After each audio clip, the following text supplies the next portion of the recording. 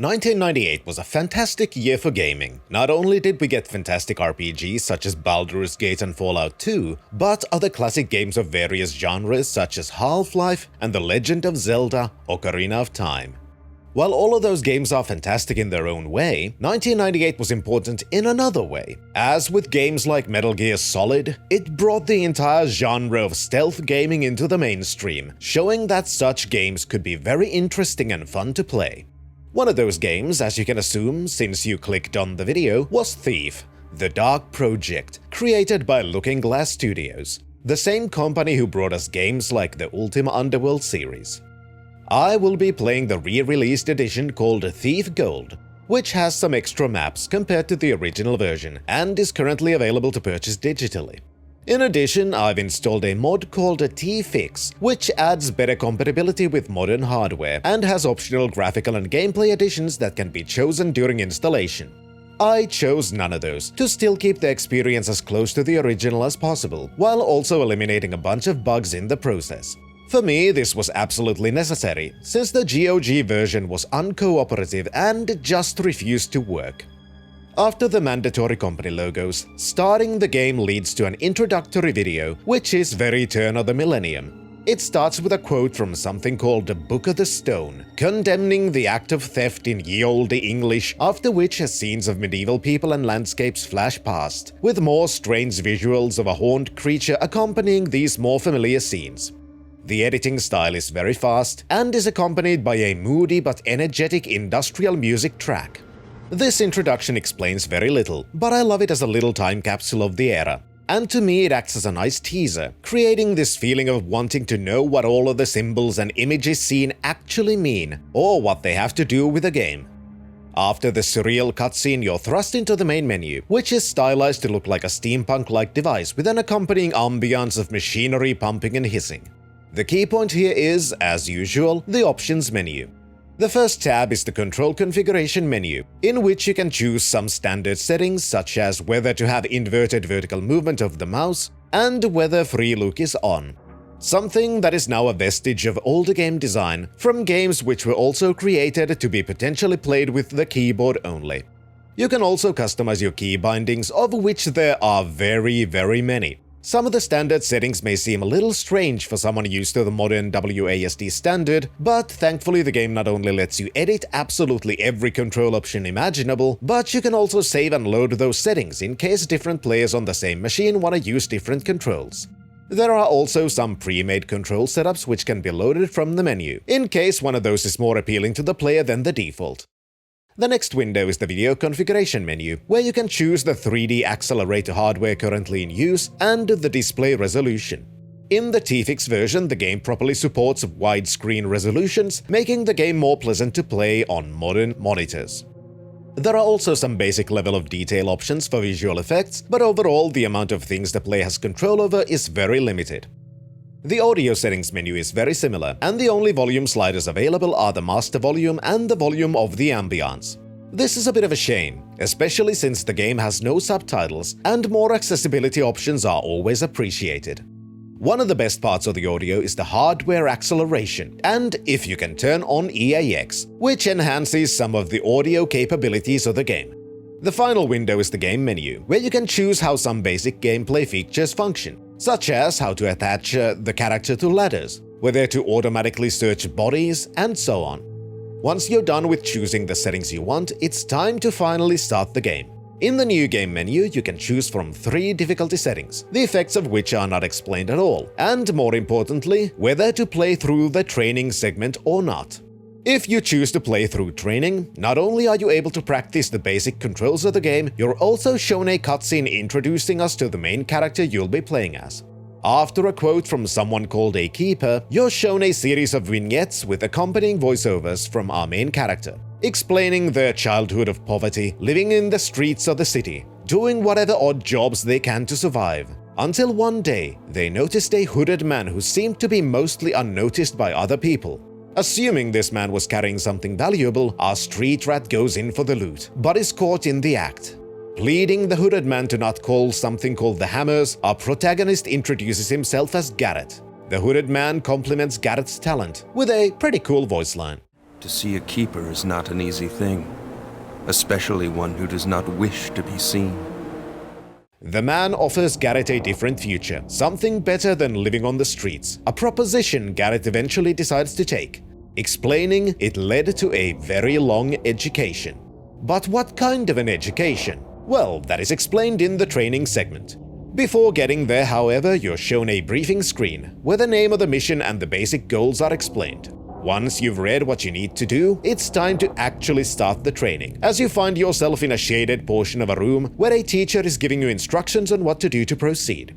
Your first task is to move into the training room, which can be seen as a basic tutorial on how to actually control your character by using the control settings chosen in the menu. Most of the controls are very basic, and in addition to standard movement controls, you can jump, crouch, and lean left and right and forwards. One interesting aspect of the movement is that there is a small amount of head bob and inertia, which can be seen when moving in a direction and stopping. The first training room teaches you about light and darkness, by having you move from one end of the room to the other without being seen. Failing this, you're made to retry the segment. To aid in this task, you're given a visibility gem element at the bottom of the screen. Using this gem, it's possible to accurately gauge how hidden the game calculates you to be, meaning you don't have to merely guess based on the environmental lighting of the area you're currently in. Once you've reached the instructor, you're taught how to manipulate objects in their environment, as you're told to open a door. To do so, you need to first target the door, signified by it being visibly highlighted. Once the door is highlighted, you need to press the use button and the door opens. The next room is about sound, and teaches you about how movement speed and different surfaces are important when trying to remain unnoticed. Each of the surfaces has a different sound, and you must use the sound of your own footsteps to gauge how silent you currently are, as unlike the visibility gem, you're not given a UI element to display how loud you are. This is a good moment to practice how the game applies sound to your footsteps, as most of the room is carpeted while some portions have very loud metal plates. While on the carpet, you can even run without being heard, but on the metal plates, the only way to move without making loud noises is to crouch and move very, very slowly.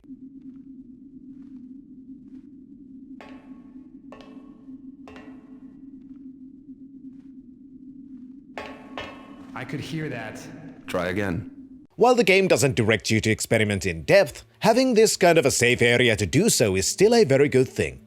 Next, you'll find yourself in a courtyard, where the first thing you're taught is picking up items, as you're directed to take your weapons from the table.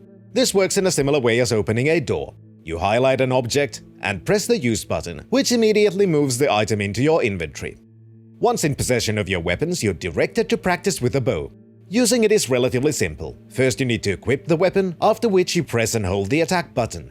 This draws the bow, which has a very clear targeting element to it. A good addition since the game doesn't have a crosshair baked into the user interface. Learning how to use this targeting element is important and moderately difficult, especially since after firing your first arrow you're bound to notice one feature, as the game has projectile drop mechanics. This introduces the idea of having to not only trail your intended target due to the slow arrow movement speed, but also having to aim above your target if you intend to actually hit something. Next, you're taught how to use your sword. There are 3 major mechanics with it. The primary mechanic is a basic slash attack, which is done by clicking the attack button. From which side the attack happens from depends on which side of the target you're looking at. You can also do a stronger overhead swing by pressing and holding the attack button. Finally, you can block by pressing the block button. After practicing these moves on a dummy, you're given the opportunity to try these out with a living target who actually strikes back. Once you feel comfortable enough with the mechanics, you can merely exit the training circle, after which the game teaches you one final thing before letting you move forwards. On a table nearby are 3 items which the instructor directs you to pick up: an apple, a key, and a healing potion. To use any of these items, you first need to scroll your inventory with the appropriate buttons and then press the use button. With consumable items such as the healing potion, doing so immediately uses the item and applies its effect. With a key, pressing use while it's equipped raises it to the center of the screen, basically signifying a use mode. Doing so while a usable object such as locked door is highlighted attempts to use the item on the highlighted object. In this case, you can unlock the door to the final training area. Here you find a simple obstacle course intended to teach you some more advanced movement functions. You're directed to jump on a rope, which attaches you onto it and activates the climb mode. To climb up or down, you merely need to look in that direction and press forwards. To get off the rope, you need to jump. This allows you to climb to a higher platform where you learn about mantling, which can be done by pressing and holding the jump button. Despite it not being a part of the tutorial route, this area also allows you to practice things like swimming, in case the basic tutorial is not enough and you wish to retry things or experiment more with the advanced movement functions. Once done, you can enter the dormitory, where we learn a little bit more about Garrett. These people training you, who are called the Keepers, seem to have some kind of a plan for Garrett's future. But he has his own plans for these skills, which are demonstrated by having a valuable object highlighted right in front of you, and as you take it, the tutorial ends. I mostly like this tutorial. First of all, it's not mandatory, and you're given a very clear choice to either do it or avoid it. It's also not terribly long, and goes through some important functions of the game in a swift and easily understandable fashion. The one part that I kinda dislike is that the tutorial segment is still tightly tied to the main story, and the only way to properly learn about Garrett's upbringing, and hear the name The Keepers, is to play through the tutorial at least once. It's not that big of a deal, but does mean that the ability to skip the tutorial is somewhat mitigated by the fact that some story is still told within that segment. Next, you're led into yet another cutscene, beginning with cryptic images of robed figures in a library of sorts, and yet another quote, describing a sort of prodigal son still being observed by those he abandoned for selfish pursuits, which clearly doesn't sound like anybody we know. This leads to a series of vignettes, with Garrett's voiceover explaining the purpose of the upcoming mission. He is now living a life of a master thief, and your goal in the upcoming level is to break into a nobleman's residence, from which Garrett intends to steal a jewel-encrusted scepter that he can then sell to his informant/fence, Curry. During the voiceover, Garrett explains some details about how to infiltrate the building and where he assumes the scepter might be hidden. I find this to be a very interesting way to introduce the missions to the player. Not only is Garrett's self-interested and kind of nihilistic voiceover absolutely fantastic, but you're also given more world building and information about the mission during these introductory cutscenes. For example, during the first one, it's made rather clear that in this universe there are distinct class hierarchies, and the noblemen seem to not treat their servants that well, considering that a substantial risk of theft is also mentioned. I absolutely love it.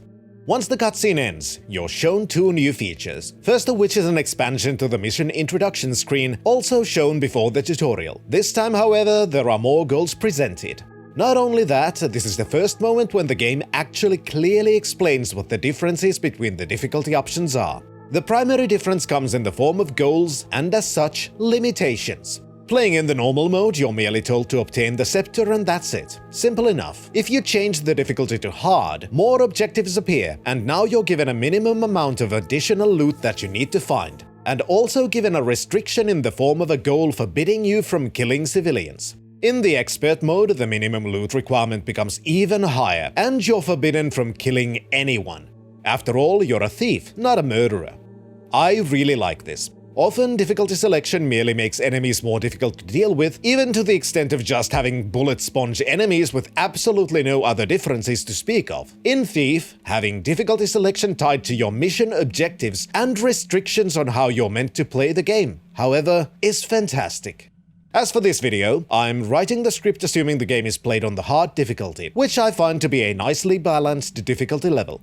The second new feature is a preparation interface, where you can purchase equipment for use during your mission. You always start with a certain amount of equipment, depending on the mission, which are shown on the left side of the screen. To purchase more equipment, you need to select them from the right side of the screen from a limited selection which also changes per mission. The bottom of the screen displays what your chosen item is and how much it costs, allowing you to browse the shop before committing to a purchase, which is done from an arrow button located at the bottom of the screen. Once you've purchased something, the money is deducted from your funds, and your current purchase is moved into the middle window of the screen. While you have items in this window, a new button called Clear is lit up next to the purchase button. This can be used to completely reset the transaction in case you decide you wish to change your loadout. In the purchase screen, you can also select a purchased item and click another new button which allows you to sell the item back. The amount of money available varies depending on your performance, and the more loot you've stolen in the earlier mission adds to your available funds. This is shown quite well if you chose to skip the tutorial, as the vase you can steal at the end of the tutorial is not counted towards your total funds if you haven't played the tutorial.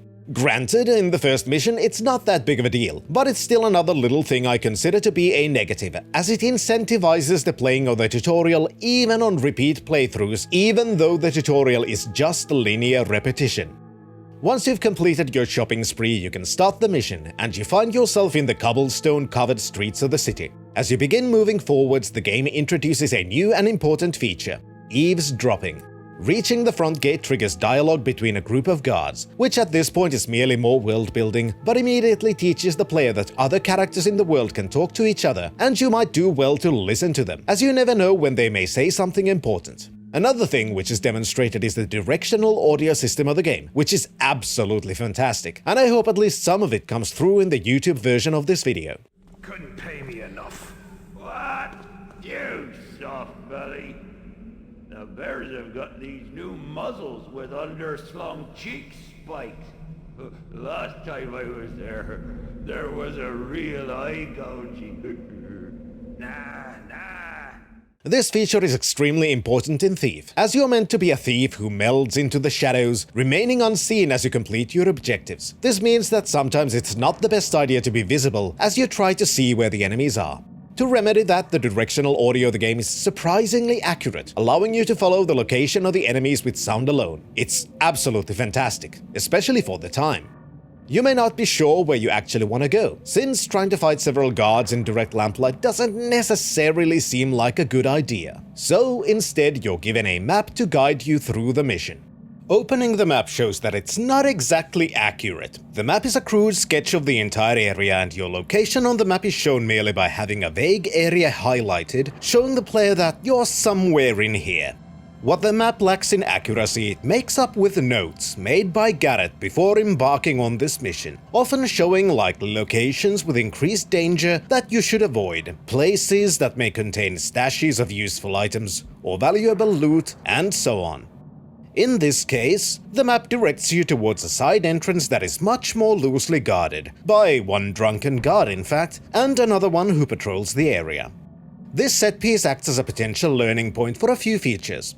The most thief-like way to get further is to be stealthy, gauge the patrol route of the guard, and once they're not looking, sneak behind the drunken guard, steal his key, and open the door behind him, leading you to your objective. Pickpocketing works in a similar way as taking objects in the tutorial. You merely need to remain unseen by your victim, and once the item on their belt is highlighted, press the use button to swipe the item into your inventory. The other likely lesson involves a new weapon you have, the blackjack. Using the blackjack is your best means of dismissing enemies without actually killing them, and sneaking behind someone and bopping them on the head with the blackjack instantly knocks them out. This, however, means that their body is now limp on the floor, and while you can easily loot their body for items, the other guards may not take it well if they see one of their friends unconscious on the floor. To work around this minor issue, you can carry bodies and find a place to hide them. While doing so, you're very much vulnerable, as you're much more visible, and lugging around a body makes you extremely slow. I appreciate these little set pieces, which do not directly guide the player to deal with the situation in a specific way, but acts as a way to teach the difficulties and consequences of their chosen set of actions. However, if playing on the higher difficulties, knocking people out isn't entirely safe, as an unconscious person can still be killed, either on purpose or by accident. So hiding a knocked out person at the bottom of a river, for example, not the best of ideas. Once you've gained access to the well, you can jump in and reach the aqueduct of the manor you're attempting to infiltrate. As you fall into the hole, you can hear a very distinctive sound.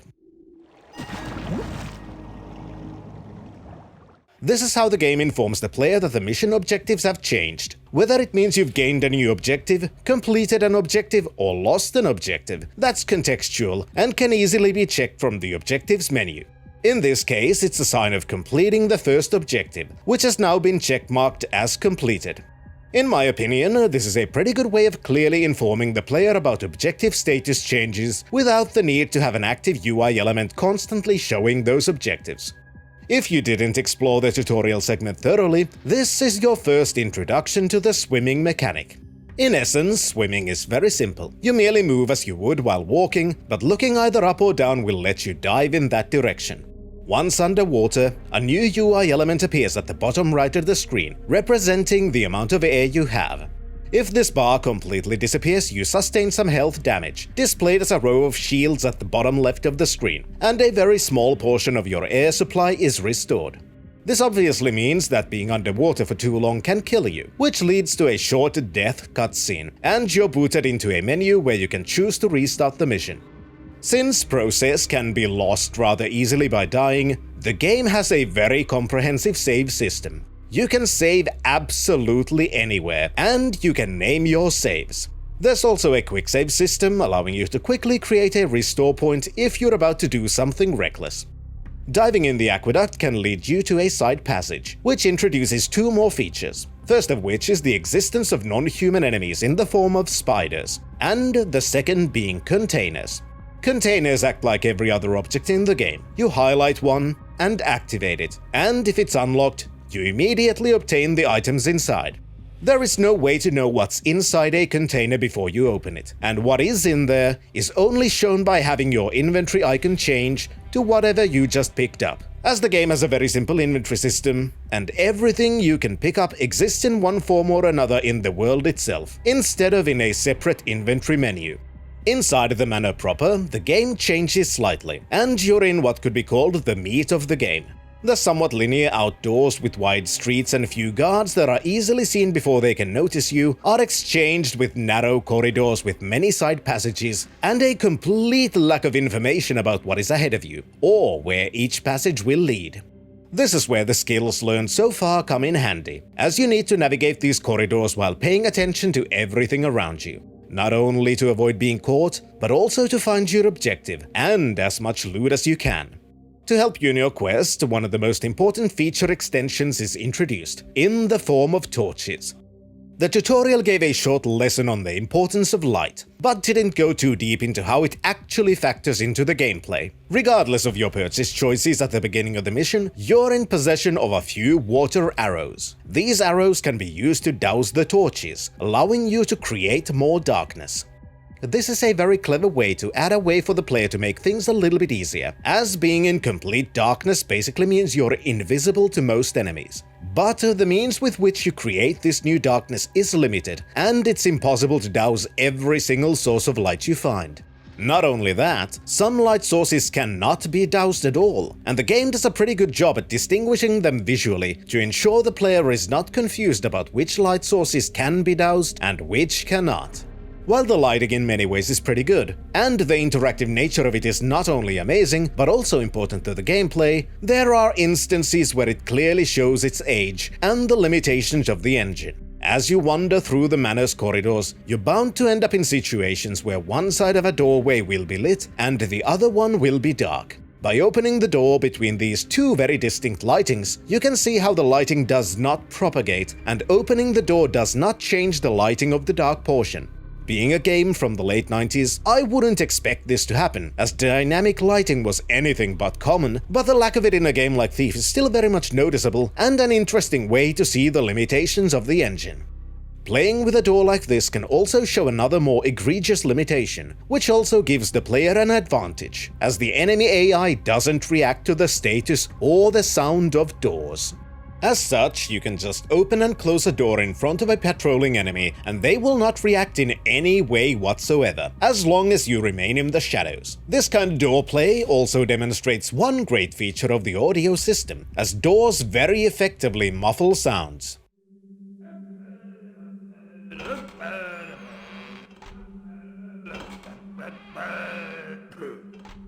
Exploring the first floor of the manor can also show how vague the map really is, as the complex corridors of the level are not marked onto the map in any way whatsoever, nor do they fill automatically as you explore more of the level. This can be either a good or a bad thing, depending on the player's mentality. On one hand, I understand the desire to have a more comprehensive map available, which would help with not getting lost and actually being able to find what you're looking for.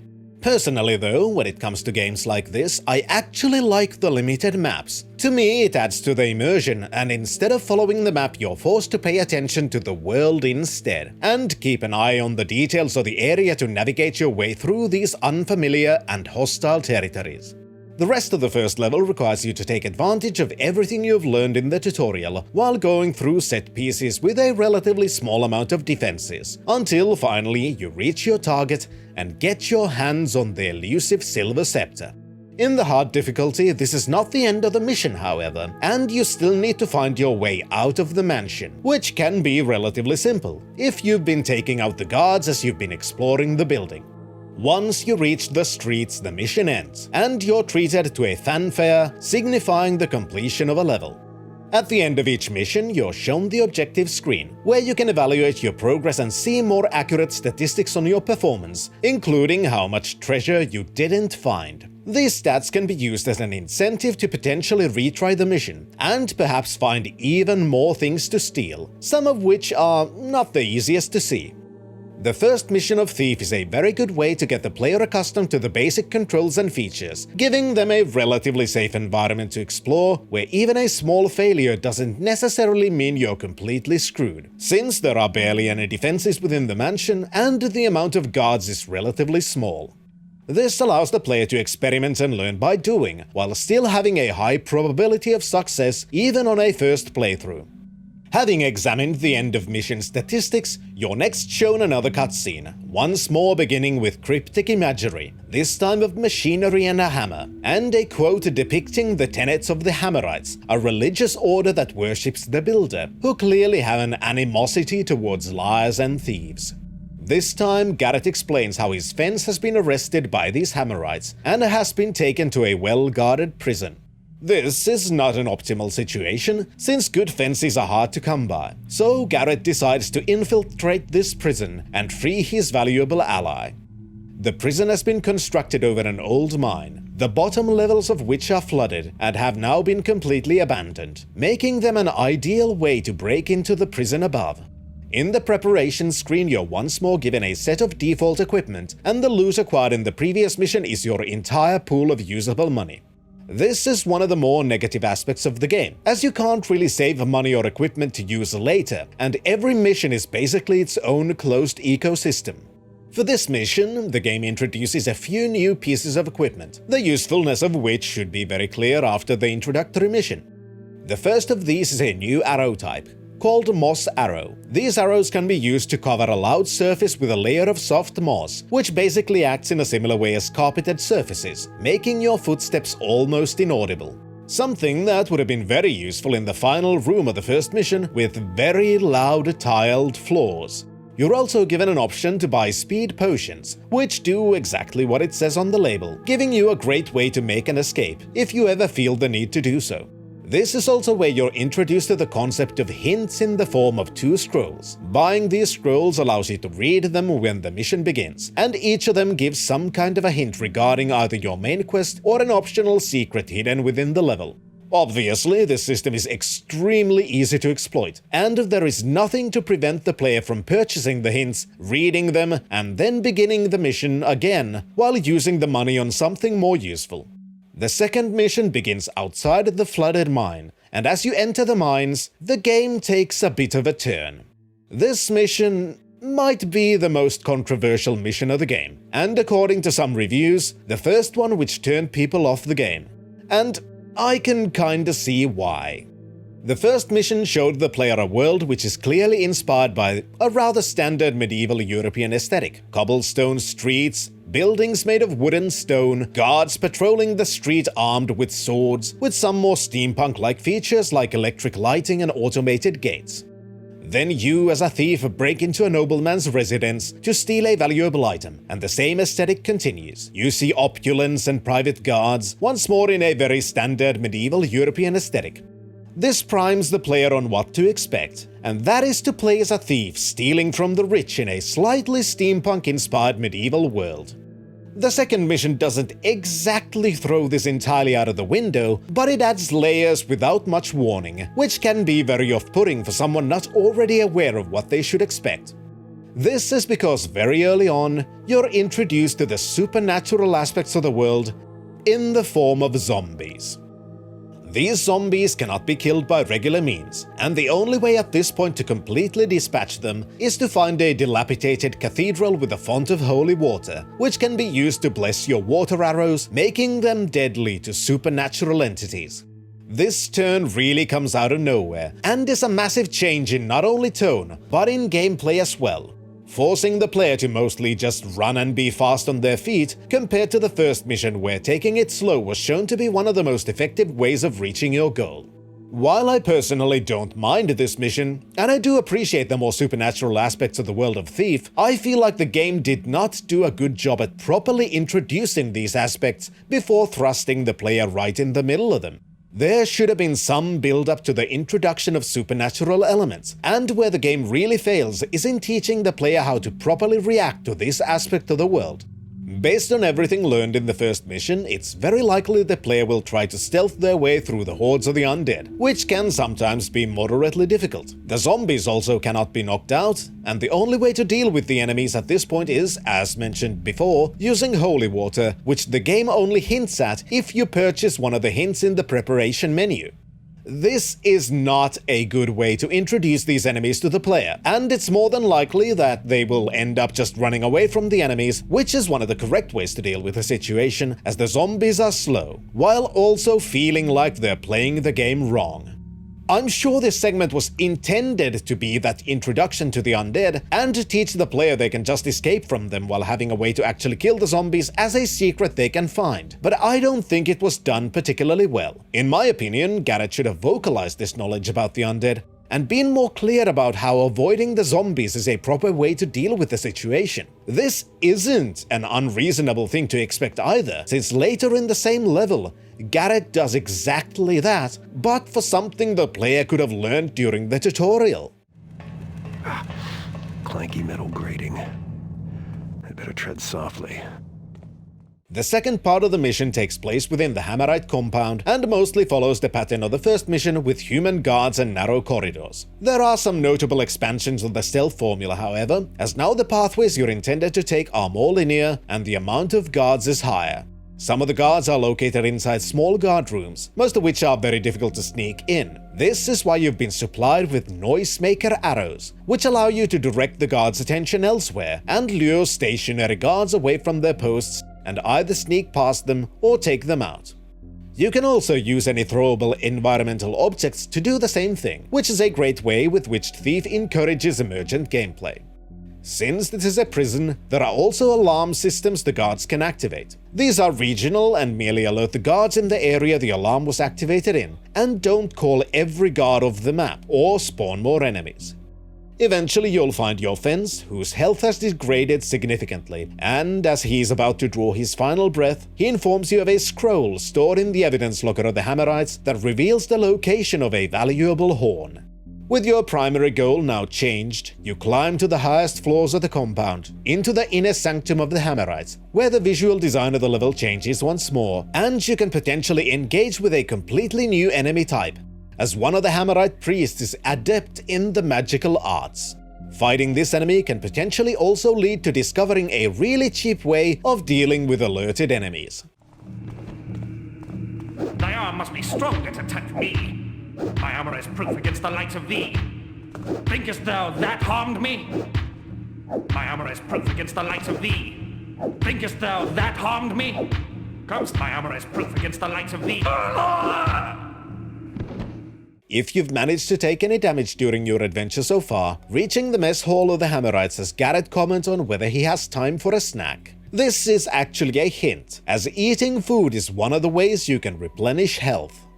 As you loot the evidence locker and find the scroll containing information on the valuable horn, you may also find a secret passage, if you decide to randomly strike your sword at objects. What the game doesn't explain particularly well is that you can cut down tapestries, and sometimes useful things, such as routes to escape this compound, are hidden behind them. This is a great example of the variety of solutions that the game often has, but is somewhat bad at telegraphing their existence.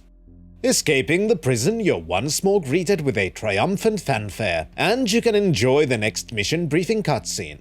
The note you found was about an object called the Horn of Quintus, located within the Boneyards, a massive burial ground beneath the city. The note also describes a potential buyer for the horn, so as your fence is now dead and your rent is due, you decide to brave the haunted catacombs so you can appropriate this valuable object. This mission briefing also highlights exactly what I was criticizing about the second mission. Once more you're about to enter haunted corridors, but this time, Garrett's voiceover actually acknowledges how you should prepare. Felix, always helpful, also said that the catacombs are supposed to be haunted. I think I'll go make some inquiries about where a heretic like me can get some holy water. Always go prepared. This should have been in the second mission. Either that or the second mission shouldn't have had undead in it at all. If the game would have started with 2 somewhat regular stealth missions, followed by one where the mission briefing telegraphs the existence of the undead, and also the means with which they should be dispatched, that would have been so much better than what is currently in the game. Sure, it's not a massive negative, but just an example of how things, in my opinion, could have been done even better. Since the undead were introduced earlier, the primary feature introduced during your search for the Horn of Quintus is traps, of which there are many in the catacombs. Not only are there automatically triggered traps, but also pressure plates, which can be triggered by your body weight or with enough weight from other sources. The traps and the undead make the mission feel slightly Indiana Jones inspired, as you have to use rope arrows and solve puzzles to acquire the valuable treasures within without being crushed or blown up by the various traps littered around the level. This mission also introduces a new type of enemy, a beast called Barrick. These hulking monsters live in the underground caverns and are very much hostile to any living or unliving being. Having found the horn, you make your escape happy in the knowledge that you can afford your rent, which in this day and age seems to be one of the most unrealistic aspects of the story. After 2 missions focusing on the more supernatural aspects of the world, the next mission brings the themes back into the natural realm, as Garrett explains more about how the thieving underworld works, and how he fits into the picture. In the world of Thief, illegal activities are run by guilds that license professionals to work in their field. These guilds also assign jobs to these professionals and take a cut from the profits. Garrett, on the other hand, is an independent, refusing to work for these guilds, and as such is a kind of pariah, with very few people willing to work for him. Fortunately for Garrett, there are still some people willing to act as a fence and sell tools useful for his profession, even to someone like him. The mission begins at the shop of one of these people, and is also a pretty good way to explain why the game design sometimes works against how the story was written. After the end of the previous mission, Garrett feels pleased about his success and is preparing for a more relaxing job of breaking into a Hammerite cathedral for some easy money. For this, you're also given 1 objective with no special loot to steal, and merely a set amount of gold you need to find. On the surface, this may seem like a nice change of pace. There's been 2 missions of running from the undead, and now you get to go back to the more usual thievery of the first mission. Except, the objectives window also gives you the name of the mission, which is Assassins. This little detail pretty much immediately spoils the fact that something will happen during the mission that will completely change the objectives, and it's a bit of a shame, since what happens next isn't as much of a surprise as it could have been, when an arrow flies through the shop window, killing your fence. The assassins believe they've killed you, and now your objectives have changed, tasking you to follow these assassins to their destination, hoping to find out who is behind this attempt on your life. At the end of the long trail, you find out the culprit is a man called Ramirez, one of the heads of the guilds handling thievery in the city, and as revenge, you'll hit him where it hurts the most, his wallet. Now the more basic mission begins, and the rest of the level is very much reminiscent of the first mission, where you need to break into an opulent manor and appropriate as much loot as you can. This main part of the mission does introduce one more feature, lockpicking. In your inventory there are now 2 lockpicks. To use them on a lock, you need to select one of the picks and hold the use button while the locked object is highlighted. If the pick is wrong or the lock can't be picked, you hear a very distinctive clanking sound and nothing happens. If the pick is correct, a lock-picking sound begins to play and the handle of the lock begins to jiggle and slowly turn towards the open position. Sometimes using one pick is not enough, and you have to swap to the other pick in the middle of the lockpicking attempt. Once the lockpicking is finished, you hear a satisfying unlocking sound and the object automatically opens. I love this system. There is no minigame which takes your entire attention and becomes repetitive and boring quickly, but the lockpicking still manages to be somewhat tense and engaging. You have to look at the thing you're unlocking, and having to be very close to the object you're picking puts you in a vulnerable position. But you can also disengage immediately and try to slip into the shadows if you hear a guard coming while you're picking a lock. The tension is increased by how you might have to swap the lockpick, so it's possible to try and be fast with the picking, but be thwarted by the more complex lock needing multiple picking attempts. This to me is a much better way to include lockpicking than any minigame can ever be. Here is also where you should at the latest be introduced to some more aggressive tools at your disposal. Stealth is not Garrett's only means of survival, and sometimes more direct means are useful. For this, you're given flash bombs and mines. Flash bombs do as advertised. As you use them, they are thrown and immediately blow up on impact in a flash of blinding light, which also affects you. During this time, it's possible to either make your escape or use the short period where the enemy is disoriented to strike them with a blackjack and render them unconscious. Mines, on the other hand, are inherently deadly, and throwing them causes the mine to bounce and slide for a moment before coming to a halt. Once the mine is stopped, a short timer can be heard, which primes the mine. A primed mine acts as a trap, and once anything steps on it, a fireball is shot from the mine, causing damage to anything caught within the blast radius. The next mission is the first one added in the gold version re-release of Thief, and is honestly not the best. In many ways, the Thief's Guild mission follows most of the lessons learned thus far, but just stretches it along maze-like sewers and a bunch of backtracking.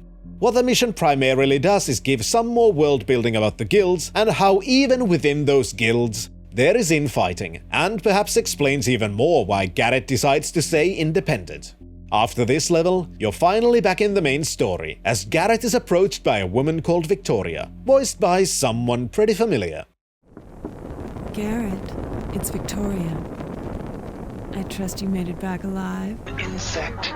She tells of a magical sword kept safe deep within a newly built mansion of a wealthy merchant, Constantine. The mansion is very well protected, and you're promised a hefty compensation for your efforts. The mission itself is one part repetition of the gameplay so far, but does throw some interesting changes in the form of architecture. As while the stealth is something the player is more than likely very familiar with at this point, the house itself is impossible. This is not an exaggeration, as the level seems to defy reality itself, as the scale and even orientation of the rooms change, with some areas being a strange mix of mossy caverns and tiled corridors, despite you having seemingly climbed higher and higher in what from the outside looked like a relatively normal mansion. Having stolen the sword, you're taken to meet your client, who is revealed to be Constantine himself.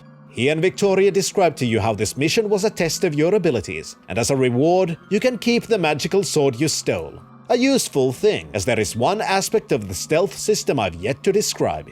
Your visibility is not only dependent on your stance and the amount of light in your current position, it's also affected by the weapon you currently have equipped. Having a sword out, for example, has you be more visible and also makes you slower than if you were wielding your blackjack. Things like fire arrows also make you significantly more visible than just having nothing in your hands. The magical sword you've just stolen doesn't make you move faster, but it does remove the visibility penalty from having the regular sword out. This isn't explicitly explained, but it is a very interesting feature. Constantine explains that he's a collector of rare items, many of which are not for sale. This is why he needs the help of not merely a thief, but an artist of their craft. He explains that his current desire is to acquire a jewel called the Eye, held deep within abandoned parts of the city. If you're able to bring him this object, you will be handsomely rewarded. Having bills to pay, Garrett accepts, and the next mission begins. The level is partially very linear, but still has plenty of what could be expected from a thief level when it comes to things like side passages and stealthier ways of passing through obstacles. There are also some instances of clever emergent gameplay which isn't directly explained as an option. For example, in one portion of the level, your path is blocked by a drawbridge, with the controls for said bridge on the other side of the moat. You can dive in and enter the underground passages, which will eventually lead you to the other side, or you can shoot an arrow into the controls of the bridge and bypass the swimming segment entirely. It's a thing the game doesn't explicitly explain as a possibility, but it's also very possible that due to the nature of the game, the player would at the very least try this option and find out that in fact it's possible to manipulate objects from afar. It's brilliant. The rest of the level is mostly about avoiding monsters, zombies, and other undead. As many of the undead are extremely resilient, and due to the limited amount of equipment you have, it's almost impossible to completely dispatch all of the undead creatures. The level also introduces a new monster-type creature, which acts similarly to other living humanoid enemies and can be knocked out. The difference between these enemies and humans is that due to their inhuman appearance and soundscapes, it's more difficult to gauge their alertness, which is an interesting challenge to add in an otherwise very standard enemy type. Eventually, you reach an old Hammerite cathedral, which is locked by a series of strange devices. Unsure of how to get in, you eventually find a window that's too small for you to squeeze through, but it does show you your target, as something strange happens. Poor man. The keepers have sealed the door, and only they know how to open them. Unsure of where this voice came from, you still decide to follow the instructions, as the massive payout from getting your hands on this floating stone is very appealing, and you go on a lookout for an old keeper grotto, where they may have left instructions on how to open the locked doors of the cathedral. This is also where an interesting feature of the updated game comes into play. To reach the final goal, you need to use a fire arrow to light a pair of torches, which then opens up a secret passage into the keeper library. However, it's very much possible that you have none, or have used up your fire arrows. For this reason, the developers added a new unkillable enemy into the gold version of the game, in the form of an elemental which looks like a burning man. Damaging one enough causes them to flee, and leave behind fire arrows, which can then be used to reach your objective. Obviously, it's still not a perfect means of ensuring the player will not get softlocked, but it's still better than having an even higher likelihood that the player is forced to restart the entire level just because they weren't aware of the need for this specific form of arrows. The Keeper Library reveals the means to open the cathedral door. It has been sealed with 4 elemental keys, and each of these keys has been hidden in a different area to ensure no one can release what has been trapped within the cathedral walls. As such, the next 4 levels revolve around you trying to get your hands on these keys. The first of which is another new level, and is closer to regular thievery again, as you infiltrate a keep of mages. What I find interesting about the level that it's split into 5 segments. There's a central tower, around which are 4 smaller towers, each of which is dedicated to one elemental power. Within these towers, you need to solve problems based on their elements, such as having to dive in water in the water tower, or avoid floors of lava and noisy metal gratings of the fire tower, and so on. One aspect where the game fails in this level is about teaching game mechanics. This is where the most obvious introduction to a new tool, the gas arrows, happens. In the location where you get one of these arrows, the player can experiment with it and find out that it works in a similar way to the water arrows and can be used to extinguish fires. With the exception that as a magical arrow, there is no arrow drop after you've shot one. Why I feel like there is a failure in educating the player about the feature is that you can also use gas arrows to knock out enemies, with some exceptions, such as people with masks. The problem lies in how the enemies you'll face in the tower where the arrow lies are wearing masks, and as such seem immune to the effects of the gas. This can lead to the players assuming that gas arrows are merely an easier-to-aim version of the water arrows, masking the full usefulness of the tool. The next level continues the trend of changing the dynamics, and instead of going against humans, you're mostly fighting monsters again. You're also introduced to a new type of enemy, a spherical fire elemental.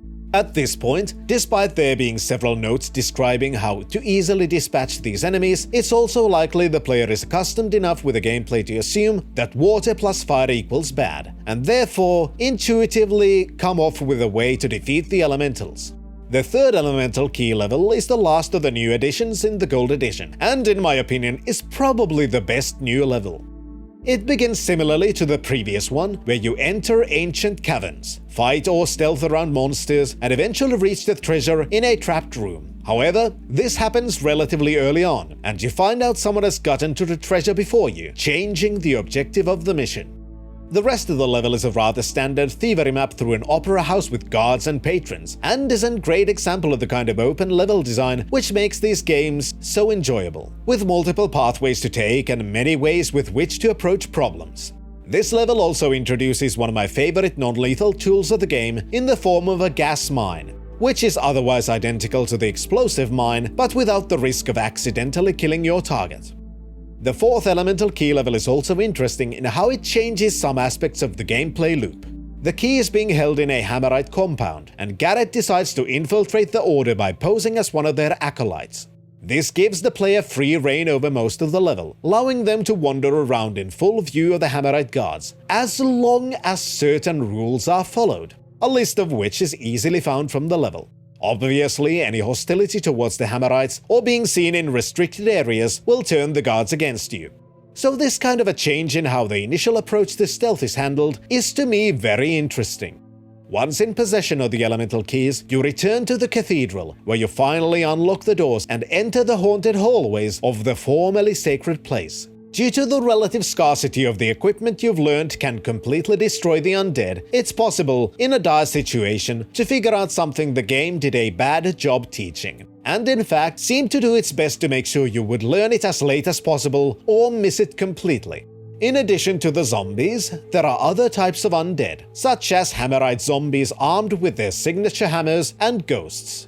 Trying to kill these with weapons such as the holy water arrows is resource intensive, and only some means such as the explosive mines seem to be a sure way to destroy these undead with as few resources spent as possible. However, they can also be killed with your sword, and in fact fall relatively easily to it with a fully powered swing from behind while they're still unaware of your presence. For the longest time, I honestly didn't even realize this was possible. The initial encounters with the undead clearly teach the player that the sword is useless against the undead. Yes, you can hit the zombies enough that they fall down, but merely to their dormant state, from which they will wake up if alerted again. During these encounters, you're also very unlikely to have holy water bottles or explosive at your disposal, so the sword is more than likely to be the first weapon of choice the player will attempt to use. Then the game teaches the player about holy water and explosives, leading to an obvious conclusion that this is how the undead are meant to be defeated. Why this is a negative thing is that the lack of special weapons can lead to a lot of frustration until the player figures out that most of the undead enemies can in fact be killed by regular means. And that frustration can lead to some levels being more negative as experiences as they would have been had the game taught the player better about the rules of the creatures.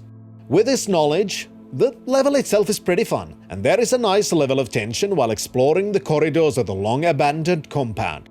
Very early on, you get your hands on your goal, the Eye. But the disembodied voice which guided you towards the elemental keys also wants to have some fun with you, and has magically sealed the passageway out. This leads to a segment where you explore the rest of the ancient Hammerite compound and end up learning more about how the Order functions as you help a friendly spirit finally complete what was left undone in life, allowing him to rest in peace, giving you an alternate exit from the area. Once out of the cathedral, Garrett is finally able to bring the Eye to his clients and gain a massive payday to fund his retirement. Well, obviously not, and instead he's betrayed and bound in vines. Victoria and Constantine begin to morph into more grotesque versions of themselves.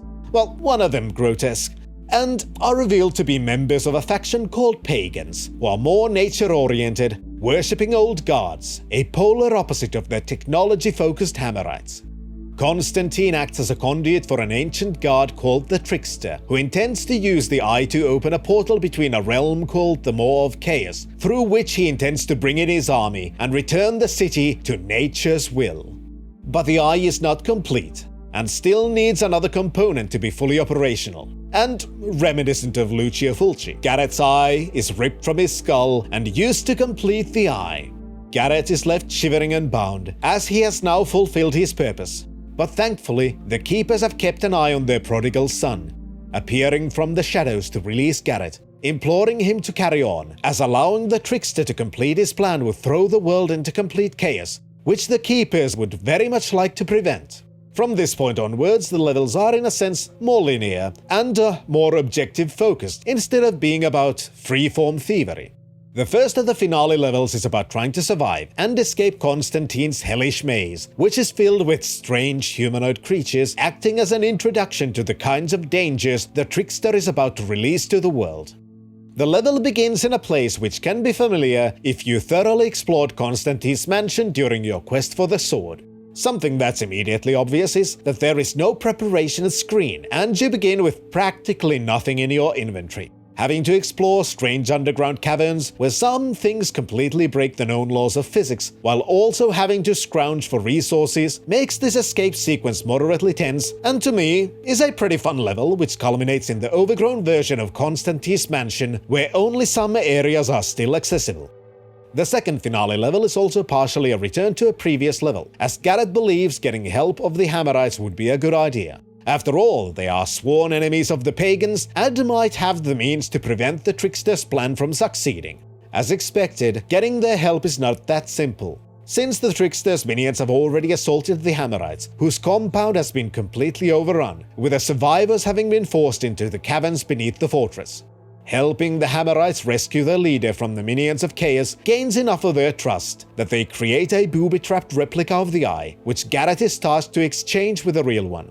Surmising that as the trickster is performing his hellish rituals to merge the dimensions, if the Eye were to be fake, perhaps whatever powers would be focused within the Eye would backfire and defeat the trickster instead.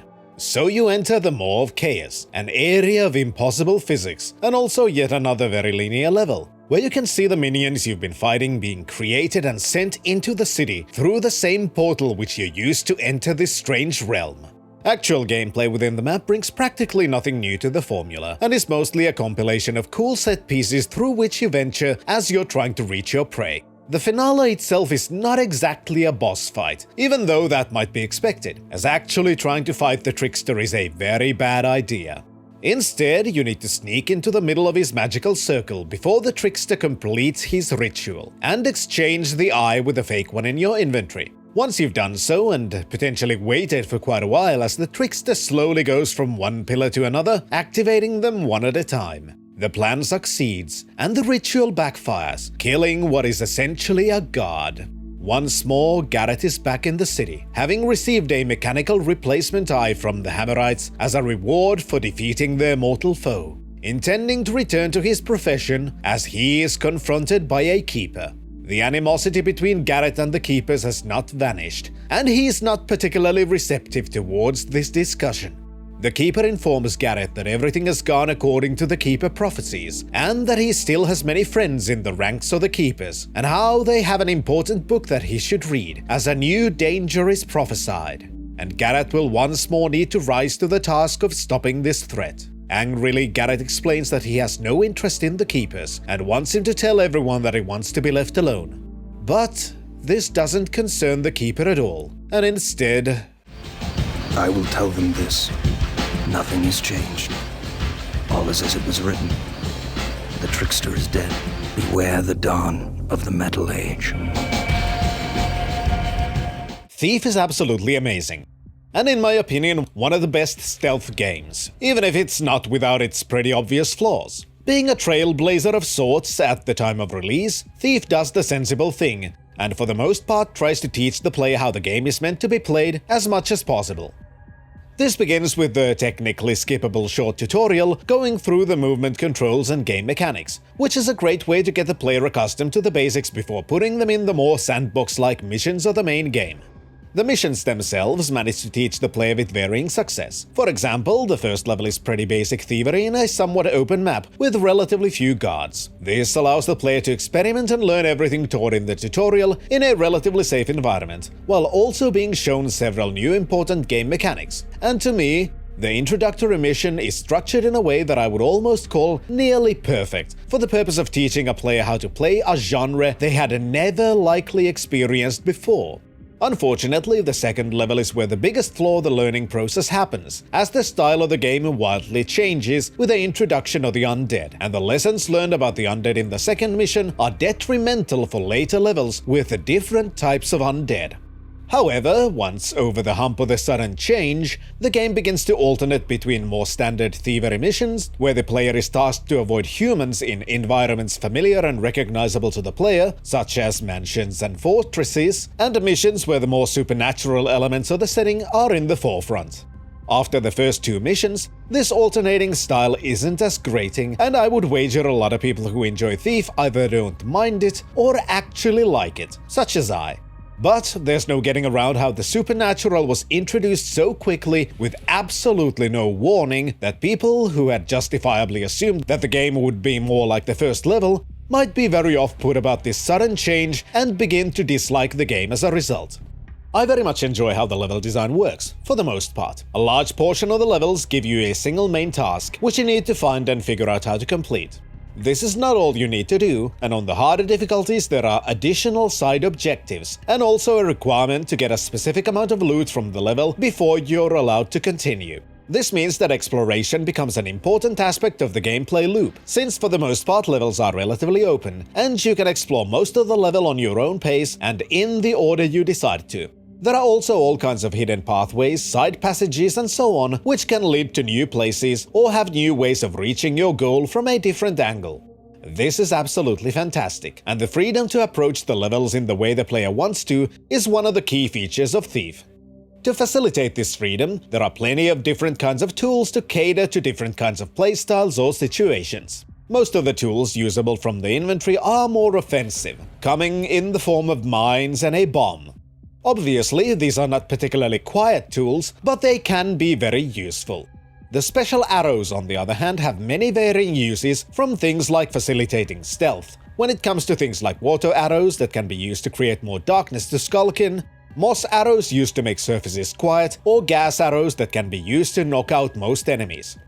There are also offensive arrows, such as your basic broadhead arrows, and fire arrows that explode on contact, dealing significant amounts of damage and also lighting any unlit torches in the explosion radius, something that's occasionally used as a puzzle element. Finally, one of the most interesting arrows is the reusable rope arrow that can be shot into wooden surfaces to create a climbable rope, allowing for some very creative exploration of areas. The tools are slowly introduced to the player either through environmental exploration or as tools that can be bought from the mission preparation screen. And more often than not, every new tool is given at a point where they will be almost immediately useful.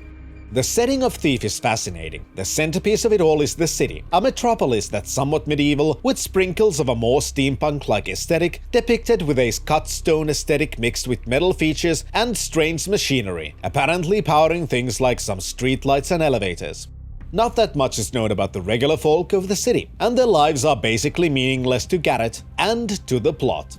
There seems to be some kind of a social hierarchy based on the class structure of a monarchy, but none of that really matters. What is important is a trio of societies. The most visible of these is the Hammerite Order, which seems to be the most powerful singular faction in the city. They zealously follow the teachings of their deity, the Builder, and these teachings seem to be about creation, order, and strict adherence to their hierarchy. While the city has its own police force of sorts, the Hammerites seem to mostly ignore them, serving their own brand of justice and having their own prisons as well. The second important order are the pagans, who abhor the city, as it's an unnatural feature where humanity has isolated itself from the ancient fears and struggles of their ancestors, who were subjected to the harshness of the natural order. They worship ancient gods and are the mortal enemies of the Hammerites, who have managed to drive away the pagans into hiding.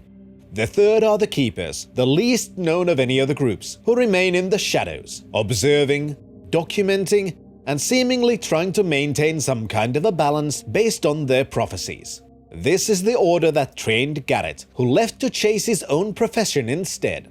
Thief focuses mostly on introducing the player to the Hammerites, and at the end touches more on the pagans, while the Keepers are still left mostly an enigma.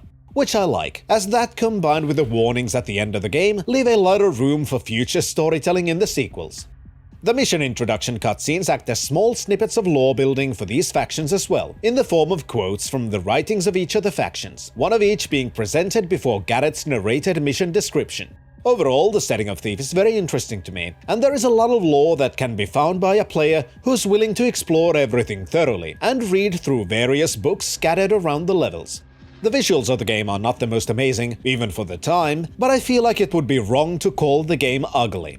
It's not the most beautiful game, but the art direction is pretty fantastic. Every faction and area has their own distinctive look, and it's pretty easy to get a feel of the place you're exploring. The art direction also makes it very easy for the player to identify different kinds of surfaces at a glance, which is an important part of the game, as different surfaces make different sounds, and also react to some of your arrows in different ways.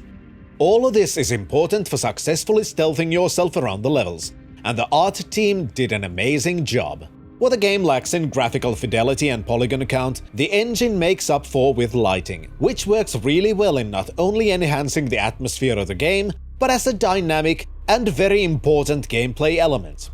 One negative aspect of the lighting is very much a result of the age in which the game was made, as there are occasional appearances of very annoying flashing lights that cannot be turned on or off, leading to some places potentially having issues for people with photosensitivity. The soundscape is also quite amazing. There is barely any music, and most of the sounds you hear are composed of different ambience that change depending on where you are, which works well to complement the art direction. Other than that, the soundscape is also central to the gameplay, as most noises you make can be heard by the enemies, making it important that the sounds are clear and distinctive. Learning what every surface sounds like can also be used as a tool by the player, as some areas have floors with alternating surfaces, such as tiled floors with carpets covering parts of the floor. Being able to not only hear these sounds, but also using the rather effective directional sound system of the game to your advantage, it's possible to use sound alone to accurately gauge where a guard is at that specific moment. It's absolutely fantastic.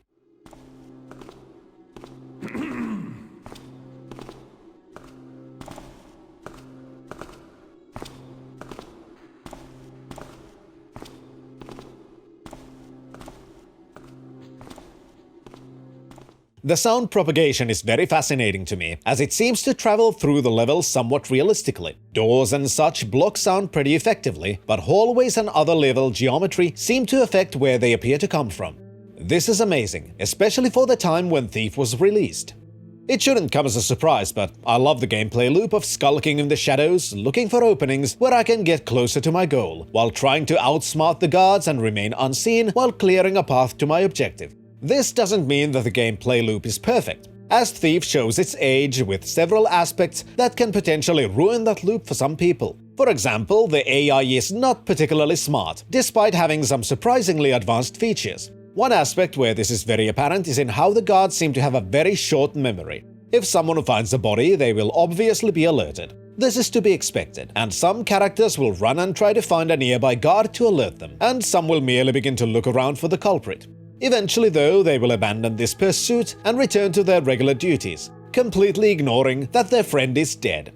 This means that it's very much possible, and sometimes even preferable, to just take out the guards one by one, even if you end up being seen, as you can just run away and return to the same position later, and the guards are back to their regular duties. Sometimes they seem to remain in a more alerted state, however, which is practically impossible to distinguish from their regular mode.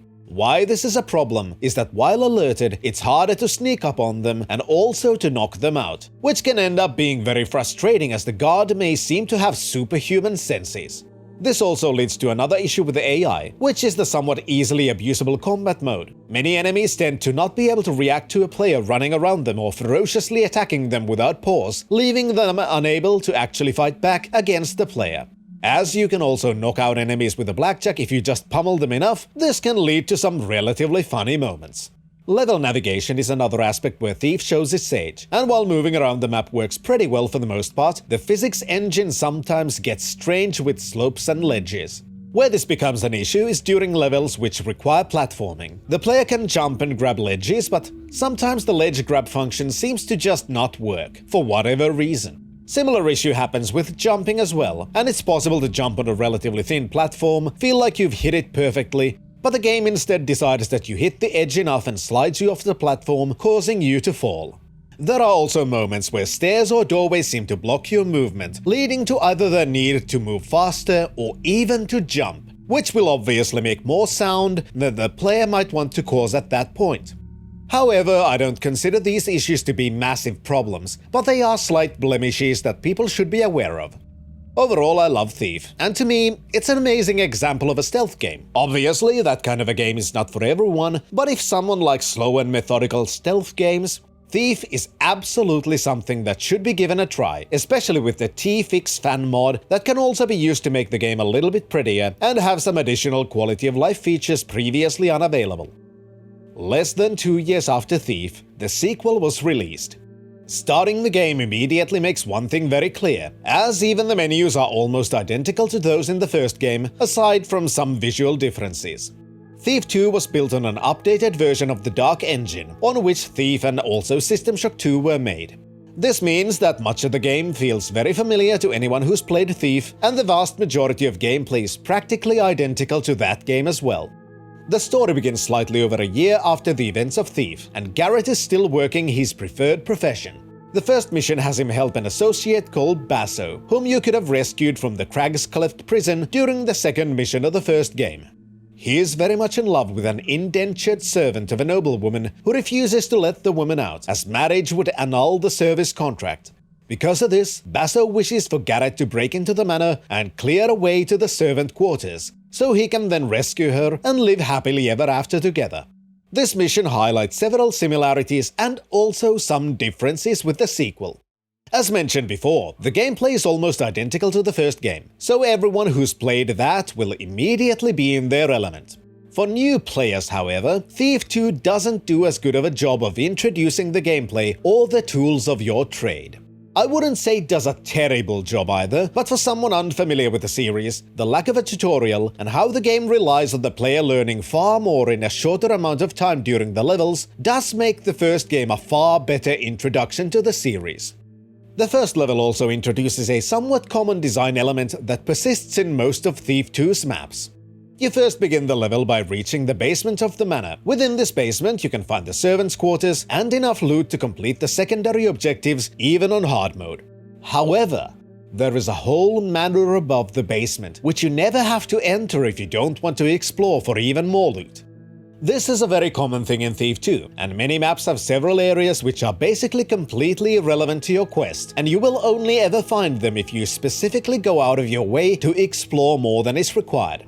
In some ways, this is a good thing, as exploration is one of the best parts of Thief, but so many of the areas also feel very empty, and the vastness of the levels ends up having relatively little of note for you to find, which is not as good.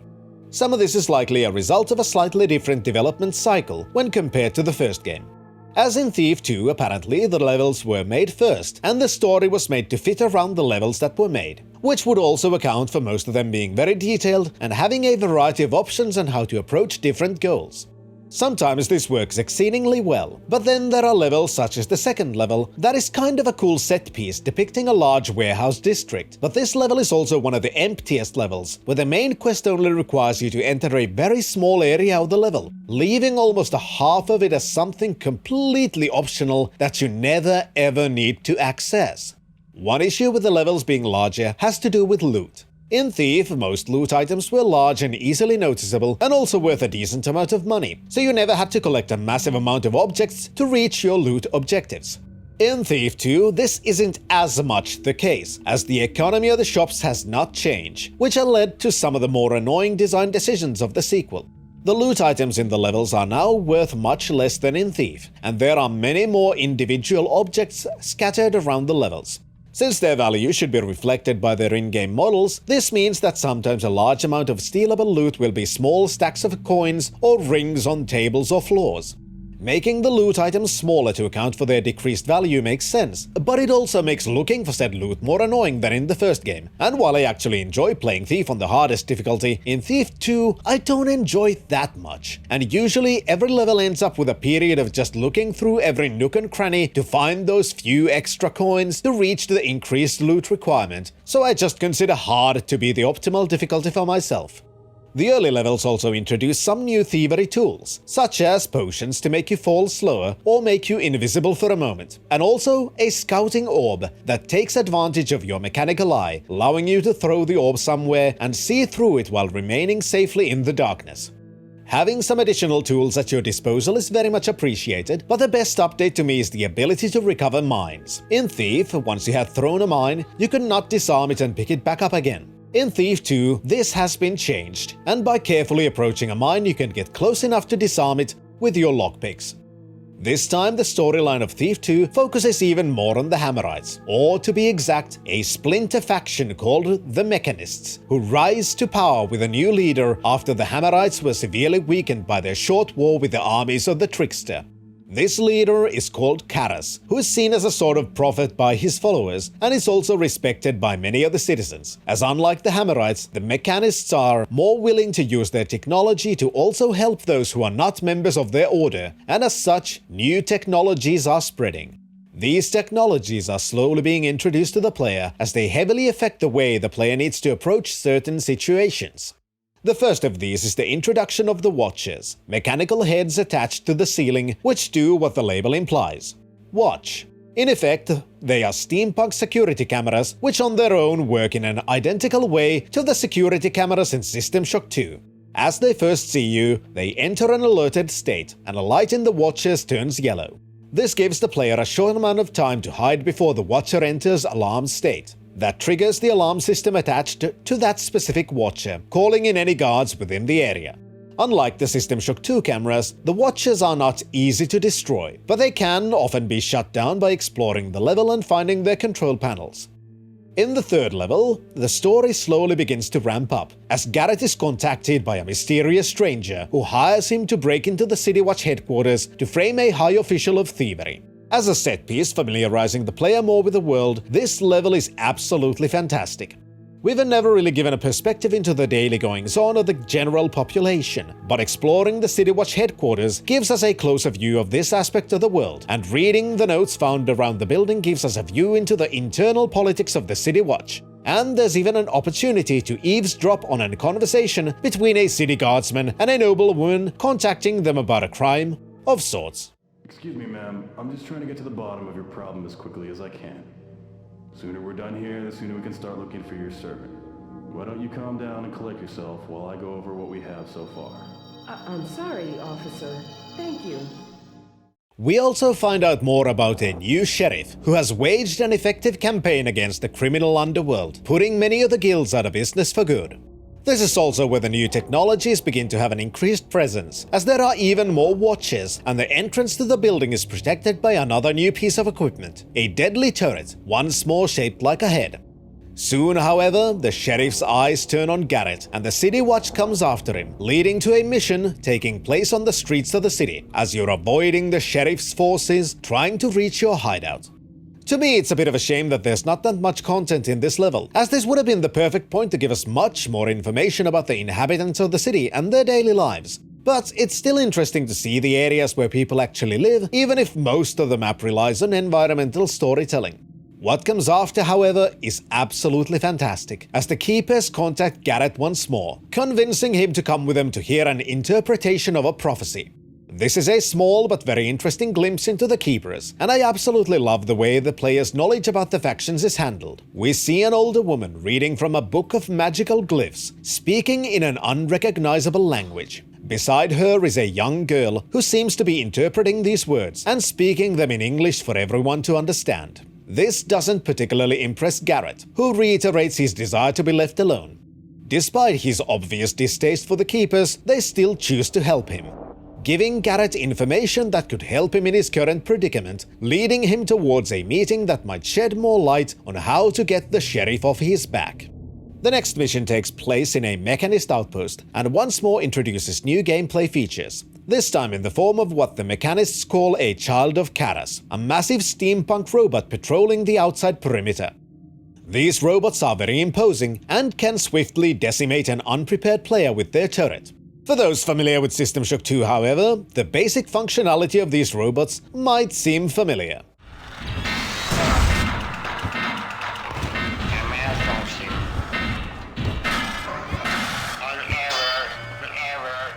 There are some changes though, and while the cheesy way to destroy robots remains, there is an interesting and very fun feature which makes the stealthy disabling of the robots possible. Even the robots are very much steampunk inspired, and as such, they are fueled by a continuously burning furnace that is fueled from a hatch located at the back of the robots. Shooting this hatch with water arrows will eventually douse the fire, completely disabling the robots that shut down with a somewhat sad voice line.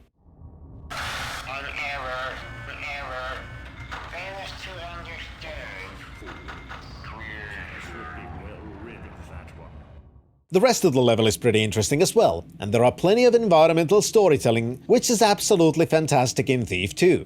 One of these is pretty much perfectly linked to how the storyline progresses, as you eavesdrop on a meeting between Karas and Sheriff Truett, who seem to be working together. Behold, Sheriff Truett, from the lowly street rat emerges the loyal worker, that which I call the servant. The sheriff has been supplying the mechanists with transients and criminals in exchange for promises of power and wealth. What the mechanists are doing with these people is also revealed, as Karas shows off how he's turned one of these people into a submissive servant. Not only that, he shows off a feature the sheriff wasn't aware of, as the servant begins to exhale a red gas, which completely dissolves another person, and also the servant, leaving behind nothing but a pile of red dust. None of this is shown, however, and while the long discussion between the two people is an interesting one, everything the player sees while it's going on is a door, which is, obviously, not the most interesting thing. Eventually, the sheriff leaves, happy in the knowledge that these servants will not be around him, and Karas also seems very pleased. Especially since he's recorded the entire conversation, which implicates the sheriff of a multitude of crimes, something he intends to use to ensure the sheriff's continued loyalty. Since this recording would be a useful thing to manipulate the sheriff, Garrett decides that the bank where the recording is to be sent should be his next target as well. Where does the environmental storytelling come into play with this part? Well, since we couldn't actually see the meeting, it's possible to encounter a servant in another part of the level, where one of them seems to be converting the corpses of the people sent by the sheriff into more servants. After raiding the bank, you decide to infiltrate a party the sheriff is holding, and blackmail him yourself to get him off your back. Here, a locking system that could have been encountered once before plays a large part, as the mechanists have created a system which uses a specifically crafted gear to complete a mechanism, without which the link doors remain sealed. Metal Gear. It can't be. Technically, this is no different from a regular lock when it comes to game mechanics, but it is an interesting way to show how the technology in the world is changing, and unsurprisingly, being first introduced in the homes of the rich and powerful. Unfortunately, your plan does not pay off, and someone has broken in and killed the sheriff, leaving behind a keyring with the emblem of the second in command at the City Watch. With this one clue, you decide to follow the lieutenant, as she leaves a posting at an unscheduled time while carrying a letter. In practice, this is just a basic stealth mission, and you merely need to follow her to her destination, read the letter, and find out where it finally ends up. As such, not much looting is likely to happen during this time, and you may notice that the level is exactly the same as during the escape sequence earlier in the game. The letter itself reveals that the City Watch lieutenant has been collaborating with the pagans, trying to work against Sheriff Truett and Karas. It's not a bad mission, and pushes the story further, as the source is revealed to be the pagans, who have a secret portal within the graveyard they use to travel between their grove and the city. What this also introduces is a rarely used feature, which I kinda wish would be used in every mission, and as such, can come as a surprise and leave the player into a very bad situation. Once you enter the portal, the next mission begins, and you retain all of the loot and equipment you currently have. Obviously, jumping into a teleporter means you're not going into a shop to purchase more stuff, so this makes sense. But if playing the game for the first time, there's no clear telegraph that this is going to happen, nor is there a precedent for you retaining all of your current gear, so it's possible to use most of your equipment while chasing down the couriers and be left with basically nothing for the next level. It's not a bad feature. On the contrary, the negative part is that it's not expected and breaks the rules that have been taught to the player so far. The next level I actually like. It's a more linear map where you're still following the courier, but this time they're bloodstains, as they were attacked at the end of the previous level. You're also given more of a view into the society of the pagans, who come off as just evil people worshipping a destructive god in the first Thief. Thief 2, on the other hand, manages to make them more sympathetic, as some of the mechanists have found this grove, and ruthlessly massacred the inhabitants, whose ghosts and writings you're able to view. You can have this. I don't need it anymore. Come, Lily, must we go? The pagan society just seems to be that of very regular people, just people who embrace nature over technology. They live and love just like everyone else, and run-of-the-mill pagan just wants to be left to their own devices while living in harmony with the nature. Eventually, you'll also enter the Maw of Chaos, which has significantly changed in appearance since the previous game, as have the creatures living within this domain, who now have a more primate appearance when compared to the more insectoid-like creatures fought during the reign of the Trickster. This change is explained as you reach the courier, who's died of their wounds, and you find an old acquaintance.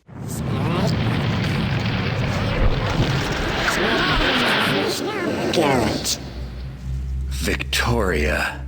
Despite your history, you decide to work together to find out what Karras' plans are and stop his taking over of the city, a goal beneficial to both Garrett and the pagans. This leads to one of the bigger maps of the game, where a part of it takes place on the rooftops of the city, as you're trying to reach the massive mechanist tower called Angel Watch, and find new holy texts of the mechanists and information about something called Project Cetus. The level acts as a nice view into the Mechanist Order, and also to Karras' aversion to actually engage with people. He has invited many of the city's nobles to a celebration where he also gifts servants to these nobles, but has also decided to not actually be there himself, instead leaving recordings behind to address the guests, while not seeing any of them personally. One of these recordings has been left for you specifically, as he seems to have predicted your infiltration of Angel Watch, giving more of a reason to see this man as a threatening force with a large intellect. The next two levels follow Garrett's quest to capture a high-ranking mechanist, who might be able to reveal more information about Karras' plans, and the one notable addition to the flow of the game is an enemy wearing a diving suit, who's immune to gas, and also to instant knockouts from your blackjack. These enemies aren't used much, leading them to be more of a curiosity rather than a serious new feature that changes the way the player has to approach situations. This pair of levels is also the second time you retain all of your equipment between the levels, and are unable to purchase more items, as you find a secret mechanist submarine and hitch a ride inside it to a dig site where this high-ranking mechanist resides. The second mission is kind of interesting, in how it's a revamped version of the Lost City from where you found the second elemental key in the first game, with plenty of changes, but also some recognizable areas. You still don't learn much about this precursor civilization, except that even the mechanists find their technology advanced. It's revealed that some of this technology is what Karras is after, specifically some kinds of masks and something called the Cultivator. To figure out what these are, you decide to infiltrate a mansion of a collector who's intending to exhibit some of his valuable objects, some of which include a vast collection of masks, including those of the precursor civilization. This is also a part of the game that I dislike the most, as it's hard to not see it as egregious padding. During the first level, the exhibits have not yet been completed, and you're tasked to break in and explore the map for secret entrances, security stations, and so on. You're also forbidden from engaging with the guards, and attacking them or being seen immediately causes you to fail. Why this feels like padding is that the next level takes place in the same map, and the vast majority of it is just retreading the same hallways and corridors, just with less limitations and more guards. I feel like they should have just not had the first of these two levels and put the player directly into the version where you actually get to steal the objects you're after. To give some credit, at the very least during your second visit, you explore a floor which is technically not accessible due to the limitations of what you're allowed to do during your first visit, so there is something new for the second visit. Having the objects in your possession, Karras' plans finally become clear. The masks act as a sort of mind-controlled device, creating slaves of the innocent victims of Karras, who are then sent as servants to the houses of the nobles. These servants are also equipped with the cultivators, which seem to enhance chemical reactions and disperse what is inserted into them in a violent reaction. What this chemical is the red dust discovered relatively early on in the game, which is shown to result in a chain reaction which lasts as long as the dust can reach more biological matter that is then turned into more red dust. Having these deadly servants located in the few places with ample biological matter in the form of not only people, but also plants in the large gardens of the nobles, it becomes clear that if these servants are triggered to release their load, the entire city, and perhaps even everything surrounding it, would be destroyed, with all biological life wiped out from the face of the earth, while Karras would be safe within the hermetically sealed Mechanist Chapel.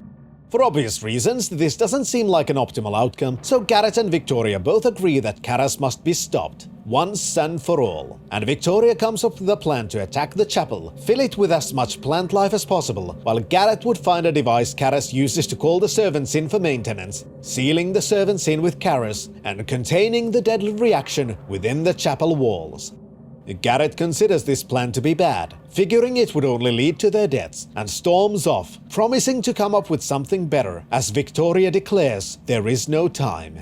As Garrett is wandering the city, a friendly keeper confronts him, revealing that Victoria has attacked the Mechanist Chapel, causing Garrett to rush into the scene, in an unusual show of actual sympathy for someone else. Just like Garrett predicted, the assault does not end well for Victoria, and as her last act, she explodes into a mass of plant life, filling the entrance with ample biological matter, clearly affecting Garrett. The final level is rather long and filled with a massive amount of Karas' robots, making it unlikely that the player would be able to destroy them all, at least without some cheesy tactics.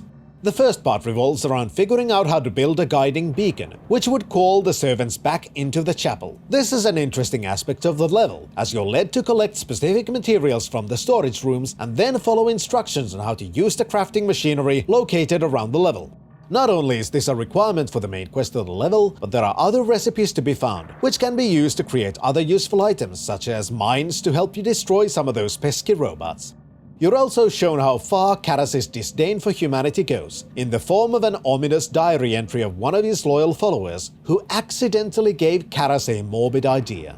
During the game, you've met many mechanists, but in this final level, there are none, as all of the loyal mechanists have been turned into mindless servants, similar to the transients Karas used previously.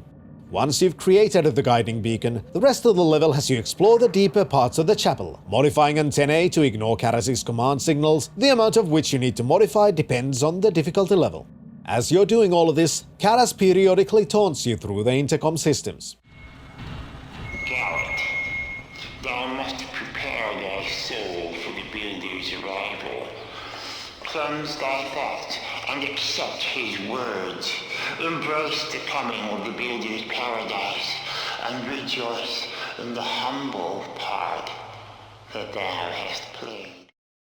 Once finished, all of the servants are recalled without Karas' knowledge, and he finally seals the chapel, pleased with what is to come, reveling in the thought that soon the world will be free of all life, paving the way for the perfection of machinery. But that is not to be, and alas, you've saved the world once more. At the end, Garrett questions a keeper, while still being obviously angry about the death of Victoria, asking whether the prophecies of the keepers knew of all of this, to which he gains an affirmative answer, leading to a nice little cliffhanger. And there's more. Yes. Tell me. Just like Thief, Thief 2 is a great game with some blemishes. While most of the game is extremely similar to the first game, there are still obvious improvements and additions that are for the most part very much appreciated. The audiovisual capabilities of the engine have been improved, and while the games are not that different in overall graphical quality, the sequel still has some effects the first game didn't have, and the resolution and bit depth of the textures are clearly increased. The sound propagation system is improved but not entirely revamped, and things like doors aren't quite as good at muffling sounds anymore, allowing the player to listen to their surroundings better than before.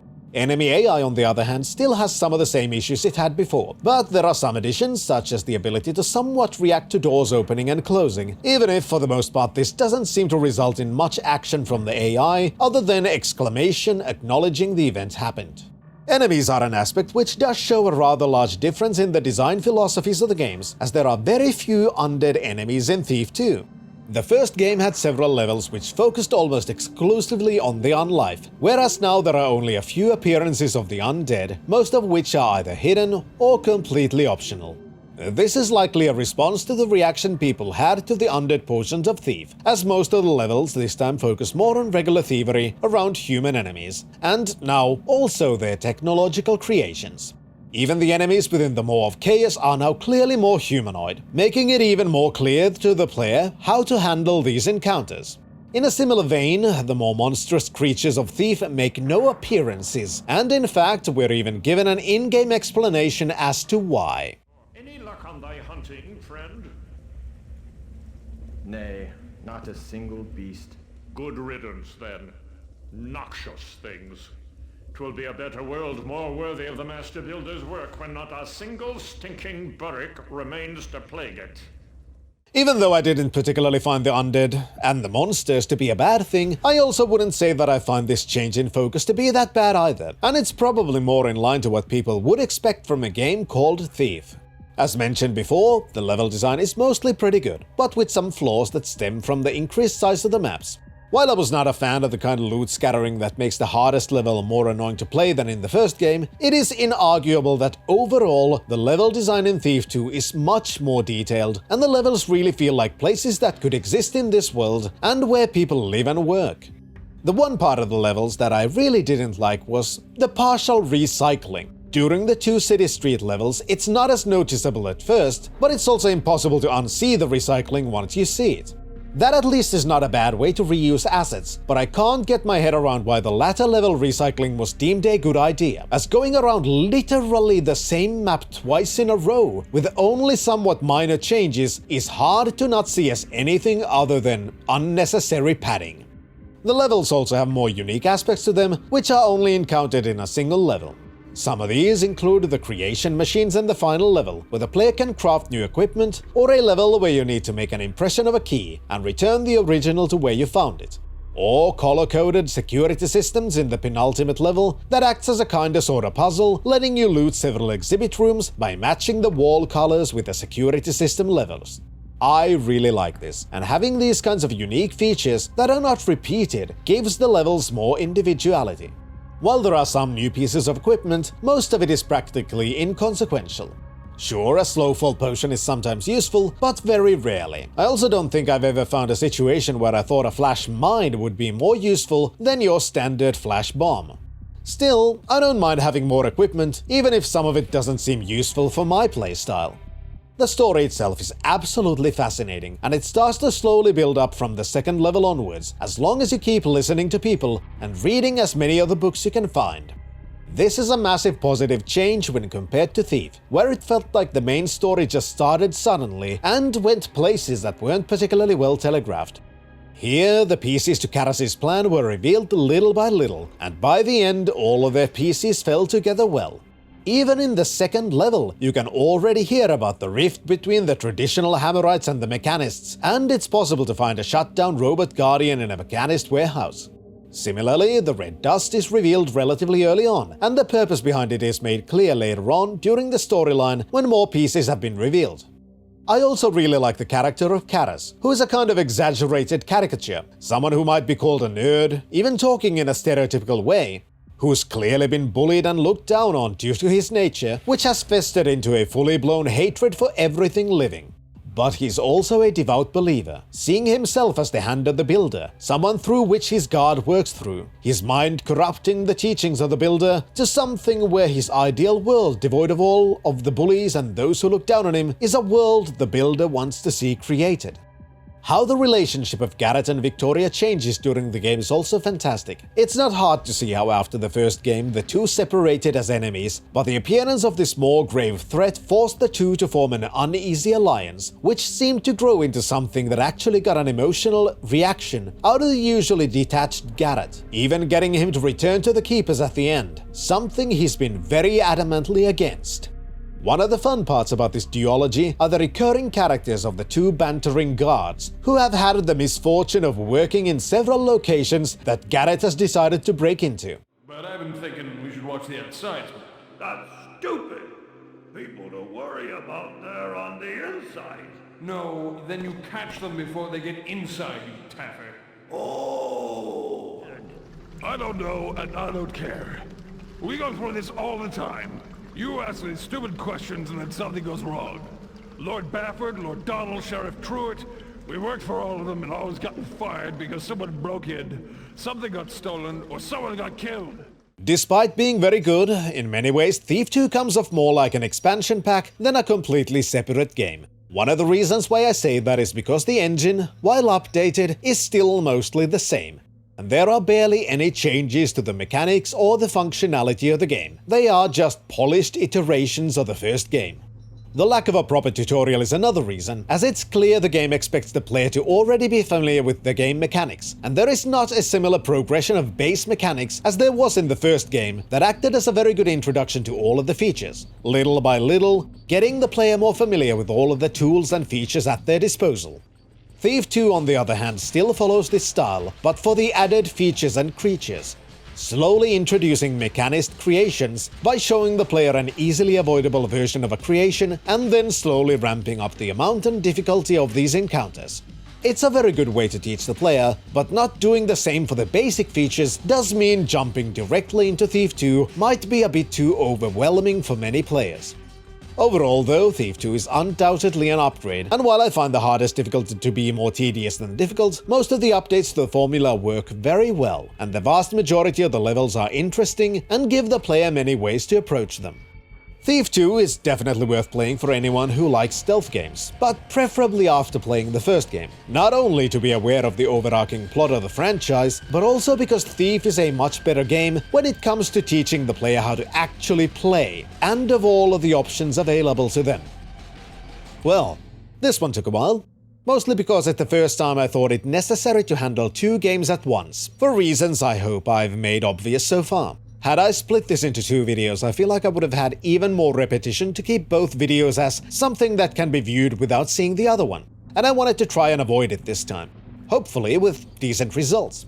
Next one should be an easier one, as the Thief series goes into a new generation. But that's the story for the next video. I would also like to thank all of the Patreon and Ko-fi supporters: Daniel Heinevetter, High Food Court, Iliad Drone, Paul Leone, The Bloke, Daniel Zupka, Kyriakos, R. Theron, Zai, Andrew Yanka, Isaac Gross, Masaz, and Professor Fessa. Thank you, everyone, for your support and patience. I've been enjoying this project a lot, and it's very much an honor to have so many people deem what I do worth their time. Hopefully, I'll be able to do this for a long time to come, and all of you helping me do that is extremely appreciated.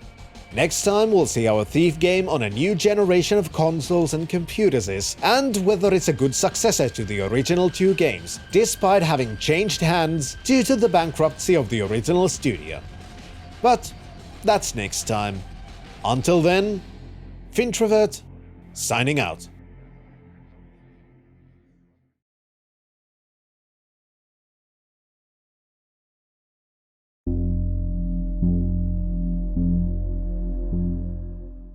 Looking Glass Studios' portfolio of games is full of legendary genre-defining titles, from Ultima Underworld paving the way for immersive first-person dungeon crawlers to System Shock and Thief, which improved on the formula, branching into different innovative combinations of genres, to the Nintendo 64 port of Command & Conquer.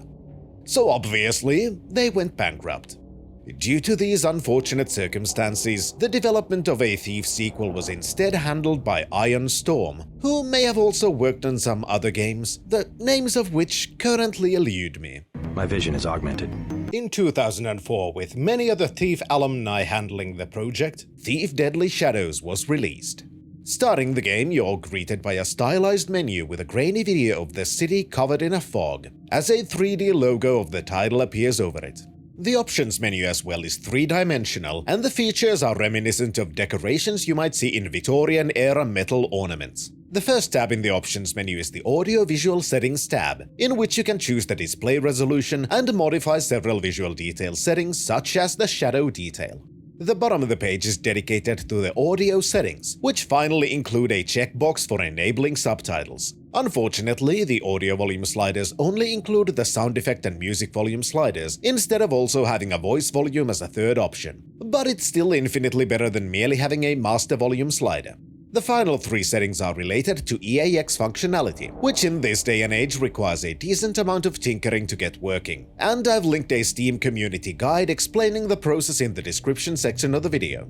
The second tab is about basic control settings, and has 3 checkboxes, such as whether to invert the vertical axis of the mouse look. The final tab contains the keybind settings, of which there are quite a few once more. Clicking New Game in the main menu immediately displays some differences to the previous games. Instead of a series of vignettes where Garrett describes things about his life and the mission, the pre-mission menu now has a briefing segment with a scrollable text area taking most of the screen. This text is Garrett's narration, which is being played in the background as you're reading. This initial briefing describes a tip Garrett has received from his fence about a nobleman called Lord Julian, who is currently staying at an inn and carrying a velvet bag, the contents of which are currently unknown. Garrett has also received a map of the area, and due to the relatively lax security at the inn, has decided to go for this velvet bag despite being unsure of the value of its contents. The next tab in the menu is the difficulty selection tab, which at this point cannot be modified at all, and the difficulty is locked to normal. And as such, I'll describe this selection in more detail later. The third tab is the goals menu, which has a list of objectives, each of which is preceded by an unmarked checkbox, similarly to the earlier games in the series. For this mission, the objectives are about breaking into the inn and finding and stealing the aforementioned velvet bag from Lord Julian. The final tab displays Garrett's current equipment in an interestingly stylized inventory window where a 3D model of Garrett is in a display at the middle, while on both sides of this display are a set of 6 gears, most of which are currently empty. Here it's possible to click on the pieces of gear to see what they actually are, but there's nothing you can do to actually change the equipment or buy any more of it. There are still 2 more buttons on the right side menu. The very topmost button cancels the mission preparation and in this case returns you into the main menu, while the bottom button starts the mission. As the mission begins, another very clear difference from the previous games becomes clear, as you're immediately interrupted by a blue-tinted window explicitly stating to you that this is a training mission. And while you can explore at will, the game will guide you through the mission with absolutely no subtlety. Clicking OK in this window finally puts you into the dark streets of the city as you enter the mission area and immediately see a glowing blue circle with an image of footprints on it. These are in effect tutorial markers guiding the player towards new lessons. Moving Garrett around is in a way very basic for a first-person game, as you have the now standard WASD controls and can also jump and crouch.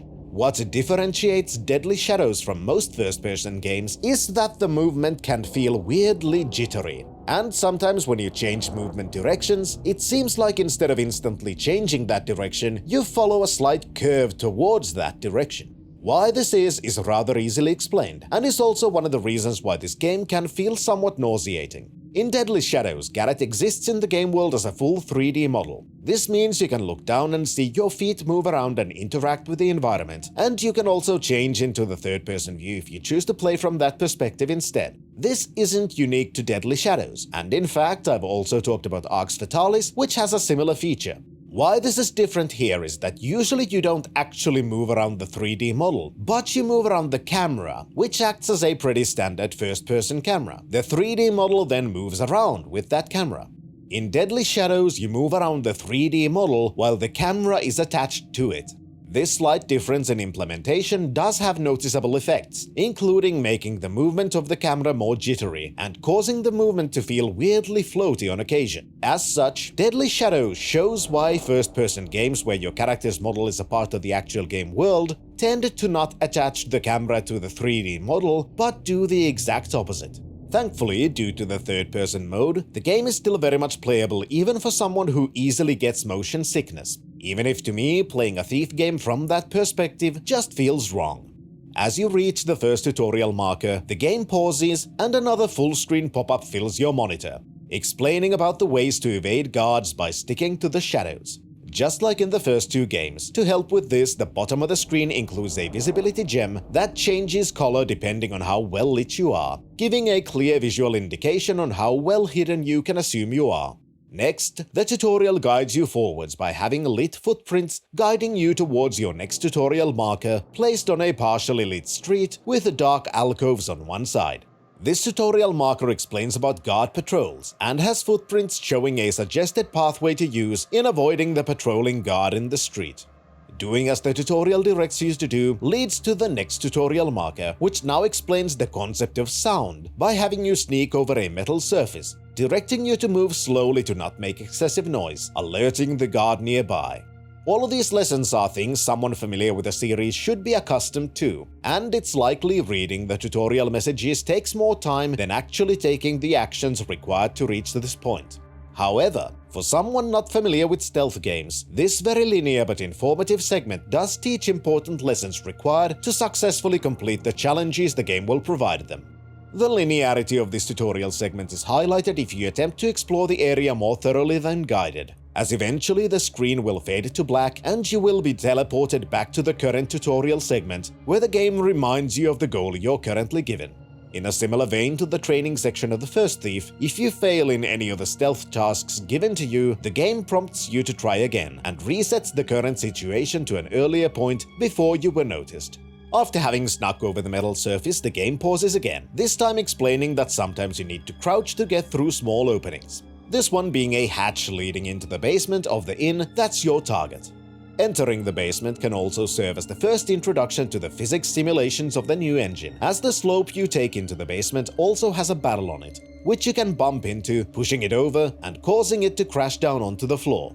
Next, the tutorial introduces basic environmental interaction, as you're prompted to open a door. This as well functions almost identically to the first two games, and to open the door you need to first highlight it, which in Deadly Shadows is shown with a very distinctive shader over the entire 3D model of the object you're interacting with. Once the object is highlighted, you merely press the action button and the default interaction is then applied. Soon after this, the game teaches you about torches and water arrows, by once more pausing the game and explaining very directly that extinguishing torches with water arrows is a useful way to create more darkness in which to sneak around enemies. Choosing your weapon is done either with hotkeys set in the options menu or via the weapon inventory located at the bottom right of your screen. This inventory is similar to the scrollable weapon screen of the original games, but displayed in a more stylized way, with each of the weapons displayed inside a cog. Having chosen the water arrows, you can press the attack button to draw back your bow, which, similarly to the first games, has an aiming reticule grafted into it, allowing you to properly aim, as once more, there is no baked-in crosshair in the game. Again, the same as in the earlier games, by holding the arrow back for long enough of a time has the view zoom, giving you a better look at your target. In case you manage to keep on missing your target, the chest just below the torch has a supply of infinitely spawning water arrows on top of it. Picking up the water arrows functions in an identical way to opening the door, and you merely need to highlight the arrow and then click the action button to pick it up. Further in the room, you're taught about mantling, which is on one hand very useful, and on another, one of the most janky aspects of the entire game. The pathway forwards is blocked by waist-height crates, and to get past them you need to climb over them by pressing and holding the jump button while next to the crates, which locks you into a climbing animation and usually moves you on top of the obstacle. I say usually, since sometimes jumping and mantling seem to bug out in a weird way, causing Garrett to get locked into the falling animation, leading you to float on the floor, unable to do almost anything. If this happens, the only way I've found to consistently get back to full control of the game is to choose a weapon and quickly tap the attack button, which causes the weapon to get readied, resetting the animation, while not actually attacking and revealing your position to the enemies or wasting any ammunition. It's an annoying little bug, but also not something that's completely insurmountable. In the next area, the visual capabilities of the engine are showed off in more detail, as you walk past a grating with a light behind it, very clearly showing off the dynamic lighting system, including one of the clear reasons why it was decided that Garrett's model should actually exist in the game world, as you yourself cast a shadow onto the wall. When I first saw this, I was absolutely amazed, and I do have to admit, even to this day the visuals of the game are to me very appealing. The next tutorial segment is a point of admission to me, as I've been showing footage from Deadly Shadows with the most basic version of a thing called Sneaky Upgrade installed. Sneaky Upgrade is a similar mod to Deadly Shadows as T-Fix is for the original Thief, improving compatibility with modern hardware and has mod support with several optional mods included in the upgrade itself. I had intended to play the game completely vanilla, but when I got to this point, the next tutorial segment feature just refused to work. So I installed the Sneaky Upgrade, which allowed me to fully play the game. That feature is the new lockpicking interface, which differs immensely from the lockpicking in the previous games. Now, instead of having multiple lockpicks to choose from and having to juggle them as you're unlocking a door, you have a lockpicking minigame. As you interact with the locked door, Garrett slides into position and enters lockpicking mode. In this mode, a new UI element appears, depicting each of the tumblers in the lock. To successfully complete the pick, you need to go through these tumblers one at a time, rotating the lockpicks to find the correct position on each of the tumblers, which not only changes the sound the minigame emits, but also the animation of Garrett's hands, both acting as a clear indication that you've found the correct spot. Once the pick is in the correct spot, you merely need to wait until the lockpicking is completed and move on to the next tumbler, where you need to repeat the process until you've gone through each of the tumblers, at which point the locked object is opened. In case you aren't already aware, I'm not the biggest fan of these kinds of minigames, especially in games which extensively feature lockpicking or hacking, having you do this minigame dozens or at worst hundreds of times during a playthrough. Regardless of what kind of a minigame it is, eventually it will just become extremely tedious and repetitive, potentially leading to the enjoyment of the game taking a massive nosedive. While some aspects of the lockpicking are massively different from the earlier games, one aspect is retained, and you can disengage from lockpicking whenever you wish, and the progress you've done towards unlocking is retained, allowing you to pick a part of the lock, hide, and return to a partially picked lock later. Behind the locked door, you're introduced to several mechanics in quick succession, first of which is climbing ladders. Considering what you already know about how the game considers the 3D model of Garrett as the representation of the player, it should not come as a surprise that as you walk into a ladder, your view snaps into a predetermined place as Garrett is attached into the ladder to have the animations properly line up with the rungs. At the top of the ladder, you find yourself in the reception area of the inn, right behind the innkeeper who is completely unaware of your presence. This leads to a tutorial about knocking out characters with your blackjack, a feature which has had some rather massive changes from the first two games. Just like with lockpicking, knocking out people can't just be done from your chosen position. Instead, once you've equipped your blackjack in your weapon wheel, you need to go behind a character you intend to knock out. And once in the proper position, Garrett raises the blackjack to the striking position, at which point you can immediately knock out the unaware person. You can just smack things with a blackjack, but unlike the original games, it does practically nothing, and characters who've spotted you are immune to your attempts to knock them out. While this can be jarring and feel like a downgrade from the original system where you could just pummel people into submission while remaining non-lethal, having this system in place instead requires the player to take a more stealthy approach if they wish to knock everyone out. So I completely understand the logic behind this decision. Once you do knock out the innkeeper, you're introduced to the absolutely best feature of the game, which I wish was way more common than it actually is: ragdolls. Deadly Shadows was released at the peak of games using interactive ragdoll physics for characters, and it's absolutely fantastic. Sure, the positions the characters end up in when knocked out and kicked around aren't necessarily entirely realistic, but they are absolutely hilarious. One of the reasons for why I love the ragdolls comes up when engaging in the next feature, which is carrying bodies. Just like in the original games, leaving unconscious or dead people in easily visible locations is not necessarily a good idea. So to manage around this, you can pick up bodies and carry them to new locations. While carrying a body, you can't interact with anything, you move much more slowly than usual, and you're also more visible, making it a somewhat dangerous situation to be in.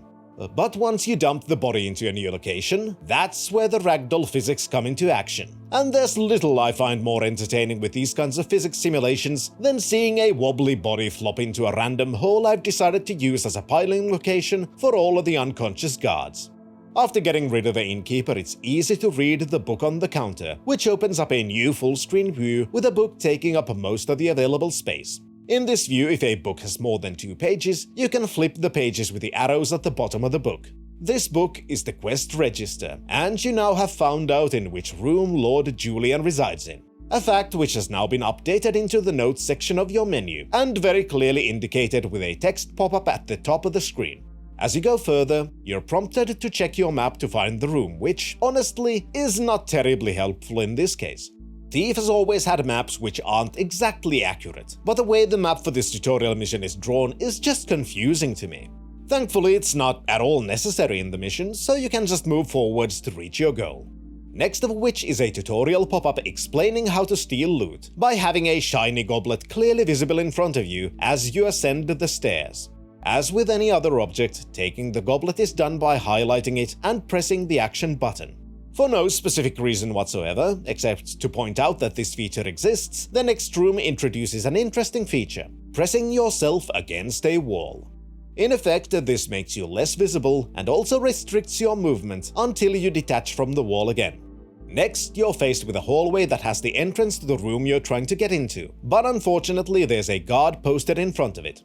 Thankfully, the tutorial is very explicit about what is required of you again, and you're directed to equip the noisemaker arrows and use them to distract the guard so you can reach your objective. This is also a part where the linearity of the tutorial is somewhat broken, but if you tried to explore the beginning of the level more, you might not even consider this to be a possibility, as the hallway has a room at the other end, into which you're meant to direct the guard with the noisemaker arrows. Trying to sneak past the guard is unlikely to succeed, so the room seems to be basically inaccessible. This is where the pushing against the wall feature comes in handy, as after you've distracted the guard, you can move closer to this optional to explore room and push yourself against the wall in the darkness, leading the guard to most likely miss your existence completely, allowing you to explore the room and gain some additional loot. Exploring Lord Julian's room allows you to loot more valuable things, but also pick up non-loot items. Loot items have a slight glow to them, distinguishing them from worthless items. Picking up one of the worthless items puts the item into carry mode, and the object can either be dropped or thrown with either the action or the attack buttons respectively. This can be dangerous, as the item will make noise and alert any nearby guards. At the bedside table you can find a note, which once more opens the reading interface, this time with a different graphic used for the object you're reading, as it's a piece of paper instead of a book. Something I really like as a way to increase the immersive nature of the game. This also leads to a pop-up explaining that an objective has been cancelled, which is now reflected in the goals menu, as you found out that Lord Julian is gone and has taken the bag with him. In this note, you find out that Lord Julian is meeting with the cook in a different room, so you go towards the only direction you can, and eventually end up in a larger lounge room where you can overhear Lord Julian speaking with this person. This room is a small compilation of obstacles and features introduced during the rest of the tutorial, having a few slight variation to how you can approach the velvet bag by taking advantage of everything you've learned so far. Eavesdropping on Lord Julian and the person who is revealed to be his cousin's cook informs Garrett of a Rutherford family feud, but also of a very valuable object called the Bloodline Opal, which might be a nice thing to get your hands on. To help with this, you can overhear Lord Julian's plan to infiltrate the Rutherford Manor with the help of the cook, and of a signal they intend to use to inform the cook when this infiltration is to take place, at which point he would open the passage for Lord Julian and his men to enter the manor. Once you've completed this small sandbox, you can attempt to leave the inn, but you're stopped by a guard who spawns into existence in front of your eyes. This portion explains how to use your inventory and directs you to equip a flash bomb, which can be thrown using the Use Inventory Item button. Unlike flash bombs in the first two games, the flash bombs in Deadly Shadows aren't a solve all problems item, as seemingly a stunned enemy cannot be blackjacked as they could in the previous games, so you do the one thing you can and run.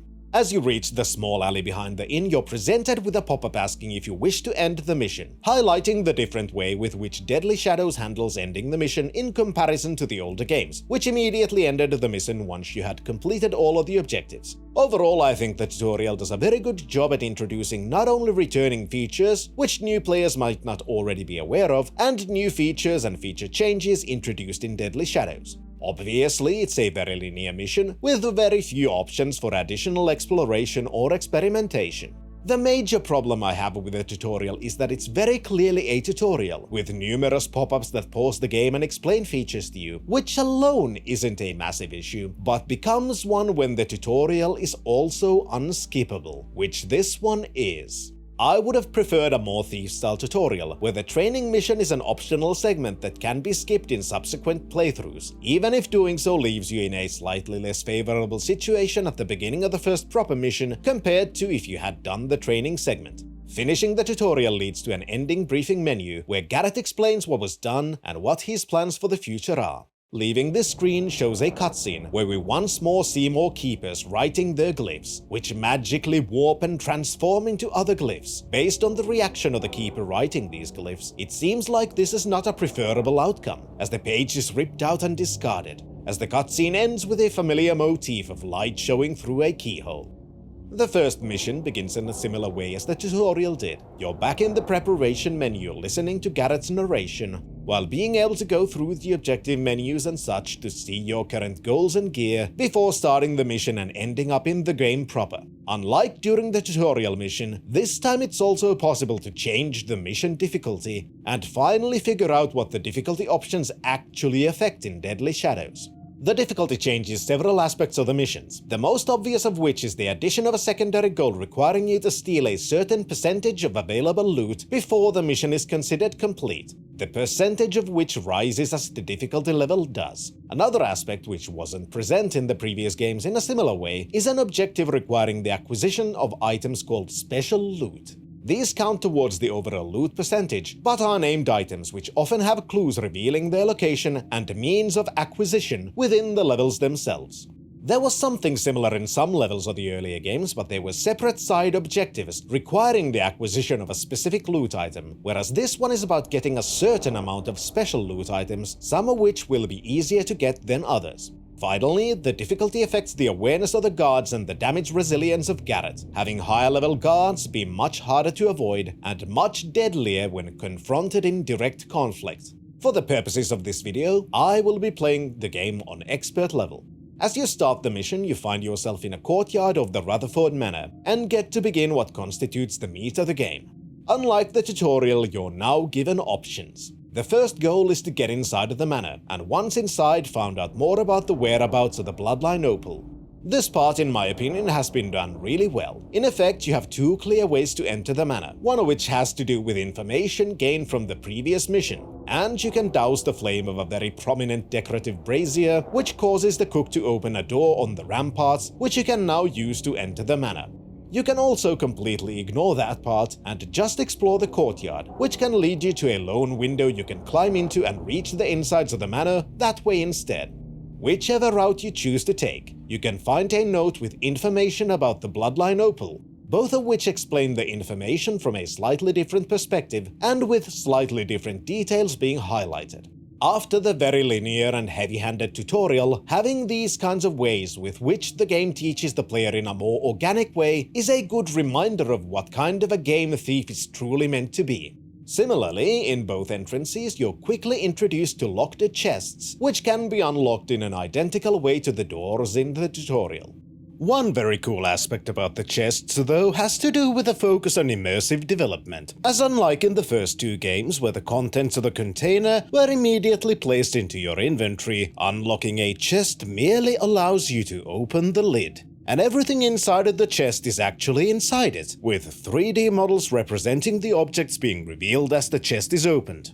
I love this kind of design, where as little as possible is in menus, and most of the things are actual features of the game world. Most of this area is in function very similar to the first mission of Thief, and acts as a relatively easy introduction to the major mechanics of the game in a more practical fashion than the tutorial did. The level is a somewhat maze-like manner, with the visual themes being that of a small medieval keep. It consists of multiple separate set pieces, each of which is intended to familiarize the player with specific aspects of gameplay. These set pieces include things like a hall with a patrolling guard, which also has a small guard post with a stationary guard who keeps an eye on the hall, limiting the opportunities to sneak past or knock out the guards. There's also an intersection with a stationary guard who occasionally changes the direction they're looking at. These kinds of simple set pieces are a great way to slowly get the player accustomed to different kinds of situations they're likely to face during the game, while keeping the introduction to the practical application of these features simple and somewhat safe. There are also new features which add to the difficulty when comparing to the older games, as the new graphics engine allows for dynamic lighting, which includes guards carrying torches, leading to new kinds of elements to the stealth gameplay of the series. As you explore the mansion, you'll eventually find out that the Bloodline Opal is kept in an underground vault, which can only be opened by Lord Ember, the master of the mansion, leading Garrett to surmise that the solution to opening the vault is likely to be found from the Lord's quarters. This leads to revelations about how the level design differs from the original games. As you've been exploring the level, it's possible to have paid attention to how some of the areas just seem smaller. Even things that are clearly intended to be large halls just don't seem that large, even if the amazing EAX reverb system does make you feel like that's what they're intended to be.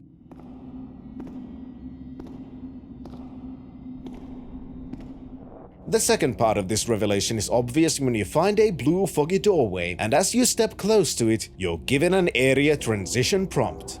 The maps in Deadly Shadows are split into segments. Being the first game in the series that was a proper multi-platform release at launch, the design of the game had to conform to the limitations of all the hardware the game was intended to be played on, which clearly had an effect on the overall level design, the extent to which can be debated, and I'm not terribly interested in. For those to whom this kind of level segmentation is a travesty, have no fear. The sneaky upgrade has an optional mod that can be installed, which combines the level segments together and removes these loading screens from the actual missions, though they are still present in other instances, which will become clear later. The second part of the manor adds a few new features, one of which is the existence of elevators. Despite it not having been too clear up until this point, the world of Thief is still a mixture of more medieval influences and steampunk contraptions. One part about the elevator in this area continues the kind of diegetic design that I love and have come to expect from the Thief series, is that the buttons to control the elevator are a part of the world and there is no menu to control the device. A minor shame about this, however, is that unlike in the previous games, you don't seem to be able to shoot arrows on the buttons to activate them. Another aspect that is reintroduced into the series at this same point is the existence of electrical lights, which cannot be extinguished with your water arrows. Due to the very loud nature of the elevator surface, and also the lights you cannot turn off, it's possible to rather easily get noticed by a guard if you're not careful. Once a guard notices you, they engage in combat, and just like the tutorial taught, they cannot be knocked out while in this alarmed mode. Instead, if push comes to shove, you're also given a dagger that can be used to fight enemies in a more direct way. As a thief, this is obviously not the optimal solution to problems, and fighting a guard directly is likely to cause a massive amount of lost health. Health is displayed similarly to the original games, at the bottom left of the screen, with the exception that the display no longer consists of a row of shields, but instead the shields have been replaced with gems. Once you've lost health, there are limited ways to replenish it, and unlike the old games, food doesn't seem to be one of those options. Instead, you're limited to using health potions, which are used from the inventory wheel at the bottom left, which is the same from where the flash bombs were used in the tutorial segment. During the rest of the area, it's possible to encounter even more gameplay features, such as more eavesdropping, which can lead to the revelation of some interpersonal drama between the lord of the manor and his wife.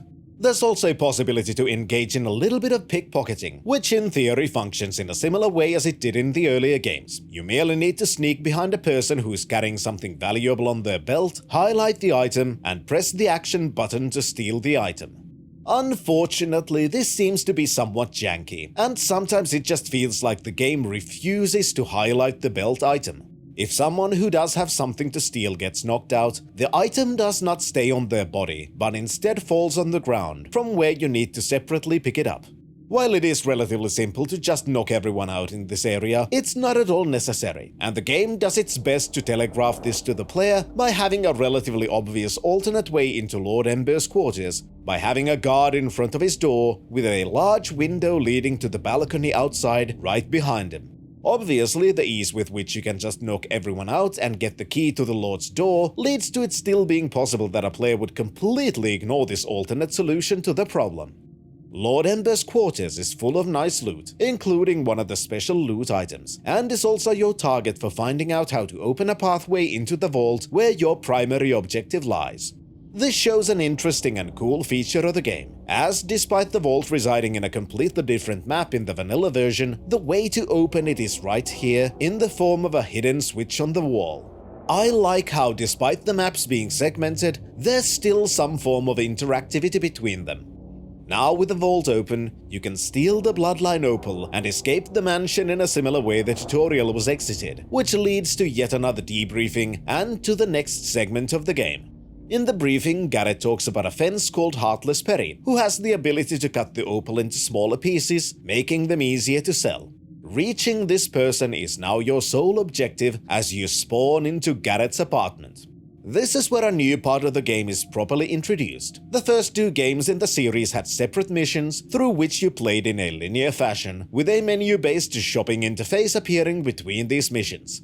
In Deadly Shadows, this has been completely changed, and instead of a shopping menu, each mission is bookended by a playable segment where you explore the city.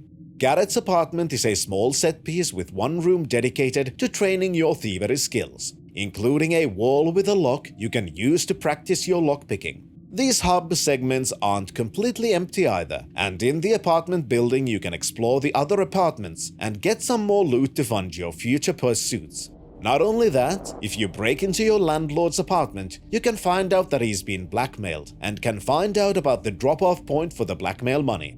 Leaving the building via one of the foggy transition gates leads you into the city, where you can overhear a conversation which alludes to the existence of undead in this iteration of the universe. The quarantine is so that, and this is Jesse who said it, so take it for what it's worth, that otherwise the undead would be everywhere. Everywhere? Exploring the quarters of the city can be very useful, as there's plenty of loot to find and even free equipment if you keep your eyes open, though most of the additional areas you can explore are completely optional, and there is no loot requirement during the city hub segments. The streets of the city are mostly safe, since as long as you don't aggravate people, they will just leave you alone, except for the city guards, who will attack you if they notice you. After all, you're the legendary Garrett, a wanted criminal. To reach the fence, you can either use the map or pay attention to your surroundings, as in both, the more unreputable establishments are marked with a red handprint. Once you do find Heartless Perry the fence, you find out that someone else got to him first. Lady Rutherford, the wife of Lord Ember, has been going around the city with her goons, trying to force out the name of whomever broke into the manor, and Perry spilled the beans, and is also refusing to purchase the Bloodline Opal, instead guiding you towards another fence in a different part of the city. Before going there, however, it's possible to sell most of your common loot items to Perry by either clicking them one by one or by clicking the Sell All button at the bottom of the loot list. Once you've done that, you can visit the establishment next to Heartless Perry's place and will be introduced to the shopping mechanic. As you enter the shop, a new interface opens, depicted as a POV of the insides of the shop. To purchase something, you need to click on the object you wish to buy, which opens the buy interface with a scroll bar that can be used to adjust the amount of items you wish to purchase. This can also introduce one aspect with which Deadly Shadows attempts to balance the economy by having limits on how many of each item you can carry at once, instead of merely limiting the amount you can purchase, as it was in the first 2 games, where most missions were self-contained economies. This plays into how in Deadly Shadows your equipment is retained between missions, and everything you've not yet used is kept in your inventory for later use, which has led to a different way of trying to find that balance between how much money you will have and what you can use them on. Sneaking past Lady Rutherford's gang of misfits, you can reach a fogger gate leading to the next area of the city, where even more exploration can be done, leading to one of the more interesting aspects of the City Hub feature. Despite it not being necessarily extremely in-depth, Deadly Shadows has some side quests you can follow for additional rewards and even a little bit of lore featuring the regular people of the world, something I was lamenting wasn't focused on more in the previous games. Yeah, that's right. I'm Garrett, Master Thief at your service. McFarley said you had a job for me. Brent, is it? Indeed I do. What? What's wrong? Nothing. I just thought you looked different, that's all. It's nothing. Hey, I'm the greatest thief that ever lived. I ain't concerned about appearances. Anyway, with all that thieving I do, I ain't got time for no baths or nothing. I'll see, yeah. Eventually you'll reach yet another area, where another section is marked with a now somewhat familiar red handprint symbol. Here you meet Bertha, who's willing to take the opal from your hands, while also giving you a note from a mysterious man. Next to Bertha's store is another shop selling even more thieving supplies. Both of these places point out more about how the economy has changed. Not every fence is willing to purchase every type of item, and if you were thorough in your thievery, even after the visits to the 2 fences, you're still left with a decent amount of loot items you weren't able to sell. This obviously means that eventually to sell everything and purchase all the tools you wish to have, it's more than likely that running around several areas of the city will be required, something that towards the end of the game can get a little bit tedious. The note you received from Bertha is opened soon after you leave the store, and it's a note from Keeper Artemis, asking you to meet him. Reaching the meeting point leads to a 3D rendered cutscene, where it's revealed that Garrett has still not gained access to the prophecies alluded to at the end of Thief 2, but is now being given an opportunity to do so by stealing 2 magical objects, one from the Hammerites and one from the Pagans. Here, another quite interesting aspect of the game design is introduced, as you now have 2 available missions, which you can tackle in the order you wish to. One of these leads you into the Hammerite compound, and you find yourself in a courtyard outside a rather large cathedral. The Hammerites themselves are merely humans and act similarly to any other human enemy in the game, though they do have their own behavioral patterns which can be taken advantage of. The initial area doesn't introduce too many new things, but does expand upon the environmental manipulation aspect slightly introduced in the first mission, as you can read about the rites and rituals of the Hammerites and find a way to lure out the head priest from his quarters, so you can ransack the room and figure out how to get your hands on the magical object you're after. Figuring out how to distract the priest is an exceedingly good idea, since the priest also marks the return of magic-using enemies. Though funnily enough, there is a new little feature added into Deadly Shadows, as it's possible to swipe the magical focus of many mage-type enemies and practically neuter their combat capabilities as a result. As tends to be the case, this mission as well is split into multiple areas, and the second zone is the one which introduces more new things. The second area is a Hammerite factory, filled with all kinds of machinery, and also more metal floors. If you've explored the area so far thoroughly, it's been possible to find moss arrows growing in the shrubberies around the city and at the beginning of this level. Here they become very useful, as they function in a way as a returning player would expect, and shooting one onto a floor creates a mat of moss that dampens the sounds of your footsteps, allowing for fast and quiet movement over noisy surfaces. Not only that, the level also introduces a new tool into your arsenal in the form of gas grenades. These are a new form of a familiar tool, and just like flash bombs, they explode on contact, causing enemies caught in the blast radius to be knocked out and fires to be doused.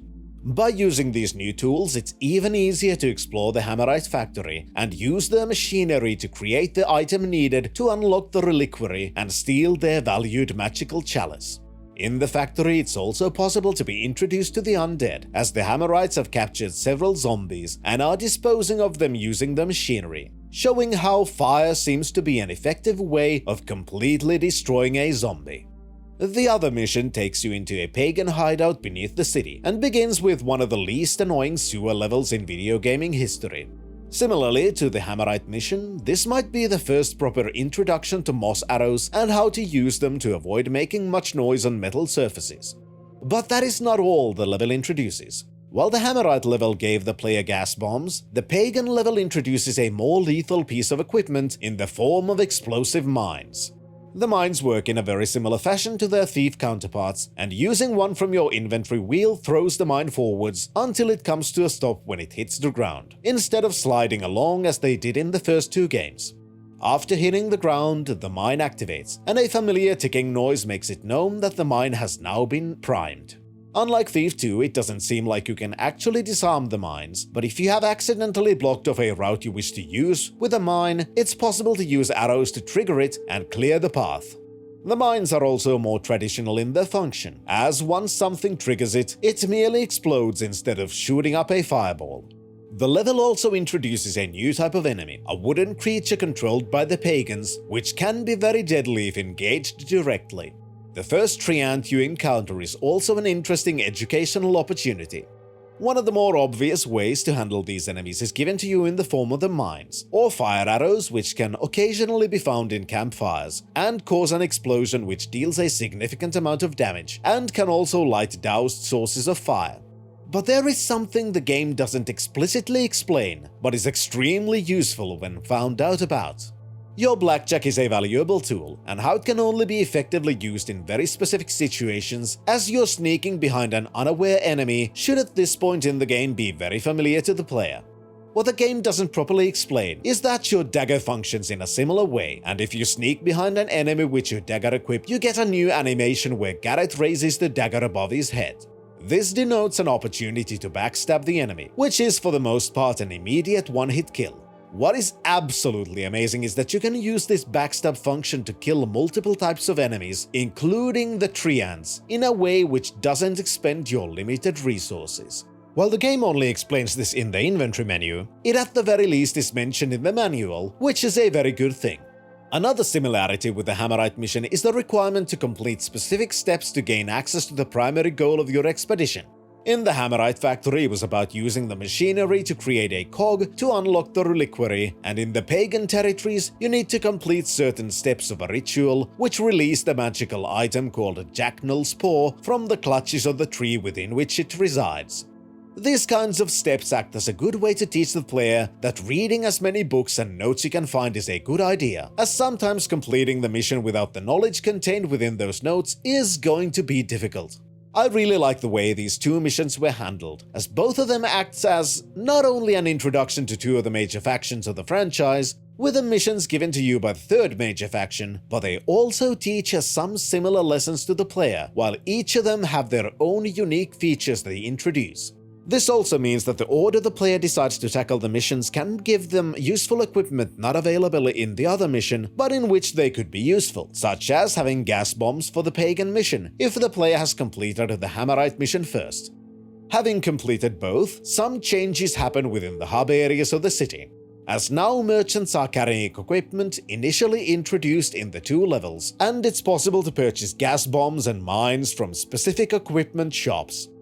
Bringing the magical items to the Keeper has him lead you into a dead end, where a glyph appears on a stone wall.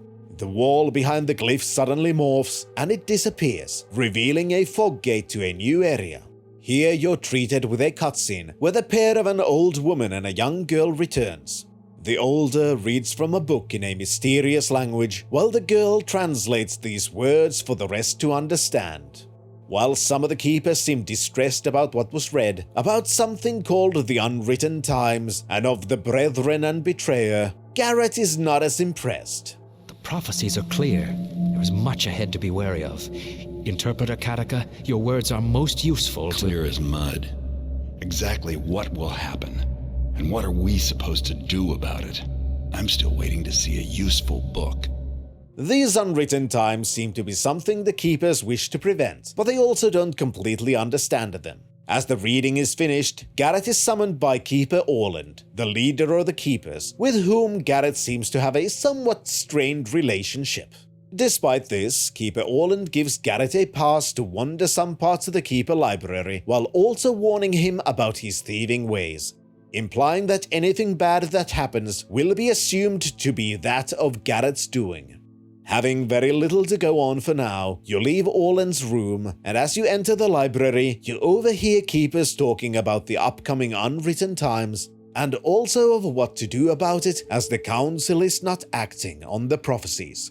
Instead, you hear about something called the Codex of Ultimate Wisdom, the Compendium of Reproach, and a glyph key used to open said book. Listening to this discussion gives Garrett an idea. Perhaps it would be good to search for these items that have been lost to the Keepers for a long time. After all, Garrett is skilled in acquiring rare items. The Keeper Library is not a mission area, but a part of the hub world, and as such there are no thievery goals and such, since it's not a part of a mission, but still a part of the mid-mission city wandering. Exploring the Keeper Library thoroughly is not only a good idea, but very much necessary to figure out what you should do next. Many of the books in the library contain information about the lost items, and talk of expeditions into the ancient caverns below the city. Not only that, wandering around in the library reveals much more about the Keeper culture, and why Garrett as an outsider is a very important piece of the puzzle of destiny. The Keeper culture seems very hierarchical, and even if younger acolytes have made discoveries, the older Keepers seem to for the most part not take them seriously. The name of the ship is the Abysmal Gale. Is that not another way of saying terrible storm? This is the connection of which I speak. Ah, I see your point. And the error in your thinking. The compendium was lost ages ago. How could it possibly be on a ship that has just come into port? But... Enough, scribe. I have important business to attend to. In case you haven't heard, there's a dark age approaching. Similarly to the initial discussion overheard about the Compendium of Reproach, it's made clear that even more seasoned keepers aren't being taken seriously by their superiors in the Keeper Council. This kind of an attitude towards hierarchy doesn't concern Garrett, who is willing to listen to any clues that seem alluring enough, and eventually you've gained 2 goals, both of which lead to the same area, the docks.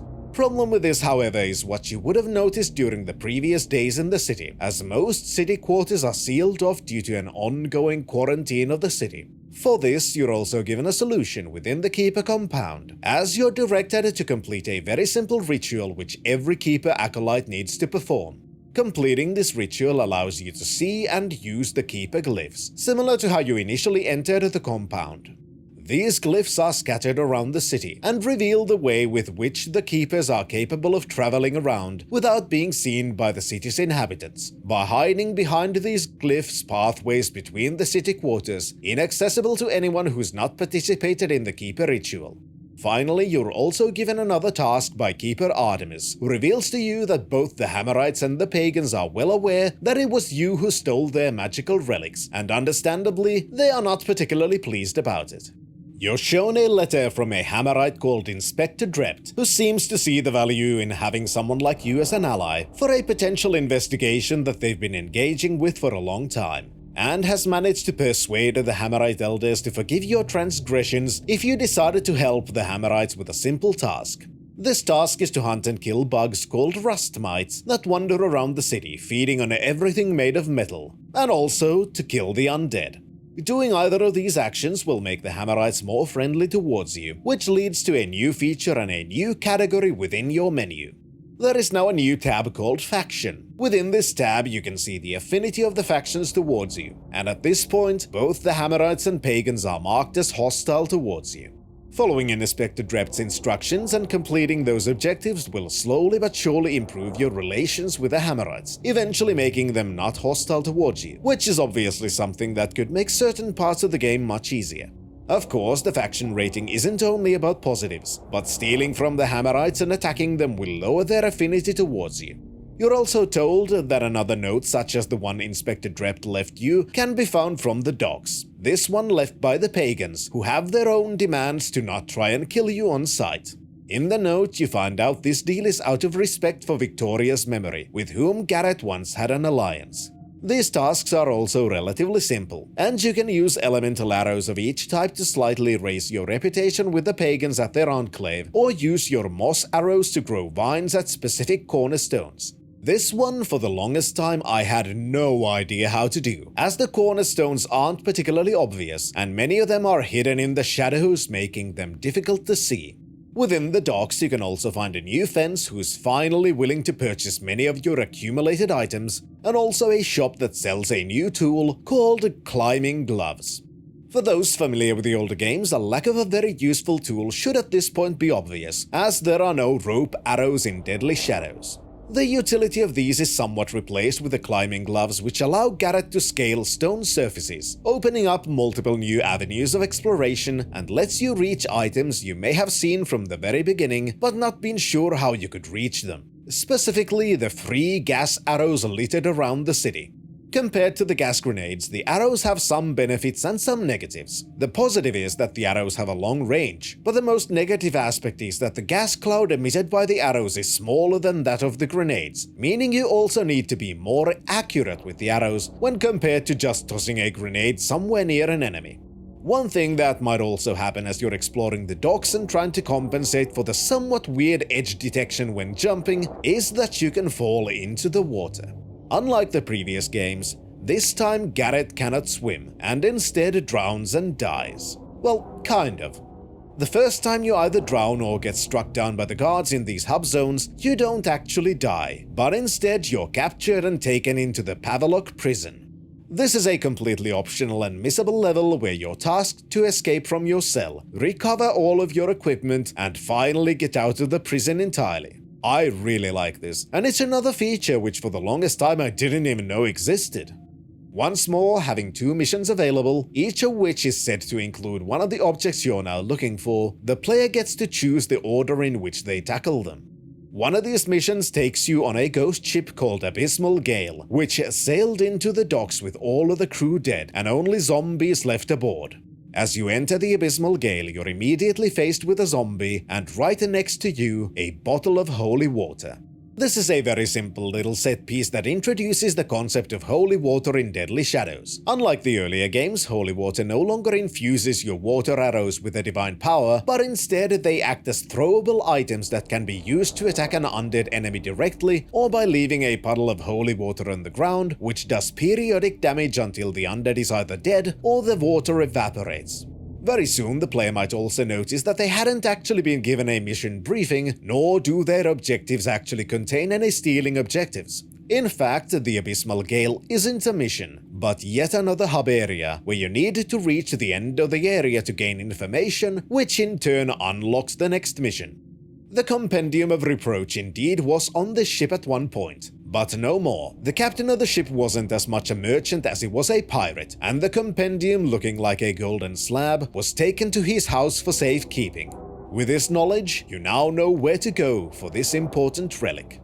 The level itself is a fun little excursion into an affluent mansion of the deceased captain, whose wife has unfortunately broken down as a result of this shocking event. One of the interesting parts is that this is one of the first levels you can actually play after acquiring the climbing gloves, and some parts of the level geometry have clearly been built around giving the player optional routes that take advantage of this new tool.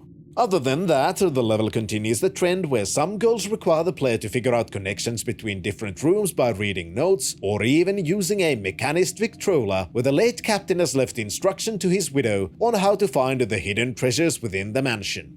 The other available level takes Garrett into the caverns beneath the city into something called the Sunken Citadel, which doesn't seem to be the same place as the Lost City visited in the earlier games. Here you have little to go on, and instead need to follow the trail of Keeper Rafe, who disappeared in the Citadel while looking for the glyph key. To do this, Rafe has drawn Keeper symbols around the cave, displaying the route he took. This level also introduces some new enemies in the form of amphibian humanoids called the Kershok, who are definitely hostile and seem to have at one point been servants of the pagan god, the Trickster.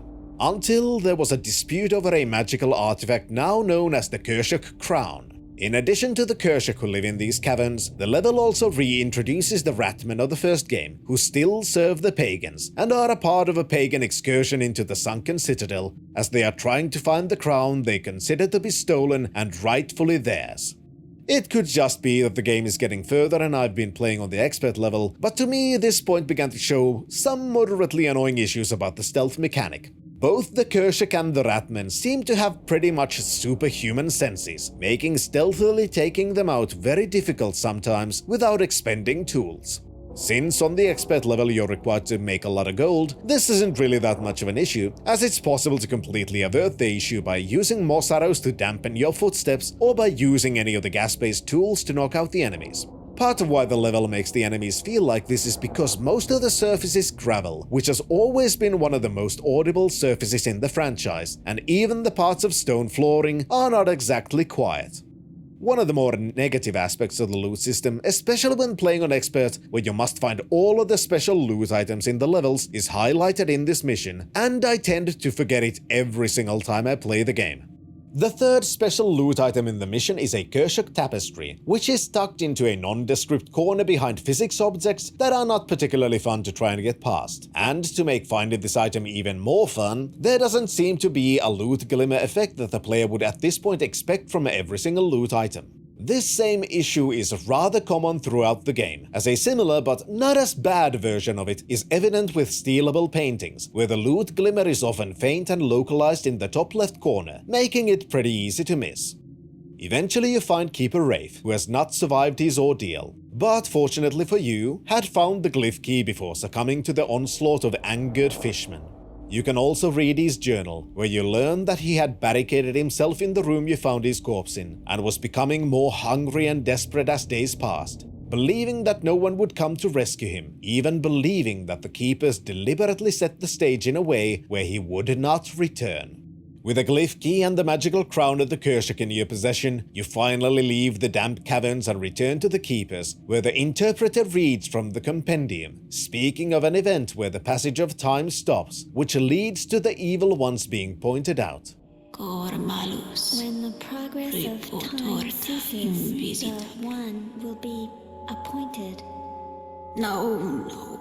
Cor malus reportorta invisita bloom.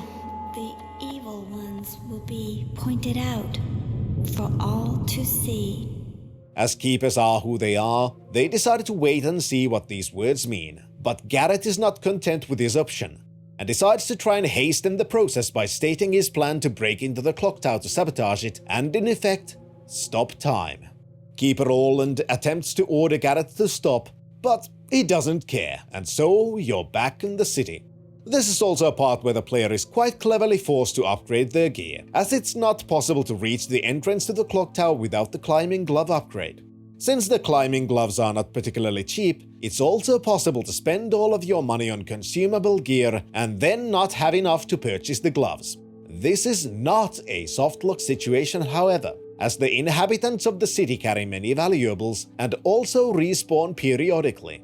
It's possible to have noticed this very early on, as a reasonable reaction to exploring the hub areas is to try and knock out everyone in those hub zones in a similar fashion to the missions, and then realizing that the flow of people just doesn't end. At this point in the game, the true purpose of these respawning citizens becomes abundantly clear, and it's not merely to give the hub areas a more lived-in feel, but also to ensure that the player can't accidentally put themselves into a situation where progressing further is impossible. The level itself is rather interesting in how it's segmented into little set pieces as you descend deeper and deeper into the clock tower. The only issue with that is that sometimes climbing back up can be moderately difficult, since edge detection is occasionally a little bit janky in Deadly Shadows. But this is rendered unnecessary if exploring each of the set pieces properly for all of the necessary loot items on your first time visiting them. Once you manage to halt the clock tower mechanism, things take a rather dramatic turn. Instead of merely stopping time, you manage to cause so much damage that the entire clock tower comes crashing down. Imagining that this isn't gonna make the City Watch particularly happy, Garrett decides to return to the Keeper library to lay low for a while. However, this doesn't go that well either, as during your absence, Interpreter Cadusa, the old woman, has been murdered, and unsurprisingly, Keeper Orland blames you, ordering your capture so you can be put on trial. The opinions of the Keepers vary, and many are not convinced of your guilt, but this doesn't matter to Keeper Orland, who seems hell-bent on convicting you and ensuring that none speak of the consequences of your expedition into the clock tower. So you are deemed guilty, but by some unseen means not shown to the player, you've managed to escape. As this news is brought to Keeper Orland, he doesn't seem particularly annoyed about this, and instead orders a group of assassins known as the Keeper Enforcers to be sent after you. The next part takes place in the city hub, but now with some changes. Not only do you find yourself in a new previously inaccessible area, but the quarantine has been lifted, opening new pathways through the city. Since some of the Keepers are now after you, this has also caused another change, as the Keeper glyphs previously used to facilitate easy travel between areas are now red, signifying that they have been sealed and are thus unable to be used. Exploring the city hub following Garrett's musings about trying to figure out what to do next is made more difficult by streets now having many more enemies, some of which include the Keeper Enforcers, armed with magical foci which they use to shoot bolts of energy at their opponents. This is also one of the more interesting parts of the segment and brings into focus the importance of the faction system, since the streets also have Hammerites, Pagans, and the City Watch. If you were to be hostile with all of the factions, traveling through the city would be extremely difficult. These faction affiliations don't merely affect you, and the Keeper Enforcers are considered hostile forces by every other faction as well, allowing for the player to take advantage of their allied factions in trying to fight these dangerous enemies. Eventually you follow a trail of breadcrumbs that friendly Keepers have left you, and you meet them at a graveyard where they explain to Garrett about the divisions within the Keepers, not only about your guilt, but the meaning of the prophecies about the upcoming events. While it was already shown in an earlier cutscene, it's made even more clear now that a part of the prophecy might have been revealed as a consequence of your actions, as from certain angles, the fallen clock tower resembles an arrow pointing directly at the office of Keeper Orland in the Keeper compound. Being convinced of Orland's guilt, Garrett decides to infiltrate the Keeper compound to find some evidence of him being the Brethren and the Betrayer. From a gameplay perspective, the Keeper compound is mostly the same the player is likely to be accustomed to at this point. And the prime purpose of the mission is to give a deeper insight into the Keeper culture and also further the main storyline. One interesting feature is the necessity to interact with non-valuable carryable items, a similar thing that could have been done as a side task in an earlier level where it's possible to carry a bottle of wine to the widow Moira, who reveals more information in her shocked confusion. In the Keeper compound level, doing something similar is instead necessary, as you find that Keeper Orland has used magical wax seal to lock the portal glyphs, and to proceed deeper into the compound requires you to melt that wax in fire. You also find out that Keeper Orland seems to be innocent, and instead has been receiving notes from Interpreter Kaduka, which pointed towards your innocence.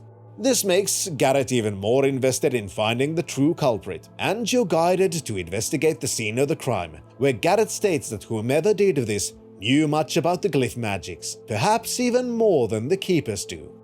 You also find a note specifically addressed to you, something that should be impossible, as even your Keeper allies weren't made aware of your plans to raid the compound. The likely culprit is soon revealed, as you spy upon an old woman who is casting magics on the statues littered around the area, bringing them to life, ordering them to find you and kill you, before using a glyph to create a portal through which she disappears. The final portion of the level revolves around trying to escape the now animated statues. As can be expected, your basic weapons against the statues does nothing, but it's possible to use things like explosives to destroy the walking piles of stone, though it is very much loud. After escaping the compound, Garrett now has a clue and intends to find Inspector Drept in yet another area, the affluent Aldale, and get his help in finding this old hag. For a player who's not paid a lot of attention to the environment or read all of the notes scattered around the world, why this is might not be entirely clear.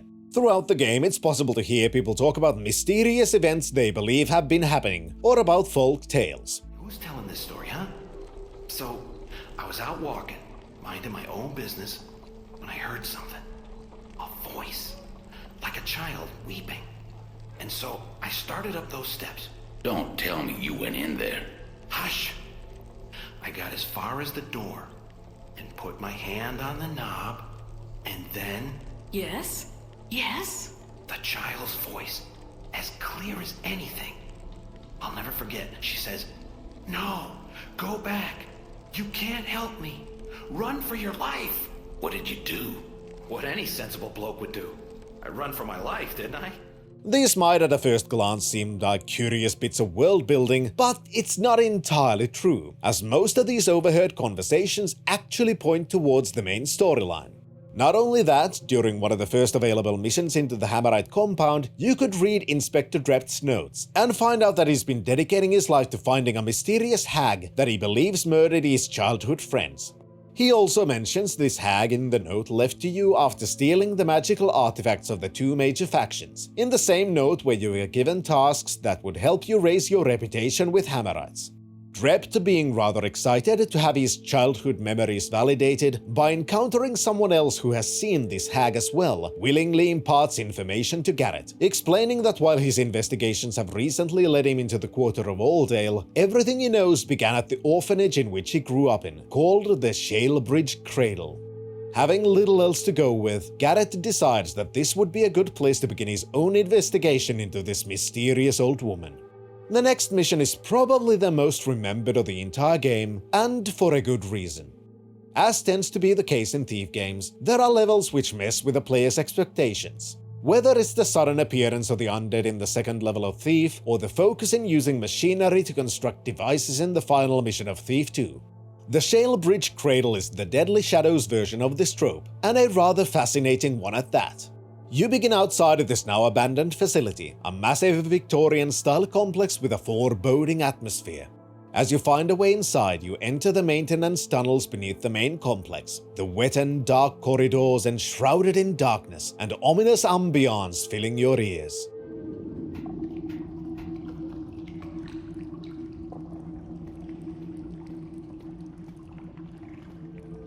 Initially, you're limited to exploring the outer regions of the complex, as the rest of the facility has been sealed off with a mechanical gate that cannot be operated without restoring power to the electrical systems. One of the best parts of this segment is that there are absolutely no dangers to be found, but the atmosphere created by the soundscape and the art design still keep you on your toes, since after everything the player has gone through, there's bound to be an expectation that some kind of a danger is lurking around the corner. The tension this initial exploration segment creates is absolutely amazing. To restore the power, you need to change a fuse in the generator located at the very bottom of the facility, but a replacement is nowhere to be found. This forces the player to explore and eventually leads to the attic, where you can find a replacement fuse and a portrait which is eerily familiar. It's that keeper translator girl. But that can't be.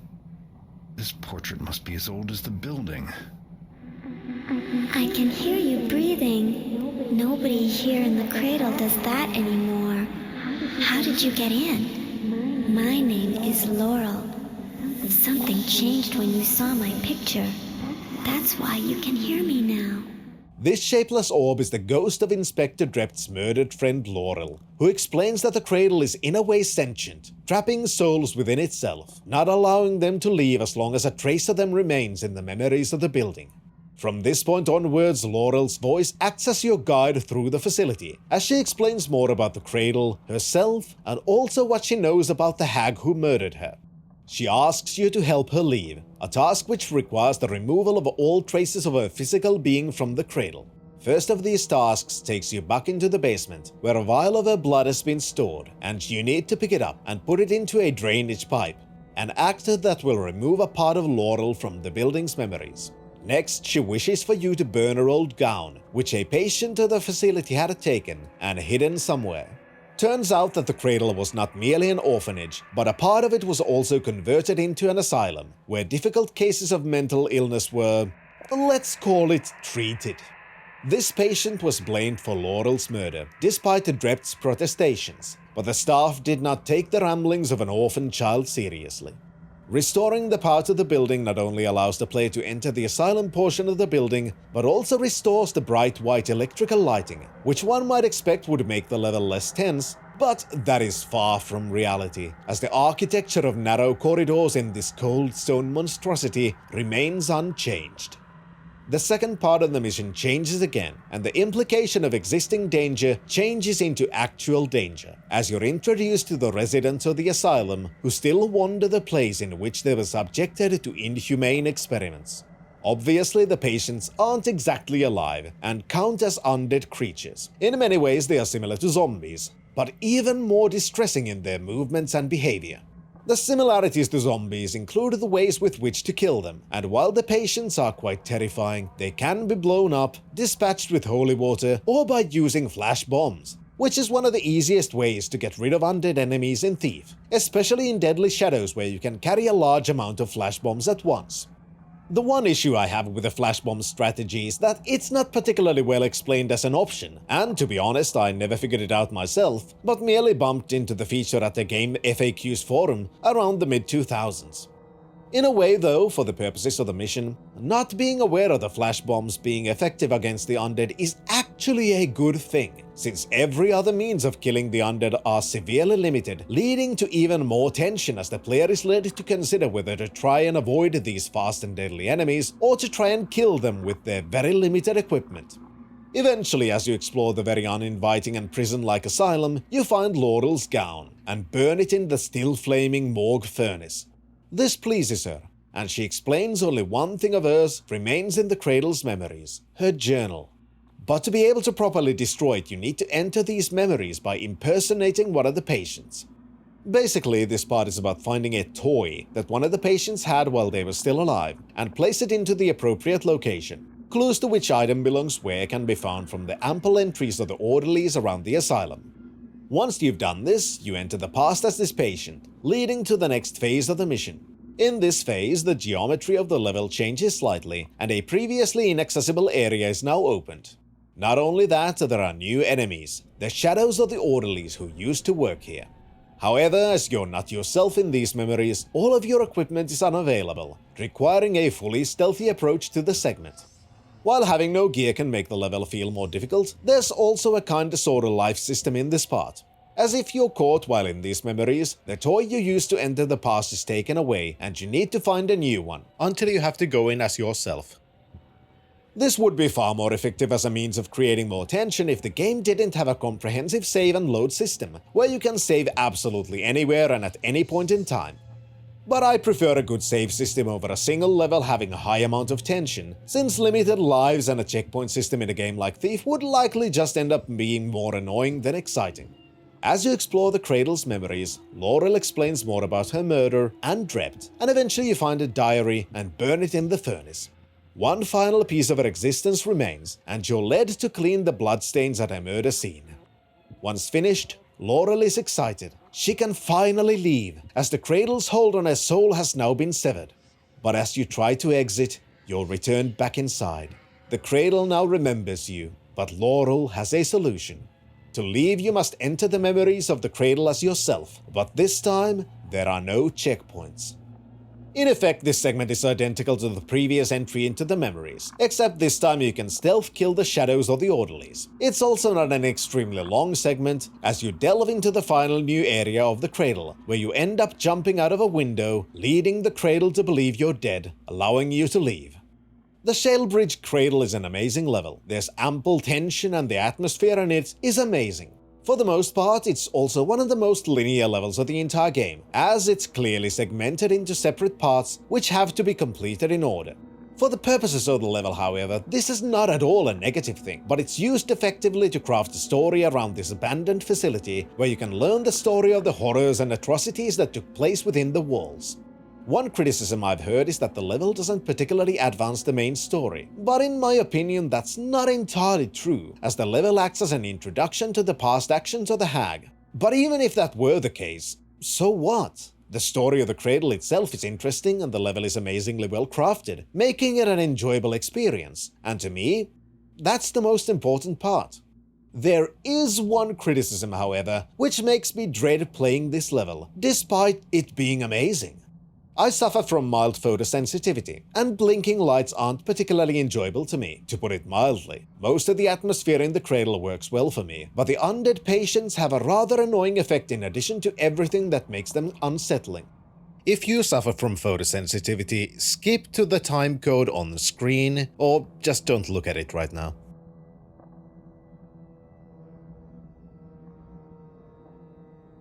The building is lit by electrical lighting, and as the patients get close to those lights, they begin to violently flicker, only stopping once the patient walks far enough away from the light source. What makes this even worse is that unlike zombies, once you kill one of these patients, their corpse remains and is immovable. This of course is a great way to add tension, since it's possible to feel additional tension as even the corpses break the expectations of the rules the game has set so far when it comes to dead enemies. Either the corpses dissolve and disappear, or you can move them. This, however, is not the case here. That also means that if you kill one of them near the electrical lights, those lights will keep violently flickering in perpetuity. While for many this is probably a complete non-issue, but for someone like me, I think it's important to know of this aspect of the level, which is a bit of a blemish in an otherwise amazing map. Once outside the Cradle, Laurel beckons you to follow her to her hidden gravesite. After the Hag had murdered Laurel, she hid her corpse so it could not be found. This is so the Hag could use her glyph magic to take Laurel's appearance and appear as the Keeper Translator.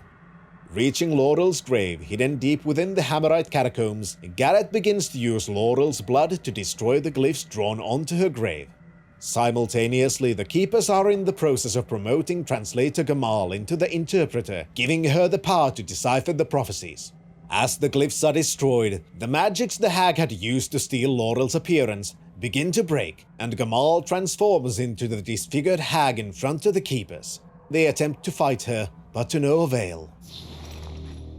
You think you can snare me, trap me with your secrets? I am secret, kept for decades. You scratch out glyphs and think you have them, but I wear them, drink them, breathe them, know them far better than you. With Laurel now fully released, you return to the Keepers who have sustained severe casualties and have a semblance of an idea of what needs to be done next. Gamal had used the Keepers to find more information about the magical objects you stole earlier, also known as the Sentients, and about something called the Final Glyph. These are somehow connected, and the Keepers task you with stealing the Sentients from Gamal, preventing her from activating the Final Glyph. Being the unexpected hero that he is, Garrett takes off, with some ideas on where to find Gamal's lair, and thus, the Sentients. The lair itself is a treasure trove of exposition. It's revealed that Gamal used to be a keeper centuries ago, as they found something called the Glyph of Transmutation, which she has been using to steal the appearance of others and to extend her life. She was seduced by the power of the glyphs and has been taking actions to erase the knowledge of the glyph and of herself from the Keeper library.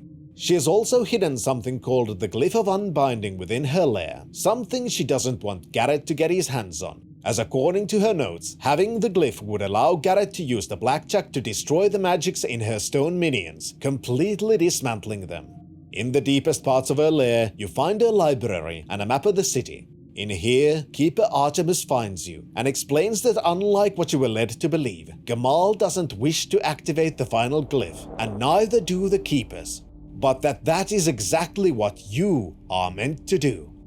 Exploring the library properly will also reveal that not only was the final glyph created by the ancient Keepers as some form of a failsafe in case someone were to misuse their immense power, but they created the Sentients to be the key to the glyph, purposefully made with free will, so the glyph could only be activated when the Sentients chose that the time was right. Currently you only have some of the Sentients. Thankfully, the rest of them have been collected into the local museum for display, signifying that the Sentients wish to be found, as usually they avoid each other's presence. The next and final mission is in most ways a pretty basic thievery mission, but there is one interesting aspect to it, as at this point you either have 2 or 3 of the Sentients in your possession, one of which is the Kershak Crown. If you had sold it during the game, which is very easy to do if you press the Sell All button, it's found in the museum. But if you haven't, it's replaced by a generic loot item. As you reach the Eye, it talks to you again, similarly to the first game, and acts as a kind of sorta guide for the rest of the game. Final portion of the game takes place in the city hub, as you're meant to find a monument in each of the districts and insert the appropriate sentient into its base. While doing this, Gamal and her statues try to stop you, and plenty of mayhem can happen, as they are hostile to absolutely everyone. Thou shalt regret thy trespass. Share flesh and blood. It is through your eye that I see. And from yours to lose it. That's why you are the... Having found each of the monuments, you insert the eye into the final socket, and the final glyph is activated. Doing so has very far-reaching consequences, as every glyph is erased from existence.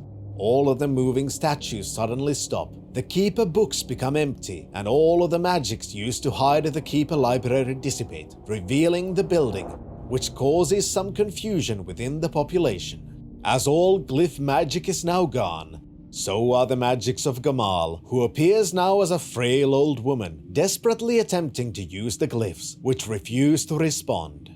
With his action, the world has now been changed, and the unwritten times have arrived. The Keepers themselves are unsure of what to do, and how they should continue in this new world without the prophecies. What happens from here onwards is left untold, but one very powerful thing is shown, which clearly signifies another kind of change, as Garrett has finally accepted his part as being a Keeper, with an amazing callback to the very beginning of the franchise. Let go of me. That's not for you. Please, sir, I'm hungry. You have talent. It's no easy thing to see a Keeper. Especially one who does not wish to be seen. There is an argument to be made about Deadly Shadows not being quite as good as the first two games, but I still very much enjoy it. The initial tutorial is very much heavy-handed, but its existence is at least understandable, considering this was an introduction to the franchise for not only a new generation of hardware, but also to consoles in general, meaning a much larger audience was now able to access the game, many of whom had likely never played a Thief game before. Other than that, the game continues in a similar vein to the original two games, using environmental design to slowly teach the player how to play. The art design is absolutely fantastic, and I really like the world of Deadly Shadows, especially how we finally get more of a view into the daily lives of the people living in the world in the form of the hub levels, even if they get a little bit annoying to navigate towards the end of the game, since there is no fast travel system, and sometimes to purchase equipment requires you to traverse across most of the city and then back again to start the mission. The economy itself is somewhat well balanced, though it's easy to not see it that way if you're very familiar with the game. Playing through the game in a way where you barely use your equipment and merely rely on pure stealth and your infinite tools, such as the blackjack, will inevitably lead to the player having an immense amount of wealth that could seem excessive. However, playing the game in a way where you somewhat actively use your equipment and purchase new ones to replace them between the levels does mean that it's less likely that you'd have a lot of extra wealth available. I do understand the preference for a Thief-style closed economy of missions, but personally, I don't mind this system at all. On the contrary, I think it's rather well executed. There have been some changes to the equipment, not only in what is available but also in their function. Mostly I think that they've streamlined the equipment without dumbing it down, such as having gas bombs and gas arrows, with both of them serving a slightly different function, or having flash bombs but completely dismissing the flash mines, and so on. There is also a newer tool in the form of oil flasks, which can be used as a means to escape from enemies, but also as a source of fire. The lack of rope arrows is a shame, and the climbing gloves are somewhat too janky to properly take their place. Since the game doesn't have the kind of Indiana Jones-esque treasure hunt levels Thief had, it's not that big of a deal that they're missing though. The most neglected part of your equipment is the mechanical eye, which is basically an inbuilt monocular, but honestly, I very rarely found any use for it, since very few parts of the game take place in areas open enough to warrant a closer look at an object from afar. The scouting orbs of Thief 2 are also completely gone, which is a kind of a shame. Stealth is where one of the most egregious weird parts is evident, as Deadly Shadows has introduced the wall hug mechanic, which in my opinion is absolutely broken. Often, hugging a wall in a spot where the visibility gem is the darkest means that it's almost impossible for enemies to spot you, even on the hardest level, and while they're actively alerted to your presence. While it's obviously nice to have a way to escape your enemies, how this has been implemented feels in part like it's cheating. I enjoyed the story of Deadly Shadows, and I think the trilogy of games was wrapped up in a pretty satisfying way, with the game ending in the words that began Garrett's path as a keeper. Sure, we're not given full disclosure of what's gonna happen to this world now that the glyph magic is gone, but it doesn't matter. We can imagine it, and it would have also paved the way for a different kind of a sequel, which unfortunately didn't happen. The one aspect of the world building I feel like was really half-baked was the faction system. For the most part, you never really need to think about it. After the system is unlocked, if you do a few tasks that take a couple of minutes maximum, you can completely ally with both of the major rival factions. And unless you go out of your way to antagonize them, you will never have to worry about them or the faction system again. The level design was mostly very good, and most of the issues I had were with the body-conscious style of the game, where the 3D model of Garrett was the primary driver of not only the camera movement, but other movement as well, which sometimes leads to strange feelings of being stuck or just sliding off surfaces despite believing you should be on steady ground. While Thief 2 pretty much did away with the undead completely, they make a full return in Deadly Shadows. But this time they are handled in a better way than in Thief, even if teaching the player how to actually defeat the different undead variants is still lacking. Still, you're warned of the existence of the undead very early on if you listen to the conversations the citizens have, and even as you begin the first portion with the undead, you're told that the ship is full of zombies. Not only that, the first thing you're likely to see as this portion begins is a bottle of holy water, which can be used to defeat the undead. This is a much better way to teach the player at least some lessons, such as that the undead can be defeated, than Mission 2 of Thief was. They're also not quite as prominent of a feature, and most of the levels still take place in rather identifiable thieving targets like museums and mansions, with living humans as opponents. The audio design for the most part is in my opinion pretty fantastic, which in a game like Thief is absolutely necessary. Since you'll be skulking in the darkness anyway, being immersed in the soundscape of the world becomes very important. Some of the issues I have with the game, such as mission areas being segmented, wall hugging making you basically invisible and such, can be alleviated with inbuilt mods in the Sneaky Upgrade package. There's also a mod which brings back the classic pre-mission briefing vignettes with Garrett's narration, which is a nice little detail if someone wishes the game to be presented in a more traditional way as well. Overall, Thief Deadly Shadows is pretty great, and I would definitely recommend it, especially with the Sneaky Upgrade installed. The atmosphere is great, the gameplay mostly holds up, but has some annoying jank that is unfortunate, but not a deal breaker.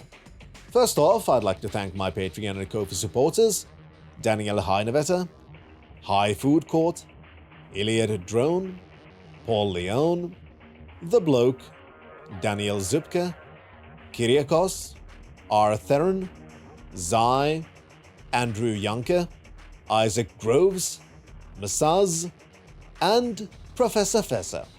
Thank you for being patient with me. Sometimes I try to push myself a little bit too hard, and especially during this season with all of the tech issues I've had, I just needed to unwind and not push myself too much just to get a video done faster. Which I think was a good idea, because I was able to regain motivation not only for this, but also for streaming, which is an absolutely fantastic pastime. And everyone who's been joining those has been absolutely fantastic company to hang out with. I've also been thinking about making kind of mini reviews of sorts that aren't quite as in-depth as these videos, but more of traditional reviews of games I'd like to highlight, but don't feel like it's right to completely spoil them, as they're too recent, and I'd like for people to support the developer by experiencing the game themselves. Who knows if I'll actually get there, but I like having the kind of motivation where I'm considering doing more things. But that is it for this time. Thank you everyone who's been watching these, liking and subscribing and commenting. It means a lot to me, and you're all amazing for supporting this fantastic journey through video games. Until next time, Fintrovert, signing out.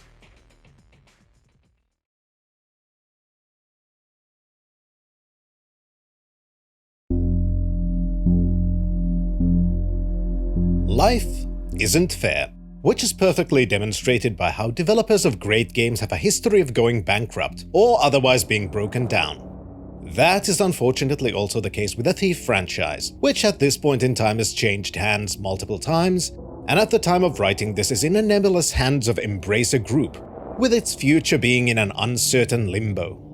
The latest entry in the franchise was released just over a decade ago in 2014 in the form of Thief.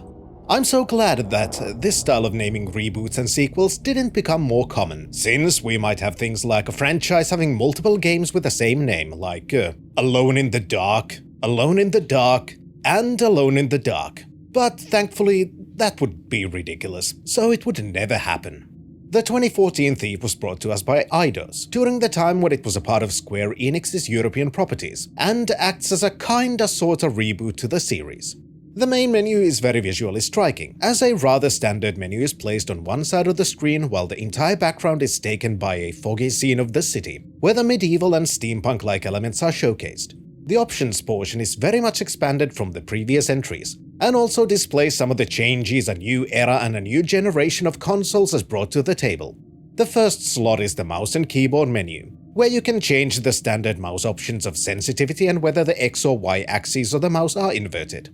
There's also a sub-menu where you can bind up to 2 buttons to each of the actions available. The next menu is one of the larger additions, as the game now natively supports the usage of a controller, and has a proper menu to set one up, having additional options such as whether to have aim assist and vibration enabled. However, unlike with a mouse and keyboard where you can bind actions wherever you wish, the same sub-menu in the controller segment merely displays a view of the controller explaining where the actions are located. Next, there is the audio menu, which is somewhat extensive. The first option is the language selection, which includes several commonly used languages. You can also enable subtitles and whether to have Garrett speak his mind audibly during the game. The best part is that the audio volume has been split into 3 categories: music, dialogue, and sound effects, allowing for the player to create their own audio mix in a way which to them is the most accessible and pleasant. Next, you have the game and heads-up display configuration menu, where it's possible to configure the amount of less immersive elements appearing on screen, including things like quest markers, enemy threat icons, and so on. This I really appreciate, as it allows for the player to customize the game to their liking, and if, for example, someone would prefer to not see a minimap or have a waypoint displaying where you're meant to go, well, they can be completely disabled. The next menu is the display menu, where you can choose whether to have the game in full screen mode, and whether that full screen mode is actually a borderless window. If you have the appropriate peripherals, you can also enable stereoscopic 3D mode and configure those options in the menu as well. Finally, there is an extensive graphical options menu, where multiple level of detail options can be changed to the player's preferences. A very useful addition that helps the player with finding the appropriate graphical settings for their rig can be found from the main menu, as there is a benchmark button, which runs a set of scenes with your chosen settings, and gives at least somewhat accurate view of how well the game should run with your selected detail options. Starting the game leads to the difficulty selection screen, where you're presented with 4 options. The first 3 are default difficulty options with theme-appropriate names, but I will refer to them as easy, medium, and hard. The easy and medium difficulties modify how aware enemies are to your presence, with harder difficulties making it easier to be seen by your opponents, while difficulty level also increases the price of resources and upgrades. The harder difficulty adds additional hurdles to these increasing challenges by also making enemies more deadly, and forbidding the player from killing or knocking out civilians, something that a stealth game veteran might immediately see as a significant challenge. Finally, the hard difficulty adds a new modifier, stating that the focus meter will deplete at a much faster rate. What this means? Well, we'll find out later. The last choice is a custom difficulty option, which opens up a completely new menu where several new options are presented. This is, in my opinion, one of the most interesting features of the game, and to begin customizing your difficulty options, you need to choose the base difficulty with which you'll play. Below this are a multitude of different modifiers which can be turned on and off, including things like only being able to take down enemies stealthily, removing most autosaves, removing healing items, requiring a pacifist playthrough, or a playthrough where you never trigger an alert, and so on. This to me is absolutely fantastic, and I wish more games had this extensive difficulty option system which allows the player to set challenges to themselves, which the game will then track. Each of these challenges adds points to a tally, which can act as an additional way for the player to challenge themselves, by having a way with which to track the difficulty of the game in a somewhat tangible way. Unsurprisingly, the game also has achievements, one of which requires completing the game with a certain amount of these challenges activated. Once you've either selected one of the default difficulties or customized your own, you can finally start the game. For the purposes of this video, I will be playing the game on the default hard difficulty with no additional challenge modifiers activated. As the game begins, you're treated to a very brown view of the city harbor as a new Garrett speaks over the scene. There's one thing this city's taught me. You can put a price on anything. Getting control over Garrett, you find yourself in the room of a sleeping man, and it's possible to experiment with the basic controls and to notice that for the most part they are very standard, but for those familiar with the franchise, are in some aspects lacking. This Garrett cannot jump spontaneously, nor are there buttons to lean left and right at will. One thing has been retained from Deadly Shadows, and done much better this time around, as when you look down you can see Garrett's lower body move with the camera. This aspect of an immersive body-conscious design has also been expanded slightly, which is quickly demonstrated as you walk forwards. Interacting with objects has gone through a few changes, first of which is the most obvious part, as now by default an interaction prompt is visible on the interactable object. The second is how Garrett reacts when you interact with one, as Garrett quickly moves to the object and visually engages in the action, whether it's snuffing out a candle or grabbing a piece of loot. As you pick up loot, you're also shown a pop-up of sorts displaying how valuable the loot you grabbed is. The first room acts as a simple demonstration of some of the basic features of Thief by allowing the player to explore the room by themselves, figuring out that not only can you take clearly marked loot, but can also examine containers such as cabinets. This is a very effective way of teaching what kinds of explorations the player should get used to, while giving some respect to the player's capacity to figure some things out by themselves, instead of just pausing the game completely with a pop-up screen telling them to press E to loot. To move forwards, the game does give a slightly more obvious tutorial pop-up, explaining that you can vault over certain obstacles by pressing the jump button. This takes you outside, where the visual upgrades from the previous games become more clear, as you're treated to a view of the street below, where multiple people are going about their business during a festival season the city is currently engaging in. As you walk to the other side of the street on the Thieves' Highway, the game introduces a feature which I'm not the biggest fan of, as you're directed to hold the interaction button to open a window. This is not enough, however, but once Garrett is moved into position with his little crowbar-like implement, you're directed to tap the interaction button to actually open the window. The next room acts as a small tutorial while having no consequences for failing, as you enter a room with multiple bird cages where you're warned about making quick movements or you might alert the birds. This allows the player to experiment, and by running, the birds become agitated and start making a bunch of noise. Since you're in an isolated attic, this doesn't actually do anything, but acts as a warning to demonstrate how it's possible to alert people to your presence if you're not careful in situations where there is actual danger present. At the other end of the room, Garrett finds a painting, interacting with which moves Garrett close to the painting where a new minigame is introduced. Instead of merely stealing the painting, some of these objects have hidden mechanisms which you're meant to locate. In practice, this means moving Garrett's hands across the edge of the painting until an on-screen indicator lights up, at which point pressing the interaction button activates the switch.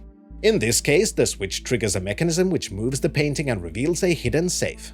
Interacting with the safe immediately introduces yet another minigame, this time a lockpicking one. While the on-screen indicators differ from those in Deadly Shadows, in practice this is the exact same lockpicking interface. You have multiple tumblers that need to be activated to open the lock, and to engage each of those tumblers, it's required to find the sweet spot by rotating Garrett's hand until the on-screen indicator lights up, and Garrett's hands begin to move in a slightly different way from the default animation. At this point, pressing the interact button locks the currently active tumbler, and the minigame moves on to the next one. This safe contains a valuable necklace, which Garrett quite eagerly repossesses. But suddenly, a loud noise is heard, as someone is seemingly running on the roof, shaking the wooden beams so much that the birds become agitated, and some of the cages even fall onto the ground. Garrett seems to have suspicions of who this person might be, but before going to investigate, the game displays yet another pop-up which explains that the necklace you acquired was something called a special loot item, and you're prompted to press a button to open a menu. In this menu, most options are currently locked, and one of the few available submenus is the collectibles menu. In this menu, you can see a new category for special loot, and how many items you have in that category, and how many there are in the game. You can also examine the ones you've acquired in more detail and see a small snippet of lore pertaining to the object. While the tutorial is not yet over, this segment can also be used to demonstrate some of the optional features of the game. As mentioned before, the user interface is surprisingly heavily customizable. In some instances, I would say that this is an absolutely good thing. For example, turning off the interaction prompts shows the other ways by which the player is meant to see what they can interact with, when the rather large button prompt isn't taking all of the attention away from the more subtle effects. Just like in the previous games, objects you can interact with are highlighted, something that might be easy to miss if the interaction prompts are turned on, showing that even without those prompts, many parts of the game were designed to accommodate a more immersive playstyle. However, this does not work in every situation. Specifically things like the windows that need to be opened, as they too are merely highlighted, and if someone isn't already familiar with the game, they would have absolutely no idea what they would have to do with those windows without the interaction prompts telling the player to first hold down the button and then start tapping it. This would have a very easy fix, allowing even first-time players to play with a more immersive and minimalistic user interface by having similar pop-ups for basic features as the game already has for vaulting through the window at the very beginning of the tutorial. After all, Thieves series is not a stranger to such pop-ups and tutorials, and while I understand that the interaction prompts are turned on by default, and it's somewhat unlikely that a first-time player would turn them off, making those prompts be the necessary minimalistic tutorial, there are weird people like me who just like to play the game for the first time with most challenges on and user interface elements off. Following the sound, you find yourself in the brown morning light casting its early rays on the city, and soon you find yourself in a dead end where a small box is conveniently waiting for you. Opening this box gives you a returning tool in the form of a rope arrow, though the functionality has been changed. Equipping the arrow allows you to draw out your bow, which now functions in a slightly different way from the earlier games. The first notable difference is the lack of a targeting box in the bow, which has now been replaced with a targeting reticle in the middle of the screen. Not only that, the rope arrows aren't surface sensitive, which would be a difficult thing to accomplish in a game where jumping is context sensitive instead of voluntary, but can now only be shot into specific rope arrow targets, one of which can be found directly above. The target is distinguishable from the surrounding environment not only by the rope that's been wrapped around the wooden beam, but also by it becoming highlighted once targeted. Not only that, you cannot shoot the rope arrow when the target is not highlighted, meaning it's not really possible to fail this tutorial segment. Once the arrow has been shot, a rope falls down from the beam and it can be jumped into, while close enough to the rope. Climbing the rope is done by using the forward and backward movement buttons, and to leave the rope you need to press the jump button again. As you reach the higher rooftops, you find the source of the noise, another thief called Erin, who seems to have some kind of history with Garrett, and has also been hired to work on the same job by their fence, Basso. This short back and forth leads to Erin goading Garrett into running after her, which is a short tutorial explaining some aspects of the movement system. Namely, the fluid running mechanics that can be combined with the vaulting and jumping systems by holding down the sprint and jump buttons, allowing you to move quickly and loudly while almost seamlessly transitioning between running and vaulting movements. Eventually you reach the target where another short exchange between the thieves takes place, and the game pauses with a tutorial pop-up. This pop-up describes a familiar feature to the fans of the series, the lighted gem, which can be used as a visual indicator describing how hidden you can assume you are.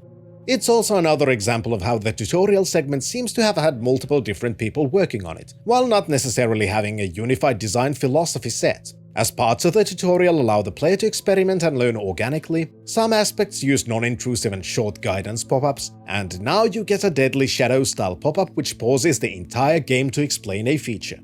Further ahead, you're introduced to the corner peek feature, in which Garrett hugs a wall and it's possible to peek behind a corner while maintaining a relatively small profile. To detach from the wall, all one needs to do is use the movement controls to move away from the wall. As you get towards the street, Erin shows off a special tool she's made herself, taunting Garrett about how he would need one too, as she climbs a wall leaving you behind. Since it's currently impossible to follow her, you're left to fend for yourself on the street level, which brings with itself some additional features.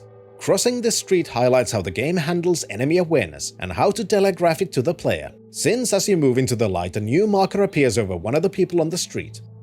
This marker, vaguely in the shape of an eye, slowly begins to fill, though this moment has clearly been created in a way where it's practically impossible to be seen without specifically forcing it to happen, making it an educational moment instead of an actual danger. Not only that, a new sound can be heard which indicates that someone is becoming aware of your presence. If for some reason you decided to get seen, the eye-shaped indicator changes color and gains new mode indicator dots above it. But instead of being properly able to experiment this feature, the tutorial fails and you're forced to load a previous save. The following segment acts as a small introduction to the relationship between Erin and Garrett, who have apparently worked before, but due to Erin's different style of thievery, Garrett isn't particularly pleased about working with her again. The player is also shown how to engage in some basic actions in a safe and consequence-free way. Climbing ladders is done by walking towards them and using the jump button, which locks Garrett onto the ladder, similar to the rope climbed before. You're also told that you can make less noise on noisy surfaces by crouching, though it's explained in a position where no one will hear you anyway and can merely run over the louder metal gratings. Soon after this, a very quick moment explains how to use the melee attack button to destroy items, which in this case lets a retractable ladder fall down, allowing you to proceed. As you enter a new apartment, it's possible to find a good reason to explore places thoroughly, since the apartment belongs to a voyeur, which has been telegraphed well by showing a pop-up detailing the name of the area you've entered. First, you can engage in some voyeurism yourself, as you're directed to press and hold the interact button on a door. Doing so changes the view into a new perspective as you peer through a keyhole. It's a pretty cool little feature which allows for some slight examination of an area where you're intending to go. The voyeur's been spending time watching their neighbors and conveniently has left a diary of sorts where they've written down notes about what their neighbors have been doing. One of these notes talks about a possible hidden cache of valuables in another apartment. Using this knowledge, when you enter the next area, you can search the room thoroughly and find a hidden switch, which opens a hidden compartment containing several valuable loot items. It's completely possible to merely pass through the apartments and never notice the hidden compartment or the note detailing its existence, which I appreciate. Soon the game is interrupted with a cutscene explaining the mission you're on. Basso wants to acquire something called the Primal Stone, currently located in a place called Northcrest Manor, the home of the local Baron. You find yourself in the Baron's courtyard, where Garrett immediately notices the large amount of guards. Before going any further, you can listen to a conversation which explains more about the state of the world. Electrical lighting seems to be a relatively new invention, and it seems like the Baron intends to exhibit these new inventions to someone, as long as the lights are working, which currently, some are not. Following Erin, soon the game introduces one of the most important new features with a small introductory pop-up, swooping. This feature allows Garrett to quickly move from one position to another, being in essence a short sprint while crouched. In this tutorial, it's intended to be used to swoop from one shadowy location to another. How this position has been crafted is interesting, as when you go into the light, a guard will begin to become aware of your presence, and by swooping they will not have the time to notice you. But if you attempt to merely crouch walk from one shadow to another, you're very likely to be seen, as the lit area is just long enough to give the guards time to notice you. This is the kind of design I appreciate in tutorials, where it can be seen as heavy-handed, as the game does force you to use a specific feature, but it's also made in a way where using the new feature absolutely makes sense, and clearly signifies to the player where and why this feature will be useful. Moving further, you're introduced to pickpocketing, by having a guard block an exit to the next area, while they conveniently have a coin purse on their belt. To actually pickpocket, you need to move close enough to your target, highlight the stealable object, and hold the interact button. This moves Garrett closer while a circular progress bar appears on the object. Once the bar is filled, the pickpocketing is considered successful and you swipe the object into your loot inventory. The next little set piece is a proper introduction to quiet movement, which was slightly teased in an earlier segment, as you're tasked to move through a flowing water without alerting the guards. Even if you crouch, your basic movement still makes too much noise, causing a guard to notice you, thus failing the mission. To successfully complete this segment, it's necessary to not only crouch, but also use the slow movement modifier button while doing so. Eventually you reach another arrow box, which this time contains a water arrow. This is the Thief 2014's introduction to the light manipulation mechanics, which has been one of the key features of the franchise from the very beginning. After equipping the water arrow, you may notice that the targeting reticule has a different shape from the reticule displayed during the rope arrow segment. As you draw the bow with the water arrow equipped, the reticule grows smaller, and when you target a torch nearby, it changes form again, showing clearly that you're now targeting something you're intended to shoot at. However, unlike in the rope arrow segment, you do not have to directly target the torch to be able to fire your arrow, and it's possible to just shoot somewhere near it, as the water arrows have a rather substantial effect radius. Eventually you'll catch up to Erin, whose path forwards is blocked by two guards. To try and solve this, she quite brazenly attacks one of the guards while they're looking away, but doesn't have the time to properly hide the body. This leads to another tutorial where you're directed to knock out the other guard before he gets to check on his partner.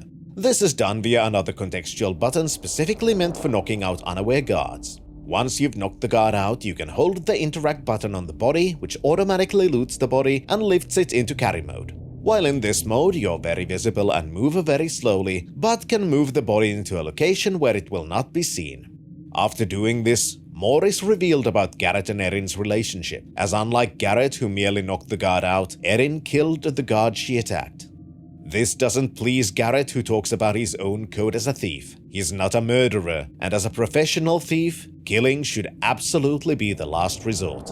There's clear animosity between the characters, and it seems like Erin is doing everything she can to show to Garrett that she's not only equal to him, but even better. For her reckless behavior, Garrett seems to blame the claw, Erin's special tool. The next segment teaches the player about throwable objects. Unlike the earlier games, throwable objects are also considered equipment, which have a limited inventory and a need to be equipped. In this portion, the player is directed to use the throwable objects to distract a guard, creating a pathway forwards. However, it's also possible to experiment more with the alertness system while doing so. As you throw an object near the guard, it causes them to be slightly alerted and turn their attention towards the noise. This also adds some dots on their alertness meter. These dots are in a sense their alertness counter, and as the dots slowly disappear, they return back to their regular patrols. If you throw another bottle, however, the dots become full and the guard changes into a more aggressive alerted mode, where the icon turns yellow and the guard is convinced there's someone hiding nearby as they actively search the nearby areas for the source of the disturbance. Slowly but surely, they will return back to the regular alerted state and eventually back to their regular patrol mode. In this area, it's also possible to enter a completely optional tutorial area, where you can practice the techniques taught so far in a more free-form way, and as a reward you get more loot. In this optional area, you can also find lockers you can enter, which act as a hiding spot and if no guards have been alerted, also creates a checkpoint that can be restored. Reaching the roof, you catch up with Erin again, who's killed yet another guard. After a short back and forth, Garrett decides to steal Erin's claw to try and force her to resort to less aggressive means of thievery. And as you do so, another cutscene begins. Looking through the ceiling window, you see a group of people in robes, engaging in some sort of a ritual, where the primal stone you're after seems to be a central component. The one heading this ritual is the Baron himself, who talks of a new age of industrialization and enlightenment he wants to bring forth. Seeing this, Garrett decides the job is now over, as ritual people engaging in some form of a ritual with intricate cosplay involved will never lead to anything good. And while Erin decides to proceed, she's shocked by the revelation that Garrett has taken away her claw.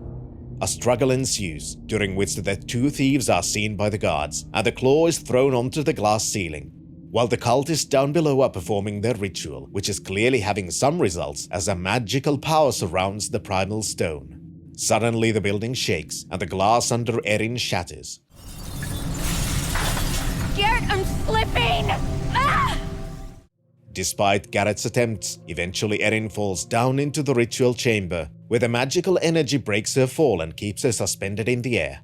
The guards storm the roof, and even more of the glass ceiling break, leading Garrett to throw a grappling hook which latches itself onto the foot of the leader of the guards.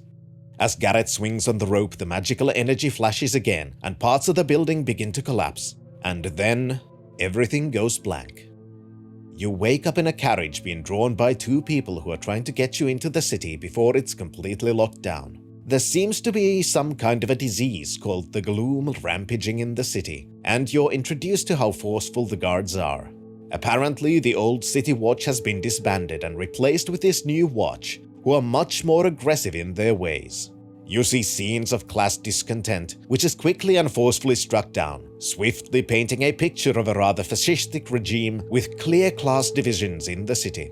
Eventually, your compatriots fail to maintain a low profile, and the guards begin to shoot and chase them. Using this as your cover, you exit the carriage and swiftly run into the side alleys. Here, Garrett exclaims that something feels wrong, and that you should try and find a way back into his hideout. This portion of the game can be considered the final tutorial, but unlike the very linear portions that led to this point, your journey to the hideout is instead more freeform, which allows for more experimentation and implementation of everything learned so far in practice. That doesn't mean new features will not be introduced, as one of the first things the player might notice is the slight blue sheen on some objects. This is a part of a new feature called Focus, which Garrett has now acquired. Not only that, Focus is also an active ability that can be used by pressing the Focus button, which changes the game into a black and white color palette where important objects are clearly highlighted in blue. These objects include things like loot items and navigation spots, such as climbable wall gratings. In addition to the Focus mode, Garrett now has Erin's Claw, which can be used to climb even higher walls that have things like gratings that can be attached to. In practice, it functions identically to wall climbing that has been used before this point. As you leave the initial area, you reach the first small set piece where you get to practice your thievery abilities. Technically, all that needs to be done is pass through the area by avoiding the guards, but the area can also be explored for some additional loot. The next set piece is larger and takes place around a jeweler's store. A short cutscene displays how members of the Watch are admiring an expensive mask on display, which Garrett decides to appropriate. After all, even though he's on the run, he's still a thief, and a piece of valuable loot is too good to pass up. This is the first proper area where the player gets to put all of their learned skills into practice, as the Jewelers has many small areas, and it can be entered from multiple directions. The game also introduces multiple types of characters in a clever way, by populating the area not only with patrolling guards, but also completely benign and non-hostile civilians of the lower classes, and inside also civilians from whom you're stealing, and as such, they do not take seeing you particularly well. If playing on the hardest mode, this can also introduce the consequences of failing to follow the rules of the game, as on that difficulty it is forbidden to be violent towards unarmed civilians. If you decide to knock out the jeweler, for example, the mission is considered failed, and you need to reload the latest save. Saving is also one of the aspects I've slightly alluded to but not really explained. Unlike the previous games, Thief has an autosave system with somewhat frequent checkpoints. Not only that, there is a manual save system with quick save and quick load buttons, and also a rather traditional save menu with a large amount of slots you can save in. It is a very basic and functional save system, but unfortunately, you can't name the saves. The jeweler's shop is also where the electrical lighting is properly introduced. As tends to be the case in Thief games, there are both electrical and fire-based lighting in the world. Fire-based sources can be doused with water arrows, as taught during the tutorial, but electrical lighting requires a different approach. In the shop, you can find rather large buttons that act as light switches. Activating them follows the same diegetic design as most other actions, and Garrett is actually animated to press the button, which I love. This is also where a feature from the first two games returns, which was not present in Deadly Shadows, as you can use your arrows to manipulate the buttons from afar, which is sometimes a very good idea, especially since the enemy AI does tend to react to suddenly changing lighting conditions and also the noise from your arrows. During these segments, Garrett also muses that the claw isn't actually a terrible tool, and Erin was merely making it seem much louder than it actually is. You can also find scattered newspapers which are added into your collectibles menu from where they can be read. The articles found paint a picture of a city in peril where any criticism of the leadership is at least very much discouraged. In addition to having a lot of practice with things like lockpicking, alarm birds and such, the jeweler's shop introduces another new feature in the form of combination locks.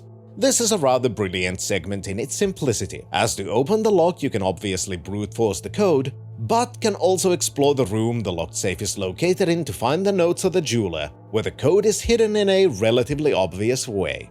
This is a very simple way to teach the player the value of paying attention to the notes you find lying around, as you never know when one of them might be hiding something important, instead of merely being about additional lore and world building.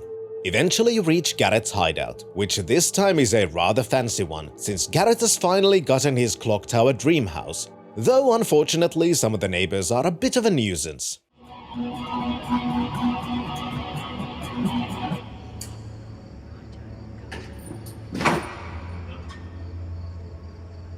God damn it! Broke my cigarette! The end of the tutorial mission also introduces another feature, which could have been found out before by exploring the menus in detail during the mission. But the game doesn't draw attention to it until this point. Each mission has a set of theming objectives for specific playstyles. These include things like a general objective of stealing all of the loot during the mission, but also more arbitrary objectives, such as using the environment to take down a certain amount of guards or to douse a certain amount of flames. Many of these objectives are mutually exclusive and cannot be reached during the same playthrough of that mission.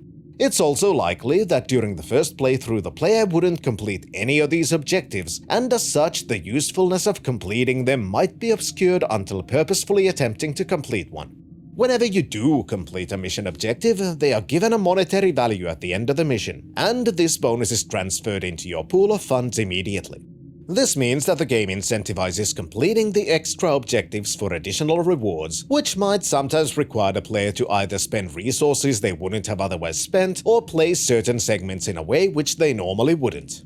To help with some of these objectives, such as finding all of the loot, the menus include a rather thorough statistics segment during each of the missions, which very clearly displays things like how many loot items the map has, and how many of those you've found, and so on. The clock tower itself basically serves two functions. Unlike in Deadly Shadows, where you could practice some skills and gain some equipment, in Thief, your home acts as a place where all of the unique loot items are displayed, and where you can interact with your equipment stash. The stash itself has two tabs, one for items you have stored, and another for your inventory from where you can store items from. Since each piece of equipment has a maximum amount you can carry at once, sometimes it might seem like a reasonable idea to store some of your gear to have enough room for additional equipment you might find in the wild. Exploring the clock tower further leads to a cutscene where it becomes clear that Basso's been looking for Garrett seemingly for a while, considering the amount of unanswered messages on Garrett's windowsill. So you gain a new objective, to meet Basso at a nearby underground establishment. Leaving the clock tower leads to one of the major segments of the game, as you find yourself in the city. Between missions, you can now explore a larger version of the city when compared to Deadly Shadows. Due to the increased size of these hub areas, there's also much more to find, and sometimes you might not be able to reach certain areas without specific equipment. One of the first new features that can be found during the city segment is something that could have been found during the initial tutorial mission leading to the clock tower: breaking objects with your arrows. Sometimes the environment has breakable objects, such as pulleys, one of which was mandatory to break with a melee strike during the tutorial. This can serve multiple purposes, such as opening a new pathway forwards or releasing environmental hazards to take down guards. A new and possibly controversial addition to Thief should also be very clear at this point, as the game now includes objective markers that very clearly guide you towards your next task. These tasks can be changed in the player statistics menu, as these markers are a part of the quest system. In the quests menu, it's possible to track and untrack specific quests, which then adds markers onto your map and displays those markers in the 3D world as well. For those who are not particularly pleased about this, worry not, as the in-game markers can be turned off in the user interface configuration menu for an even more immersive experience. The other rather large change in comparison to the older games comes in the form of the map, which is very useful especially when trying to track where your missions begin without the in-game markers. This time, however, instead of having a vague map which doesn't even display Garrett's location, the maps in Thief are much more detailed, and in fact are just representations of the actual in-game geometry. In fact, it's even possible to open up a minimap display while exploring. This is one of those aspects which I understand can be a disappointing direction for longtime fans of the series. But me being one of those, I really don't care that much. I never really used the maps in the older games, and even with the more detailed ones in this game, I still don't really use the maps. Ignoring the DLC mission marker, you'll soon reach the crippled Burrick, where another cutscene begins. Here you meet Basso, who reveals that the mission Garrett and Erin took part in happened a year ago, and ever since then, he's been missing. After exchanging some pleasantries, Basso offers Garrett a new job: to steal a special ring from a rich man who's recently died of the gloom. Apparently, many bodies of the dead are being transported into an ancient foundry, where a large amount of guards have been stationed for some inexplicable reason. Accepting the job, Garrett also decides to go meet someone called the Queen of the Beggars, who might have more information about what happened to Garrett a year ago. Before you get there, however, you can encounter the shopping mechanic of Thief. Similar to Deadly Shadows, you don't merely enter a shop after each mission, but have to locate a merchant in the game world. The initial shop already has a large amount of specialized arrows for purchase, and the shopping interface clearly explains the usage of each of the arrows. You can also sell some of your excess equipment if you so wish. One change from Deadly Shadows, which is a return to the original games, is that every piece of loot you steal is automatically converted into funds. So you don't have to run around the city finding merchants willing to buy specific types of loot items, which, in my opinion, is a very good thing. The final two tabs of the shopping interface are the largest changes to the Thief gameplay loop. In addition to arrows and such, you can also spend money on gear upgrades, which include things like a wrench that can be used to access features that would be otherwise unavailable, and updates to things like your lockpicks, making the minigame easier to complete. The final tab is for purchasing passive upgrades, such as talismans increasing the amount of focus you have, or items which allow you to carry more healing items. Since these upgrades are pretty expensive, it already primes the player to expect they need to really find as much loot as possible to unlock new features and improve their character. It's also possible to speak to Basso again and find out that he acts as a side quest provider. Most of these quests take place in the city hub areas and guide the player to small set pieces in which you're tasked to steal a specific item. Some of these quests are different, however, and open smaller missions which take place in separate areas that also include things like thieving objectives. Eventually you'll reach the Queen of the Beggars, who resides in an abandoned and dilapidated cathedral with her followers. The Queen is a veritable repository of information, and seems to know more about the explosion that happened 1 year ago than she's currently willing to divulge, explaining that it was caused by men who believed they could control something they didn't fully understand. She also explains that her beggars found Garrett after the explosion, gravely wounded, and ever since then they had been taking care of him, keeping him alive. But recently, when the gloom outbreak began, Garrett began to exhibit signs of waking up from his long coma, at which point they wanted to return him to the city. In the end, the Queen doesn't give Garrett many details about what is going on, leaving him with the final words explaining that everything will be revealed in time, if Garrett chooses to listen. And so, you leave. Immediately after the cutscene, the game introduces yet another feature: focus mode upgrades. These upgrades improve things you can do while using focus, including revealing even more secrets with the blue glowy markers, or making you more quiet, or slowing down time, and so on. The upgrades are purchased with focus points, one of which is immediately provided to you. To gain more, a pop-up explains that you can donate money to the Queen's cause at the cathedral. At some point, it's possible you might fail to be as stealthy as you intend to, and can be introduced to the combat mechanics. This time, Garrett doesn't have a sword, but instead all of the fighting is done with your blackjack. The fighting itself has changed quite significantly from the earlier games. One of the most important changes is the addition of a dodge button. The core of the fighting consists of having to smash the enemy with a blackjack while avoiding their attacks, and once enough damage has been done, the enemy enters a fatigued state, during which it's possible to knock out the enemy instead of killing them. Generally, once you learn the combat system, fighting individual enemies can become pretty easy, but it's still time-consuming and very noisy, so you can attract unwanted attention. And fighting multiple enemies at a time can be extremely dangerous. It's also possible to purchase focus mode upgrades which allow for faster combat takedowns if correctly executed. Before you leave, it's also possible to notice a glimmering plaque on the wall. This is one of the features to which you need to purchase the wrench upgrade, as the plaque is bolted into the wall, and these bolts can only be removed with the wrench. There are several other features which require this upgrade, and having one almost immediately visible to the player after potentially seeing the upgrade in the shop is a clever way to quickly display the usefulness of the tool. If the player manages to miss the plaque, the start of the second mission should at the latest introduce the usage of the wrench tool, as the very beginning of the level has been rather cleverly designed. You begin at the edge of an aqueduct, looking towards a small bridge leading to the ancient foundry. Multiple guards are immediately visible, and the way forward seems pretty well lit. However, that is not the only direction that seems feasible, and you have a safe path down into the aqueduct readily available. Once you reach the end of it though, your path is blocked by a metal grating that has been fixed to the wall with bolts, revealing that if you had the wrench tool in your possession, an alternate and probably safer route would be available.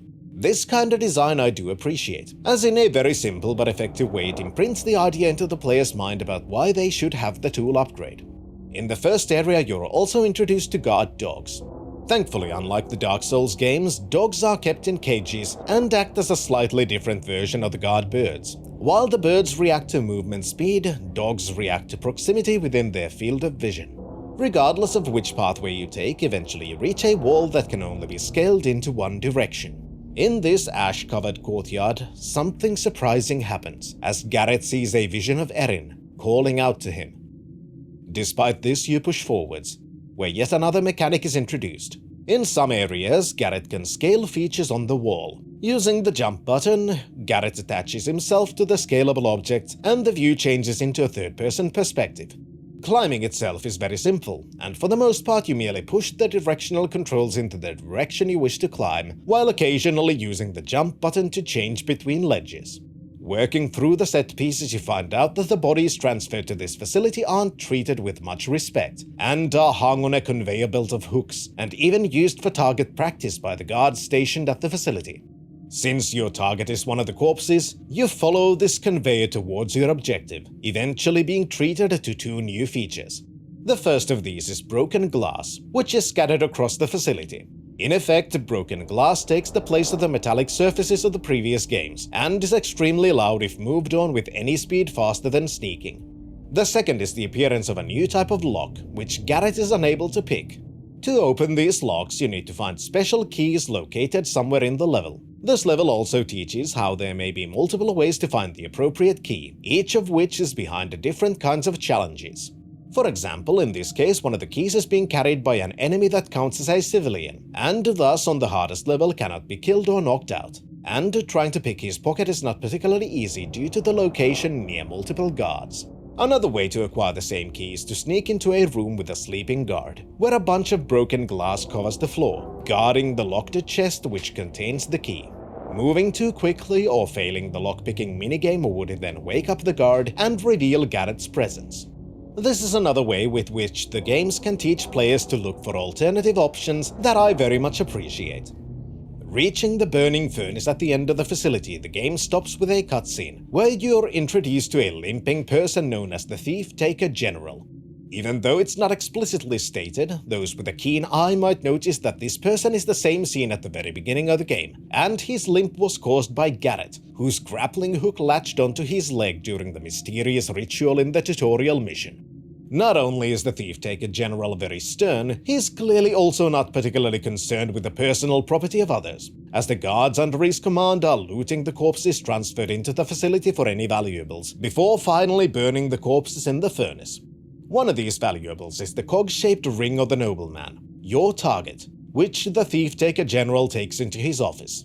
This is obviously not an obstacle for the Master Thief Garrett, so soon you find yourself in the office, where a simple block puzzle is the only thing standing in the way of you and your target. As you take the ring, visions once more flash before your eyes, and as you come to, the Thief-Taker General himself barges into the room, and after a brief struggle you find yourself barricaded in the office, needing to find a way out quickly before the guards break down the door. This leads to a group of set pieces during which you make your escape from the facility through mostly linear segments, as you have to try and use most of the stealth and movement abilities learned so far to finally reach the exit and escape back into the clock tower. The first proper mission demonstrates one aspect which is likely a source of annoyance for some fans of the franchise, namely how it's not a single large map, or even several smaller maps stitched together such as in Deadly Shadows, but instead a collection of set pieces which you must complete in a certain order, and cannot backtrack once past certain checkpoints. These checkpoints are made in a way where they seem like natural obstacles, such as climbing over a wall that is too high on the other side, making it impossible to climb back, or by having a part of the map collapse, making return impossible. Despite this, it's very much understandable that this change in style would feel limiting, and a departure from the familiar open map design of the earlier games. While this style of map design is useful for storytelling purposes, as the player will face each part of the story and every revelation within it in a specific order, as there is no other option, it's also not the best for other aspects of the game design, specifically the thieving objectives. It's very much possible to reach the end of the level only to check the statistics screen, where you'll realize you're missing one piece of loot, or one tick from some other objective, only to find that whatever you're missing is not in the set piece you're currently locked into. While I think that the set pieces themselves are well built, and many of them have multiple options on how to proceed, this style of design where it's impossible to backtrack to complete missed objectives is not particularly good game design, and it's very likely that any player who wishes to complete as many of the thieving objectives as they can will end up replaying the same level over and over again, or even resorting to the Thief Wiki to avoid having to replay the level even more. Back in the clock tower, Basso once more sends a message to you, asking you to meet him in the Black Alley, where a client wishes to meet you. This client is called Orion, a philanthropist of sorts who runs a makeshift hospital, taking care of the victims of gloom. He explains that while he is against thievery in principle, this cause is too important, and as such he wishes for Garrett to acquire a unique book, which might lead to a solution to the problem of gloom. Having nothing better to do, Garrett accepts the mission and sets his eye on the House of Blossoms, a nightly entertainment venue popular with the upper classes of the city. Garrett, having never visited the location himself, ponders where to find more information about the place and recalls that Erin has been into the building at one point, so you have your next target, Erin's hideout. At this point, new areas of the city are now available, and you can find your way into the docks, where a new side quest provider can be found, and also another shady merchant who now sells new unique tools. The existence of these tools could have been figured out even during the first chapter of the game, but there wouldn't have been a way to purchase them before. One of the ways to find this out would have been to engage in one of the side quests, which opens up a new mission instance. In this mission instance, you can find a very prominent little painting which can only be stolen with a razor tool that the player would not have so early in the game. Erin's hideout is a short set piece, but as you reach her inner sanctum, something strange happens, as you seem to be transported into a strange ethereal world, where Erin speaks to you, revealing how she tried to emulate Garrett, but also revealing this underlying resentment and secrets she has not revealed. As you snap out of this mysterious vision, you find Erin's secret hiding place, within which you find a strange object you decided to take with you. The next mission starts in ancient caverns beneath the city, guarded by troops hired by the House of Blossoms to protect this den of depravity. The first portion of the mission has you explore these caverns as a prospective client of the establishment is being escorted towards the entrance. There are some additional pathways you can take, and as tends to be the case, many of them are locked behind features which require the purchase of additional tools from the thievery merchants. In a sense, this can get kind of annoying, since while there are options within the level design, it can sometimes feel somewhat artificial because of the tool requirements. But after realizing this is the case, which should have happened during the first proper mission, it's more than likely that those additional tools would be a priority purchase for most players anyway. The House of Blossoms itself is an opulent establishment full of things I probably shouldn't show on YouTube, because this platform doesn't really like nudity. While exploring the place, you can get a slight view into the secret lives of the rich who live in the city, through both environmental storytelling and NPC banter. Eventually, you have the opportunity to eavesdrop on the proprietor of the establishment, Madame Xiao Xiao, and a client who happens to be the Thief-Taker General. During this conversation, it's made extremely clear that the General is far from being a good person, blackmailing underground establishments for their money, which they call the Black Tax, constantly demanding more and more of their proceedings to allow the establishments to function. Not only that, considering the nature of the House of Blossoms, the General seems to be a prime candidate for being the next political streamer embroiled in a scandal. Good. If I have to wait, then I'll have a bit on the house. Something young and juicy. I shall call Jasmine Blossom. Jasmine's getting too old. I want something younger. No! Feeling less bad about destroying his leg, you continue further and eventually reach the main office of the Madame, from where you find a hidden passage that takes you closer to your target.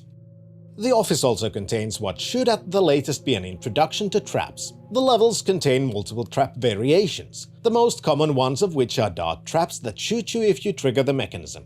These mechanisms tend to be linked to either pressure plates or chests or safes. The focus mode allows you to not only see the traps and their triggers, but also the connections between them.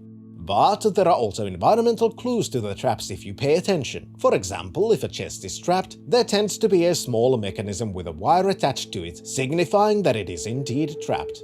To disable the traps, you can often find a control box somewhere in the level, most often relatively close to the trap themselves. And if you've purchased a wire cutter tool, that can be used to disable the control box and thus disable the traps connected to it. Within the passage is a sealed entrance, behind which you're told the book you're looking for might be found. Thankfully, Garrett decided to visit Erin's hideout before embarking on this mission, since before this entrance is a pedestal with an indent shaped like the device you found at her place. The device itself is a dial of sorts with 4 rings, each of which has been adorned with multiple symbols that can look familiar to someone who's played previous Thief games. To figure out which symbols to use on the device, you need to use the peeking mechanic to look through small peepholes on the walls of the hidden passage, revealing that there's even more stuff YouTube will not let me show, but also that the Madame of the establishment is likely using this area to spy on her most important clients. As you peek through the holes, you also experience a flash into the memories of Erin, further cementing that the accident a year prior has created some kind of a connection between the two of you. This time the vision shows you that Erin was being trained to be one of the Blossoms, but wasn't particularly receptive towards the practicalities of the profession and ended up killing a client. Once you do have the symbols, you're shown one of the more disappointing aspects of Thief. There are several puzzles in the missions, many of which are pretty decent, such as having to figure out the optional save combinations and so on. I like trying to figure out such things, so puzzles are a joy to me. Unfortunately, when it comes to things like mandatory puzzles, Thief is much more hands-on to ensure there's basically no way to fail. In this case, whenever you tag one of the symbols scratched onto the walls of the ancient construction within which the House of Blossoms was established, that same symbol is then highlighted on the dial. Obviously, this means that there's little figuring out what needs to be done, or even remembering, as the game directly tells you the solution once you've found the pieces. However, you can solve the puzzle without tagging the symbols on the walls and merely looking for them yourself, but I feel like that option should have been the default. One thing that is lost when trying to ensure everyone can continue the game without meaningful obstacles is the good feeling people tend to get when figuring something out on their own.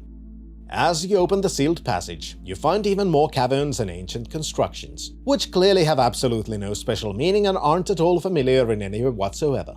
These buildings, adorned with stainless glass windows depicting keyholes and statues holding keys, also contain what seems to be a massive library, including rooms that seem to have been used for either writing new books or copying old ones.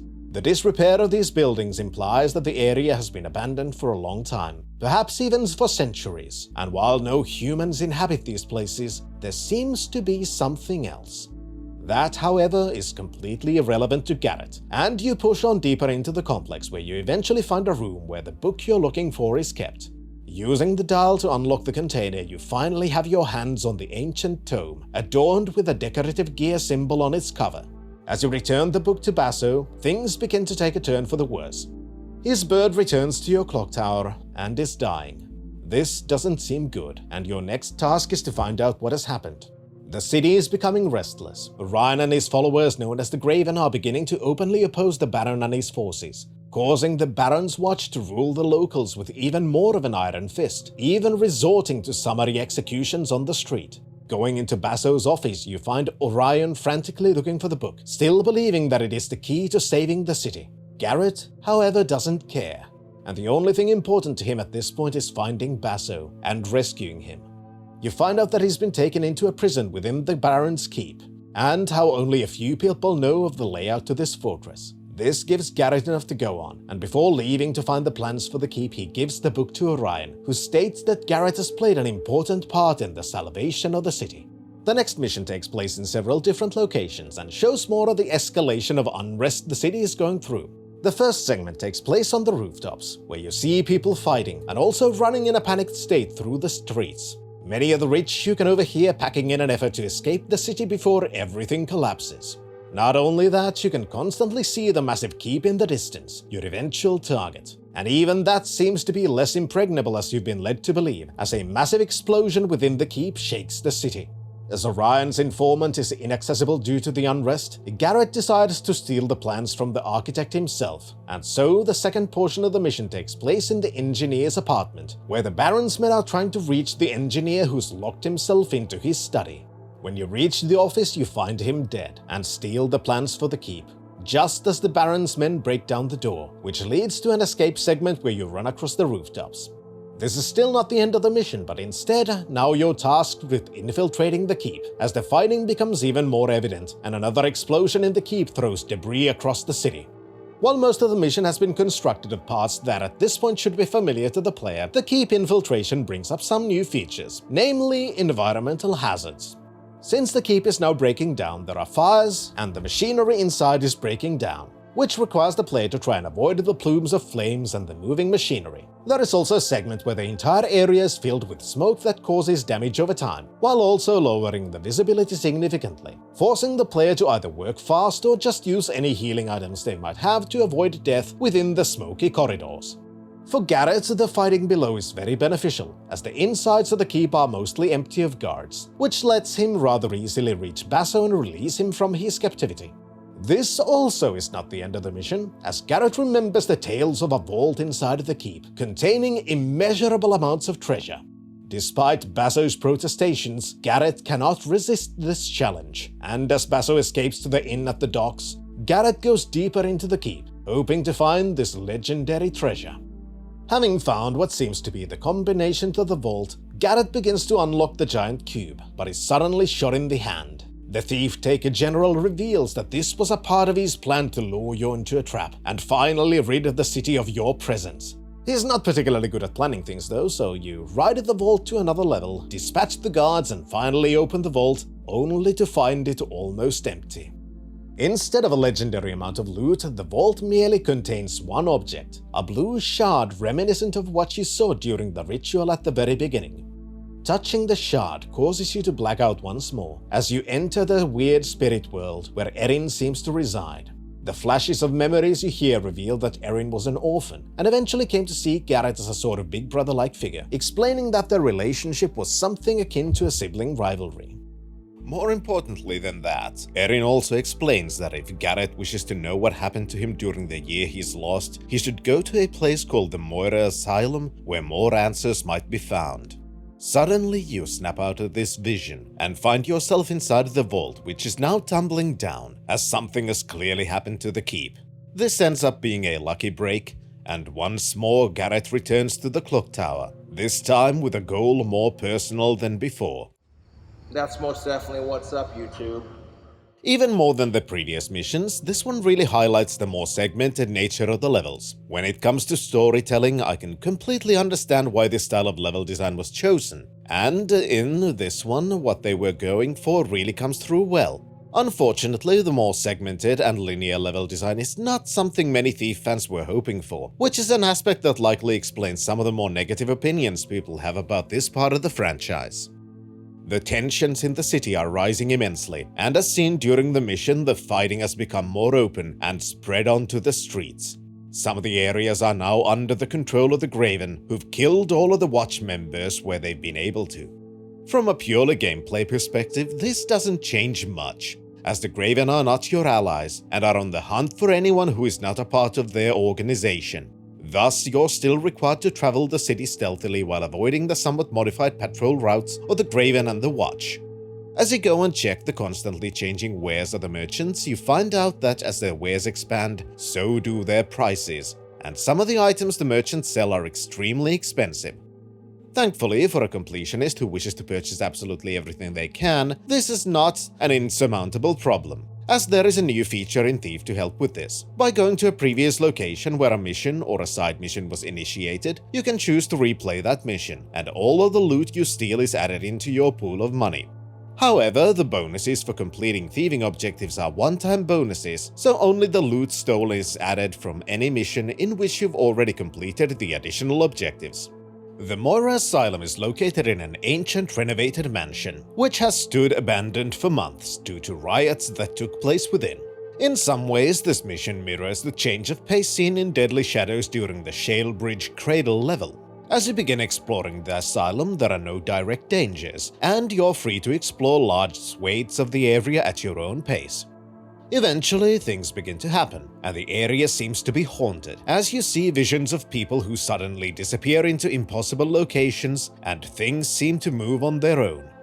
The initial exploration segment of the level is mostly pretty interesting, and you can not only find out that during the last year Erin was indeed held in this facility, and her presence seemed to cause disturbances with the other patients, but also about the more ancient history of the asylum. You find out that Erin was held in the deeper parts of the facility and make your way into the basement, where corridors laden with multiple cells are located. Turning on the power to the facility allows you to explore the place more, but also opens up the cells, which still have some surviving patients, who are not particularly friendly towards you. In the so-called treatment facilities, you see more visions of Erin, and you find out that the Primal seems to have taken residence within her, and that the Baron took her into this facility with the purpose of trying to extract this Primal from Erin. This didn't go that well, however, and strange things began to happen more and more. Some of these strange things are revealed as you go even deeper into the facility, as you attempt to reach the isolation cell where Erin was eventually transported into. The deepest parts of the facility introduce the player to a new type of enemy, which the game calls the Freaks, but since I find that name to be kinda lame, I've chosen to call them the Afflicted instead. This is because these enemies used to be patients in this facility, until they were somehow influenced by the primal energy within Erin, eventually transformed into these strange monstrous apparitions. What they are in practice is this thief's version of the undead. The biggest differences between the afflicted and the other enemies is that these monsters also react to your usage of focus, signifying there is a clear link, and how they cannot be easily killed or knocked out. Basic weapons seem to do absolutely nothing against them, and only special arrows seem to be effective in taking out these beings.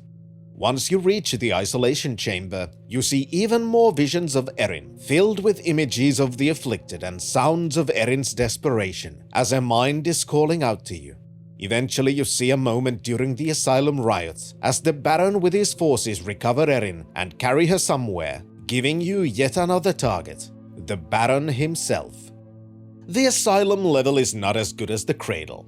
There just isn't the same amount of tension, and the jump scares in the level, in my opinion, act against the tension that there is. This would have been a great opportunity to delve deeper into the supernatural aspects of the world, especially since this version of the universe doesn't really have much supernatural within it. What the level does show off, though, is how a more open exploration level does work in this Thief as well, since that aspect of the level does actually work. And most of the level is about the kind of freeform exploration that's the staple of the Thief series, instead of the more linear set pieces seen in most of the earlier levels.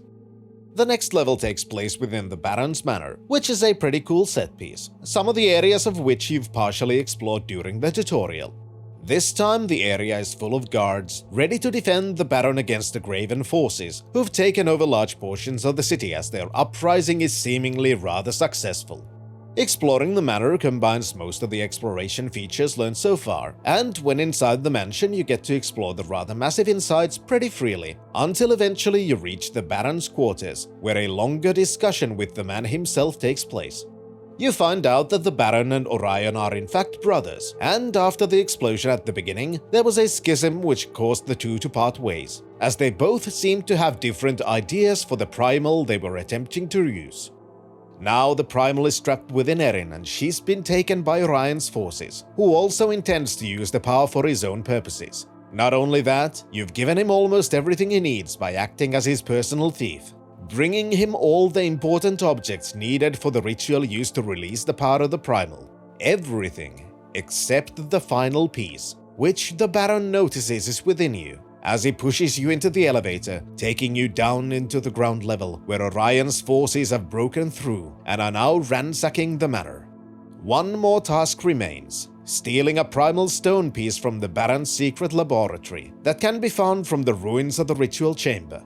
After solving a simple puzzle, you break the containment unit housing the stone, but before you're able to leave, you're interrupted by the Thief-Taker General, whose leg will regret this interaction. The final portion of the level is another escape sequence, where you run through a severely damaged section of the city, burning and collapsing as a result of the fighting between the Graven and the Baron's forces. While I don't particularly dislike these segments, the ending of this one I find kinda funny, as it dates the game to be extremely 2010s.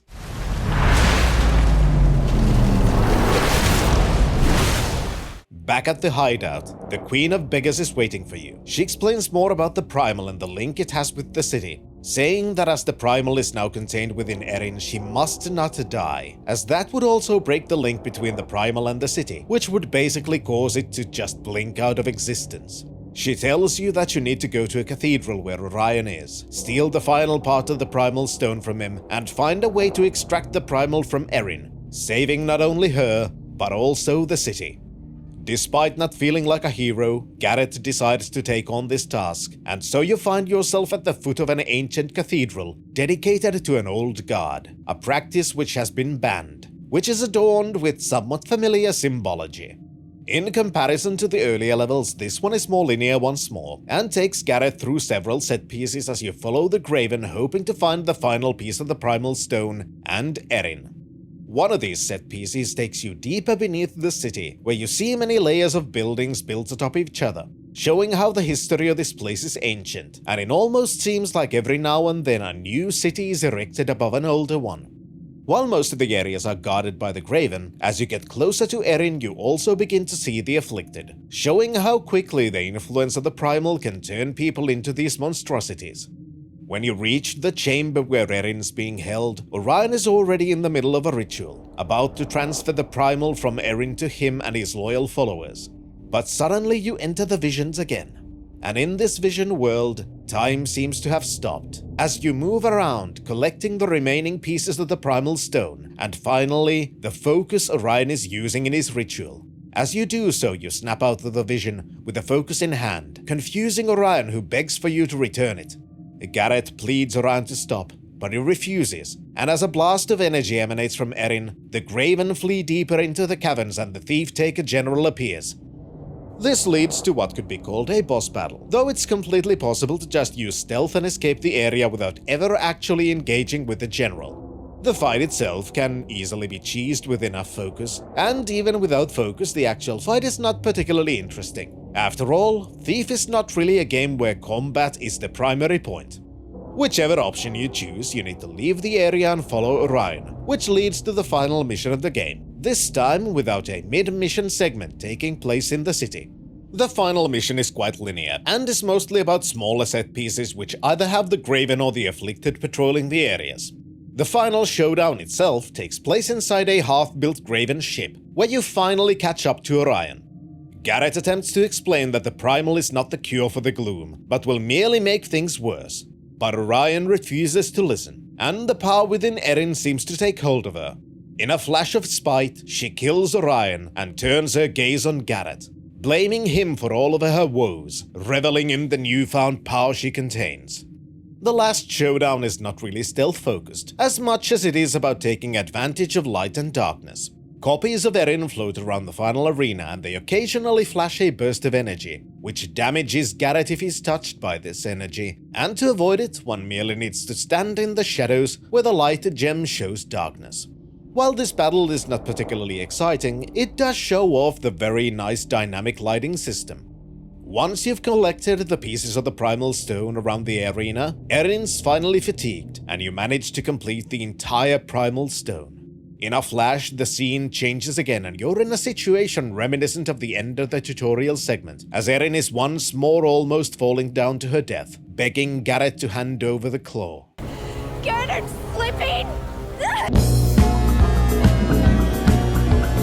Before doing so, Garrett knows he must complete the ritual, freeing the Primal from Erin, but a flash of energy causes her to fall, after which Garrett quickly throws the claw towards her, and then everything goes white. As you recover, you find the claw stuck on a wooden beam, implying that Erin has used it to escape and is still alive. So, Garrett gazes at the city, which has now been saved from the latest threat, as the Baron is likely dead, as is Orion, and the Primal has either been contained or completely released, mitigating the threat it brought, and future is now somewhat hopeful again. Thief 2014 is an interesting game. It's not exactly like the older ones, but has multiple similarities. The gameplay itself I mostly enjoy, even though there are some aspects that can really feel like downgrades, such as not being able to jump when you want, and movement actions being bound to one multi-purpose key, which can sometimes cause you to do something you didn't intend to, such as trying to do a swoop movement but instead you end up climbing a table, or trying to open a drawer and instead going into the edge peek mode. Similarly, rope arrows aren't as versatile as they were in the first two Thief games, though in my opinion they are still handled better than the climbing gloves in Deadly Shadows. The tutorial segment acts as a relatively good introduction to most of the basic gameplay functions, going through each of the features one by one in rapid fashion while also introducing the initial storyline.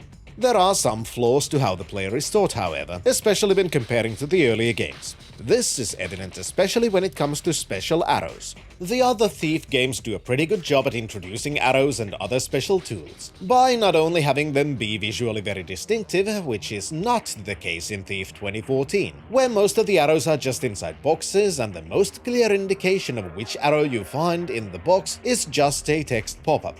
The older games also gave the arrows and other tools at very specific points, where they could immediately be used in a way which makes their purpose very clear. In Thief 2014, there are fewer special arrows and tools, and their usage is not made particularly clear. Until you reach the Afflicted, things like fire and blast arrows, for example, seem to just be very loud damage arrows with no particular special use. There are also choke arrows that allow you to stun but alert enemies for easy knockouts, but considering the thieving objectives, they end up feeling mostly useless. Similarly, the special tools such as the wrench and wire cutter, which are used to interact with environmental objects to open new pathways and disable traps, are initially introduced in a decently good way, but due to how useful they are made to seem, it can feel like they're a necessity, which can lead to the player feeling annoyed if they hadn't already gotten the new tools prior to when they are first needed. The level design is very different from the earlier games, but isn't necessarily bad. While the other games relied more on a freeform style for the levels, Thief 2014 opts for a more linear experience, with a smaller set pieces stringed together, which allows for a more coherent style of storytelling within the levels themselves. This rather large departure, though, is an understandable criticism from Thief fans for why this game doesn't feel as much like Thief as it should. One aspect for why a more freeform map style wouldn't work with this game is the difference in thieving objectives. Unlike the earlier games, there is no minimum loot requirement. In fact, that wouldn't even work with this style of level design, as it would be possible to lock yourself out of being able to complete a level by missing enough loot from the set pieces you cannot return to. I would have preferred the more open style of the earlier games, but I can also appreciate the story-focused design, even if it's not exactly what I was hoping for. The city hub segments between the missions are another part that can be divisive, and unfortunately they retain similar issues present in Deadly Shadows, by having you run through multiple hub areas just to reach a certain position, as there is no fast travel system. Not only that, movement between areas can be slow because of the two systems which seem to be there to allow for new areas to be loaded in. Specifically, tight passages you need to squeeze through, and tap the action button to move over a beam that's blocking the passage, or opening windows which also requires tapping the action button repeatedly to open it. Thankfully, at least during the initial exploration, each of the hub areas has a bunch to find, and the side quest system adds little tasks the player can complete for a little extra cash while having a reason to explore another area. The storyline I find rather interesting, and I wish we could have gotten a continuation to it, since the ending very much leaves the future unclear. Thief 2014 is not exactly a reboot, even though in many ways it seems like it. In fact, the storyline seems to take place far in the future, but everything that happened in the earlier games is still canon. The old gods are mentioned several times, and we even see some of their artifacts, specifically those of the Hammerites, whose order was banned several generations earlier. Some of the ancient forgotten caverns are clearly a part of the Keeper compound, where even the spires within that housed parts of the libraries are present. Not only that, the Moira Asylum was created by the widow Moira, whom you could meet in Deadly Shadows. There's even a small bit referencing that level in Deadly Shadows. Won't someone bring Edwina her wine? She's been waiting so long. Within the asylum, you can also find some references to a sneak thief, who at some point was imprisoned within the facility, and at least tried to escape, possibly even succeeded, but during one of those attempts lost a mechanical eye that acts as a special loot item. These are clearly references to the original Garrett. All of the clues point out to this story taking place during the unwritten times Garrett brought into existence by sealing glyph magic from the world, and that the city seems to be caught in some kind of a loop, where certain ideas and people seem to repeat themselves in slightly differing forms. For example, the Baron and his forces could be said to be a reflection of the Hammerites, devout to their leader, crafting mechanical machinations while ruling the city with an iron fist. Orion, then, could be a reflection of the pagans, someone who believes the city is corrupt and needs to be returned to some earlier state to weed out the corruption that is destroying the city. Then we have the Queen of the Beggars, who deals in information and seems to have a vast amount of knowledge, even of things seemingly secret to everyone else. This is obviously a form of the Keepers. She even has vast knowledge of the Primal, which I assume is the distillation of the glyph magic sealed in Deadly Shadows, and it's now trying to release itself back into the world.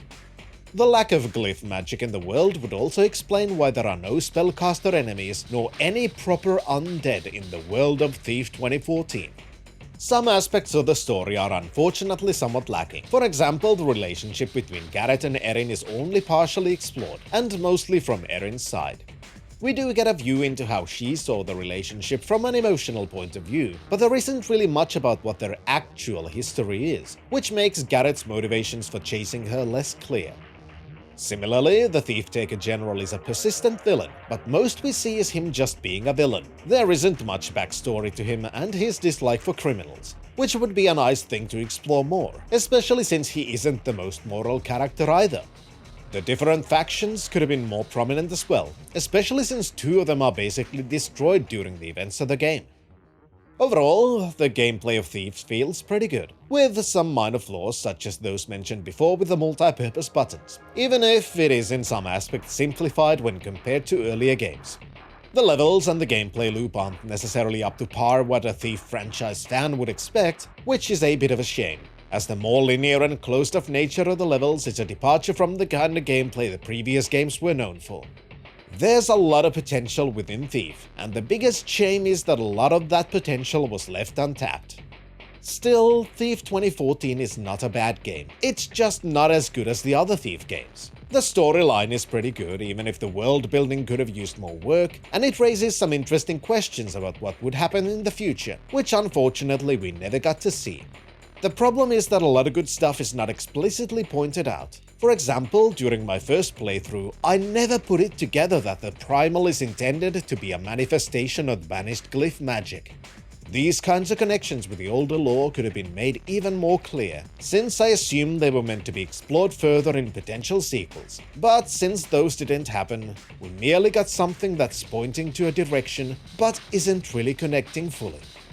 Anyway, I would like to thank my Patreon and Ko-fi supporters, Daniel Heinevetter, High Food Court, Iliad Drone, Paul Leone, The Bloke, Daniel Zupka, Kyriakos, Arthurn, Zai, Andrew Yonker, Isaac Groves, Massaz, and Professor Fessa.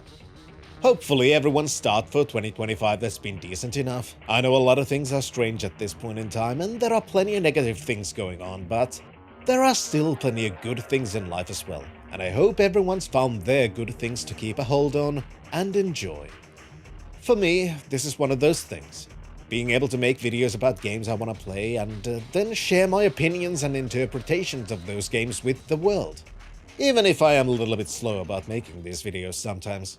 I'm extremely grateful for all of the support, whether it comes in the form of watching, liking and subscribing, supporting on Patreon, Ko-fi, popping in on the Twitch and now YouTube streams on the other channel, or just being on Discord chatting about random things and doing horrible things on Cards Against Humanity nights. Thank you for all of that, and making it easier to cling on to sanity in these weird times. Until next time, when we start with another franchise. Fintrovert, signing out.